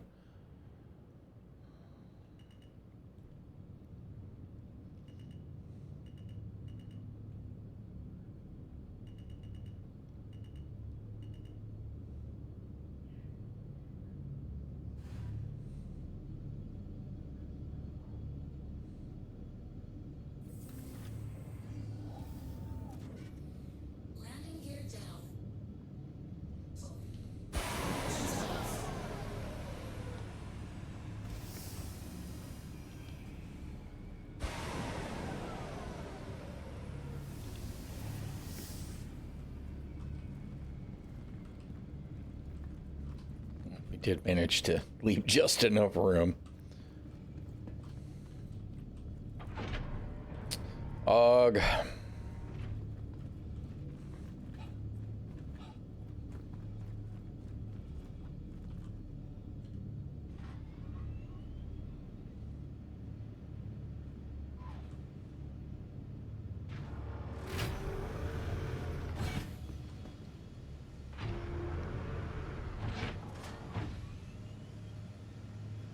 It's so funny to kind of go out of your way to emulate anything even remotely like carrier gameplay in this game. And you know what I can't understand is why is a ship like the Liberator, right? That's the 3-ship carrier. Why is that not already a thing? I mean, it's a relatively simple model. There can't be a lot of interior. Meanwhile, we got the Polaris, and we got this ship, and we got the Guardian, and we got, you know what I mean? I don't really understand. Medical Terrapin came out of nowhere in a lot of ways, although the regular base Terrapin needed some work. Although the Medical Terrapin is one of those that I feel like they dropped the ball on utility as well. Where's the weapon rack for the SAR vehicle, right? Because we're not supposed to be able to do what I'm doing. We're not supposed to be able to fly around in a pilot seat with a full backpack and full gear attached to it.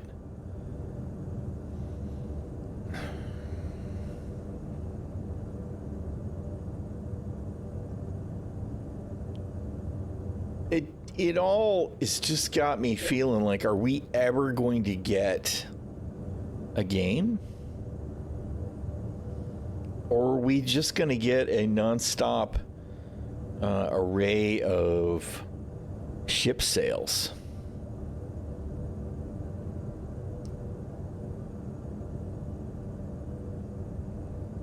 And a half-ass verse to fly them around in. You know?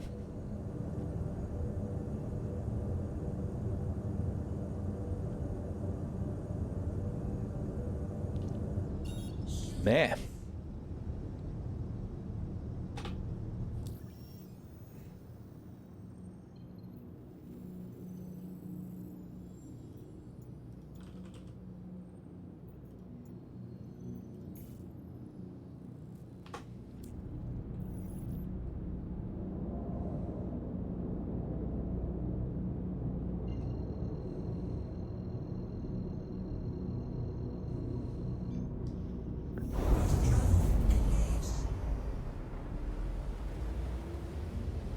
I think the biggest downer for me is that while we do have server meshing, it just doesn't seem to have made a significant impact in individual gameplay, right? Yes, we have more people on the server than ever before, and in that regard, it's a complete success. We have 2 solar systems now, which we couldn't have without server meshing. I'm not saying that server meshing hasn't improved the game. I'm just not sure that it's improved the gameplay. We still have NPCs that are idiots. We still have weird, janky issues with trying to interact with things. We still have broken events that you can't hardly do anything with because the frame rate goes to shit when everybody's in the same place at the same time.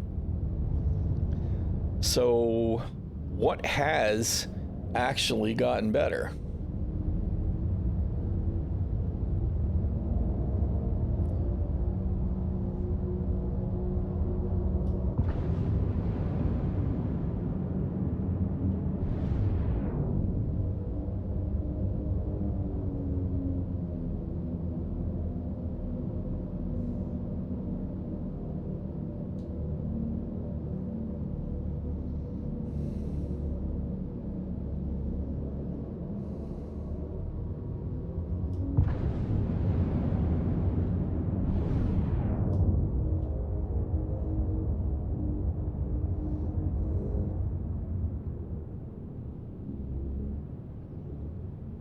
Yeah, there's stuff that works. It's just that the problem is it's all disjointed, right?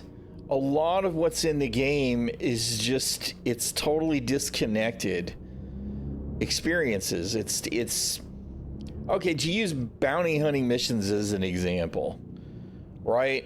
Bounties work. I can fly to location A and I can kill ship X, and that works most of the time. Every once in a while you destroy ship X and it doesn't complete the mission, right?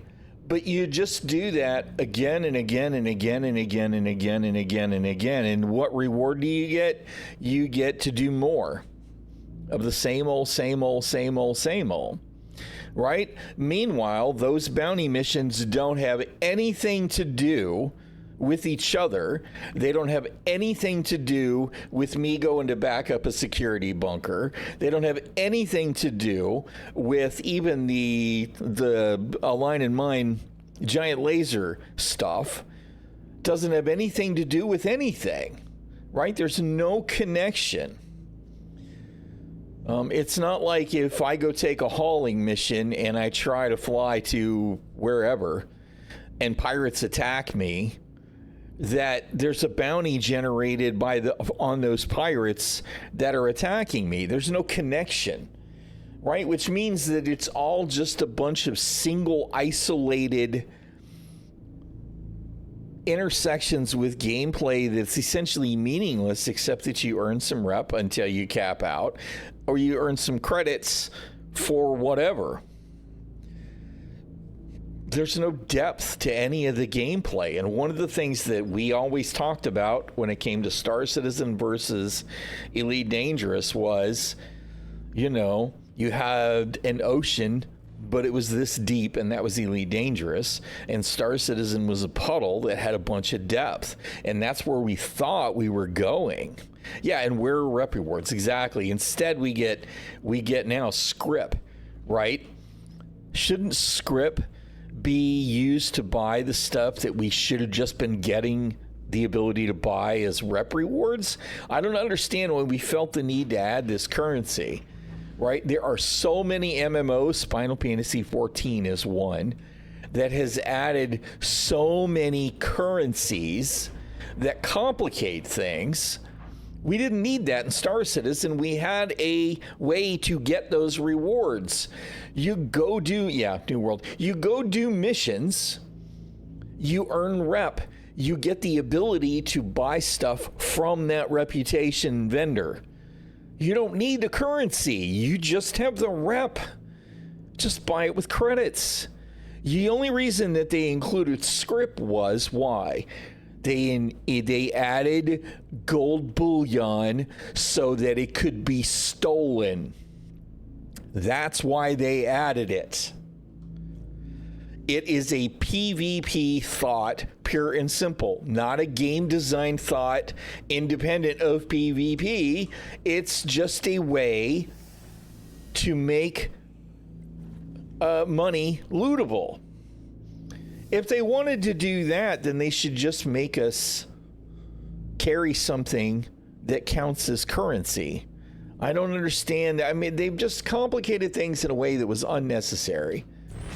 It's just unnecessary. Lore is tied to rep. We don't need the freaking script. All the WoW currencies, yes, the WoW currencies. But see, Final Fantasy 14 is the same way. There's a whole inventory page for the currencies and the what do they call them? I can't even think of what they're called. They look like little credit shits, right? In every patch drop, the old ones get retired and they add a new one.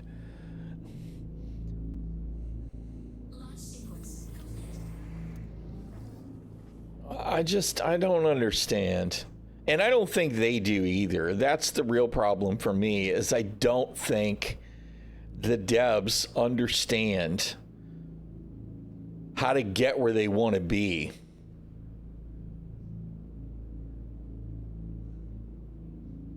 I'm not even sure they know where they want to be, is part of the problem, of course. Landing gear down.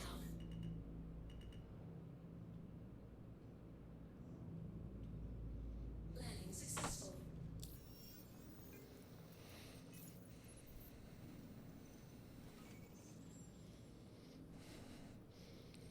Normal MMORPG behavior would mean that we have a normal MMORPG stuff to do, though, and we don't, man.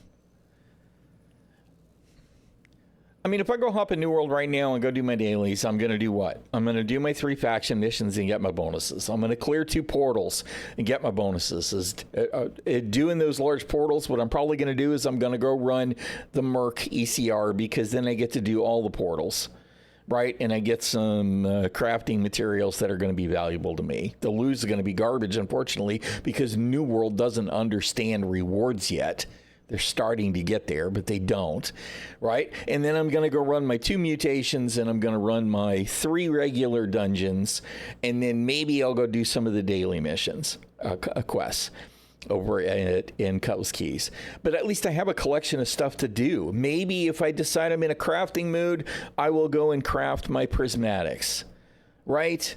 But I have an array of stuff I can go do and get rewards. They're not all Amarines anymore because they turned off the gear score stuff on it. So you can't just go naked to minimize your gear score and get forced into Amarine. So that's a little smidge better. It's not all Amarines anymore, which is kind of funny. But the rewards are still garbage because, of course, people want the quick runs, because no matter what you get, whether it's Amarine, even though you're level 65 and the dungeon is level 20, right? It's the same reward than if you go do freaking, the 65 dungeons, which is nonsense. But that's fucking New World. They don't understand rewards either. But my point is that at least I know that I have an array of dailies that I can just go do. This is what the dailies in Star Citizen is: go grind a little rep, go grab a little script for what? I don't even know, right? And go grab some AUEC. That's it. That's it. Those are the goals. What are you going to do? I'm going to go do the same 3 distribution center missions until I can't stand it anymore. Right? Fuck Wikello. Get that fucking Banu out of here, man. I'm ready to join Xenothreat.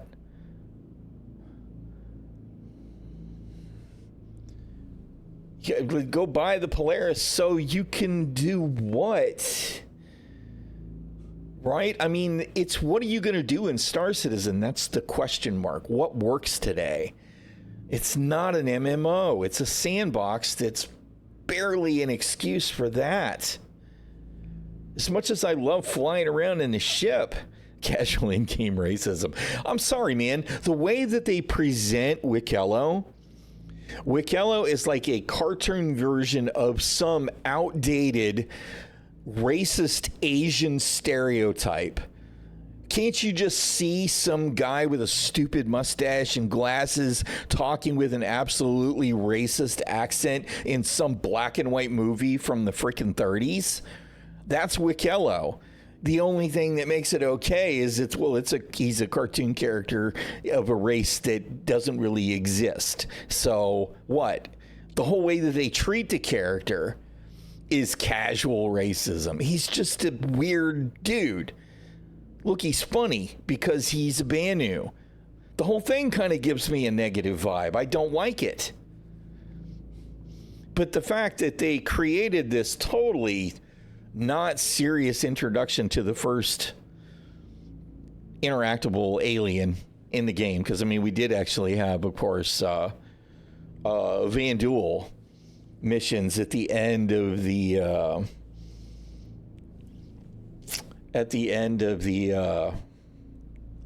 ECN chain back in the day with Tessa. Right? Caricature of a collector archetype. Yeah, but I mean, he's not even like the Collector from the Marvel movies, because at least the Collector was semi-serious. Wikello is just like, to me, a clown. I don't like it. Yeah, exactly. It was a damn scythe. You hear me, Donnie? A damn scythe. That whole thing was creepy. It had the right vibe. It was impactful. Instead, we just got this nonsense. Whatever, man. I don't even know. I mean, to be honest, I'm kind of done with all of it today. Right? It's just like, who gives a shit?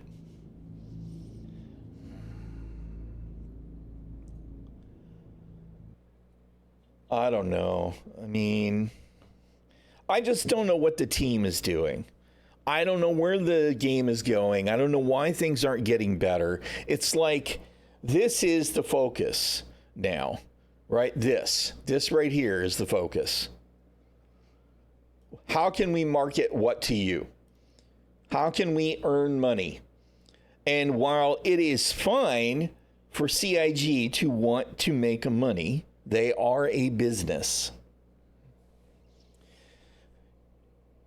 The business that they're in is making a game, and they don't seem to be doing it. Arguably, we could say, well, you know, hey, they're still focused on trying to polish Squadron 42 off so that it's ready, right? But if all they're doing is working on Squadron 42, they are setting the persistent universe up to get fucking hammered. Yeah, where's engineering? That was coming in 4.0 5.5 months ago.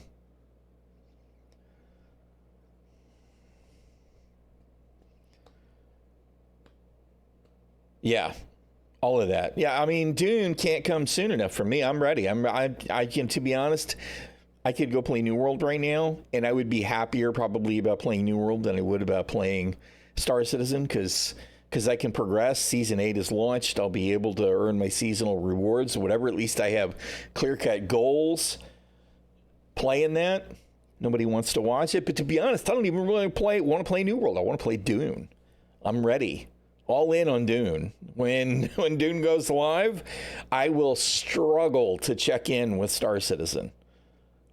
At least until, you know, it plays out. Because a game like that is only going to have so much staying power, because once you've got all the good gear, then you're done, right? That's just really the case. Yeah, you mean 3.6 in 2015. Yeah, you're not wrong. All that stuff was coming. I mean, you know, Star Citizen was going to launch in 2017, right? Whew. I enjoy spending time in the verse. It's not like it's a total failure, right? I would never say that. Star Citizen continues to be a stunning project in its scope, and as stuff behaves, there are moments that you can have in Star Citizen that you cannot have in any other game, especially when you're playing with other people, right? And in that regard, it is a success and will continue to be a success, but it is not a successfully developed game. It is a disparate collection of disconnected bits of content in a desert of emptiness, right? There's so much space that has just nothing in it. Nothing. Like I was saying earlier about the bunkers, man. Obviously, the bunkers are old. We've had the bunkers since 2017, I think, when they added them on Hurston. When I distinctly remember trying to land my Freelancer at a bunker, and it just landed through the planet. And it would just go up and down through the planet's surface, and I wasn't able to do bunkers that day. They're the same models, right? We still only get to see sub-level 1. Who knows what's beneath? But even if they didn't change any of that, if they just created a couple of little derelict outpost locations around with scavengers that are trying to pick off what they can get at the bunkers, and if you go to one of those locations, then you get a little mini mission pop up that says clear the scabs, and you got to kill 10 scabs. It's the same shit we do at the bunkers anyway, right? At least then you could go do a bunker and you could drive around and check the area. Are there any scavengers trying to feed off this bunker location? Meanwhile, of course, wildlife. Random spawns, some copians that I got to deal with while I'm trying to take out the scavengers. If my ship lands and sits there long enough, random spawn a ground vehicle or an air vehicle coming to investigate my actually not an air vehicle, a ground vehicle coming to investigate my ship. Don't have them just come destroy the ship. Just have them drive to the area and investigate. Because what do they want to do? They want to take my ship. So then before I can hop in my ship, I have to manage to get in and get out. There's so many things that they could add to so many locations that would require a little work, but wouldn't need entirely new systems that would make the world feel more alive. Same thing with the distribution centers, right? You got the distribution centers and you got all these turrets that make them really difficult to approach unless you have permission to be there, right? Give us a reason to approach on the ground then, because clearly that seems to be what they want. If you want to go to one of those questionable distribution centers and you don't have permission to be there, you need to approach on the ground, which is kind of cool, forcing ground combat. But there's not enough content to do there to make it worth the effort. You have to give us a lot more missions to do, a lot more varied missions to do at the distribution centers. 3 years ago now, or close to it, you guys told us, CIG, that we'd have an hour of content when we went to a distribution center. 10 minutes tops, and that includes the time it takes to take off, or land and take off, right? Even if you get 3 missions at the same distribution center, which you won't, because you'll get 2 at Farnsway and 1 at Casio or whatever planet of choice you have, right? There's just not enough content. We still have zero reason to stay on a planet once we arrive at a planet. Right? What happened to all of the little box missions at the derelict outposts? Right? Those are gone. So much content is just gone. We have these cool locations that had missions, and I haven't seen any missions for those anymore. Whistler's Crypt, you know, the wrecked 600i. There's that whole area there.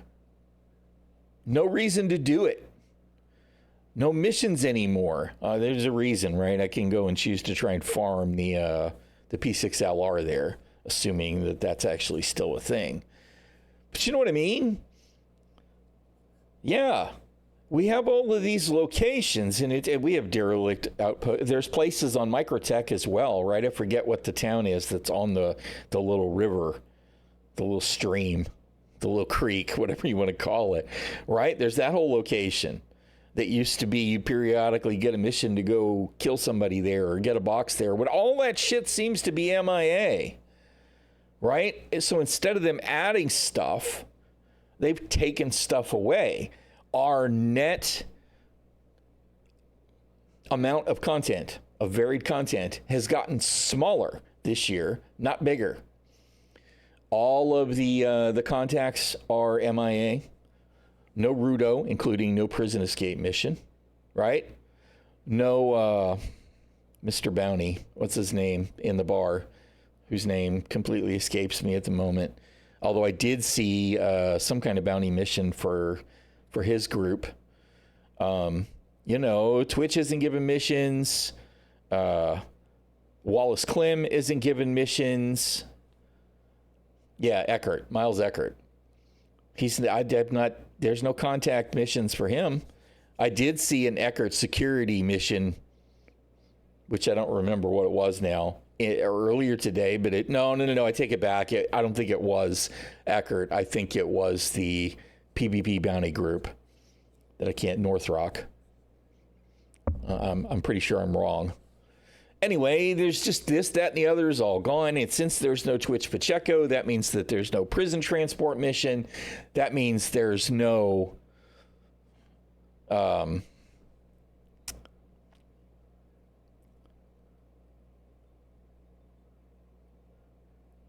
Does he still though? Because I haven't seen any. Now, granted, I have not in 4.1.1 spent a lot of time at Hurston, but I spent a bunch of time in Hurston and previously from 4.0 up to 4.1, and I didn't see anything from Miles Eckert. Nothing. I take that back. Before they started removing the contacts, I could get the appointment mission and then it wouldn't progress.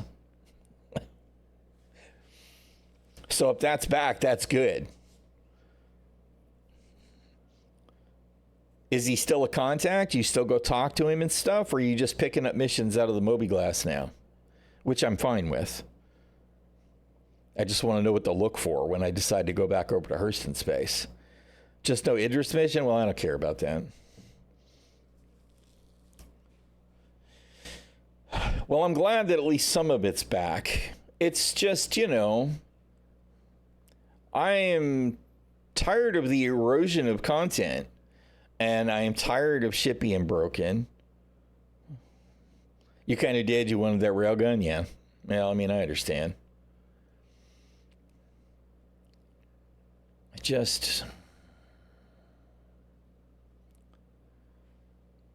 I don't feel like when it comes to individual gameplay content, right? Obviously, people that are doing group play, doing whatever together that doesn't rely on missions, those players are largely more happy than somebody like me that's trying to play Star Citizen like an MMO, doing a lot of lone wolf stuff that relies on mission content, right? And I've got no problem with that being a focus, right? Don't get me wrong.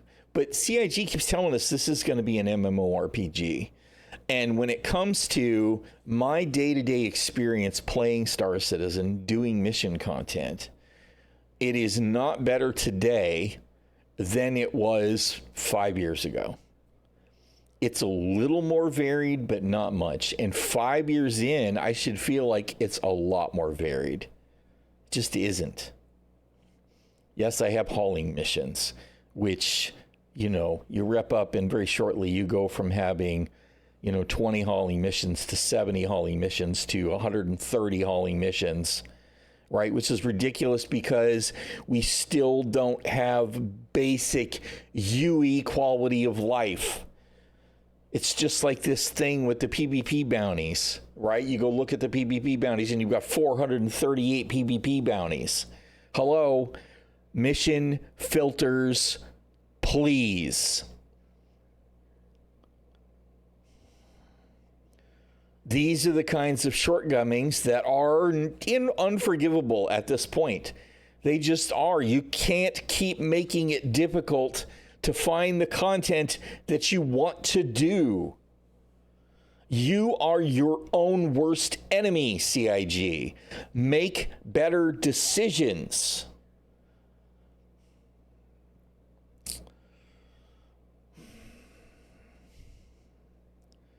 Anyway, obviously I'm just kind of on a little bit of a fatigued tirade at this point. I definitely can't do any more of that today. The wife and I are planning on doing some gardening, so I'm going to wrap it up here and touch grass.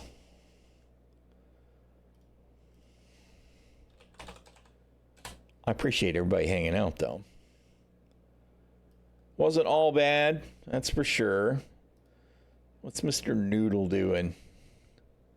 Is he playing Star Citizen? This Cutlet, I think, is kind of fatigued too. Here we go. Let's raid Expat. She's only an hour in. And she's probably a much happier person than I am when it comes to Star Citizen right now. So let's raid Expat Brat and see what kind of cinematic experiences are going on there. Just rent a station. All right, y'all. Thanks for hanging out. I'm going to take a break. I'll be back at it again Monday. I don't know if I'll stream it all this weekend. I don't usually do that. But come Monday, which is, I think that was Misc Day. No, Misc Day is the middle of the week. There was something on Monday I was going to check out on ILW. So we'll be back poking at Fleet Week next week. Thank you all so much for hanging out. I appreciate it. Stay safe and stay healthy because being sick sucks, and I will see you all around the verse. Take it easy.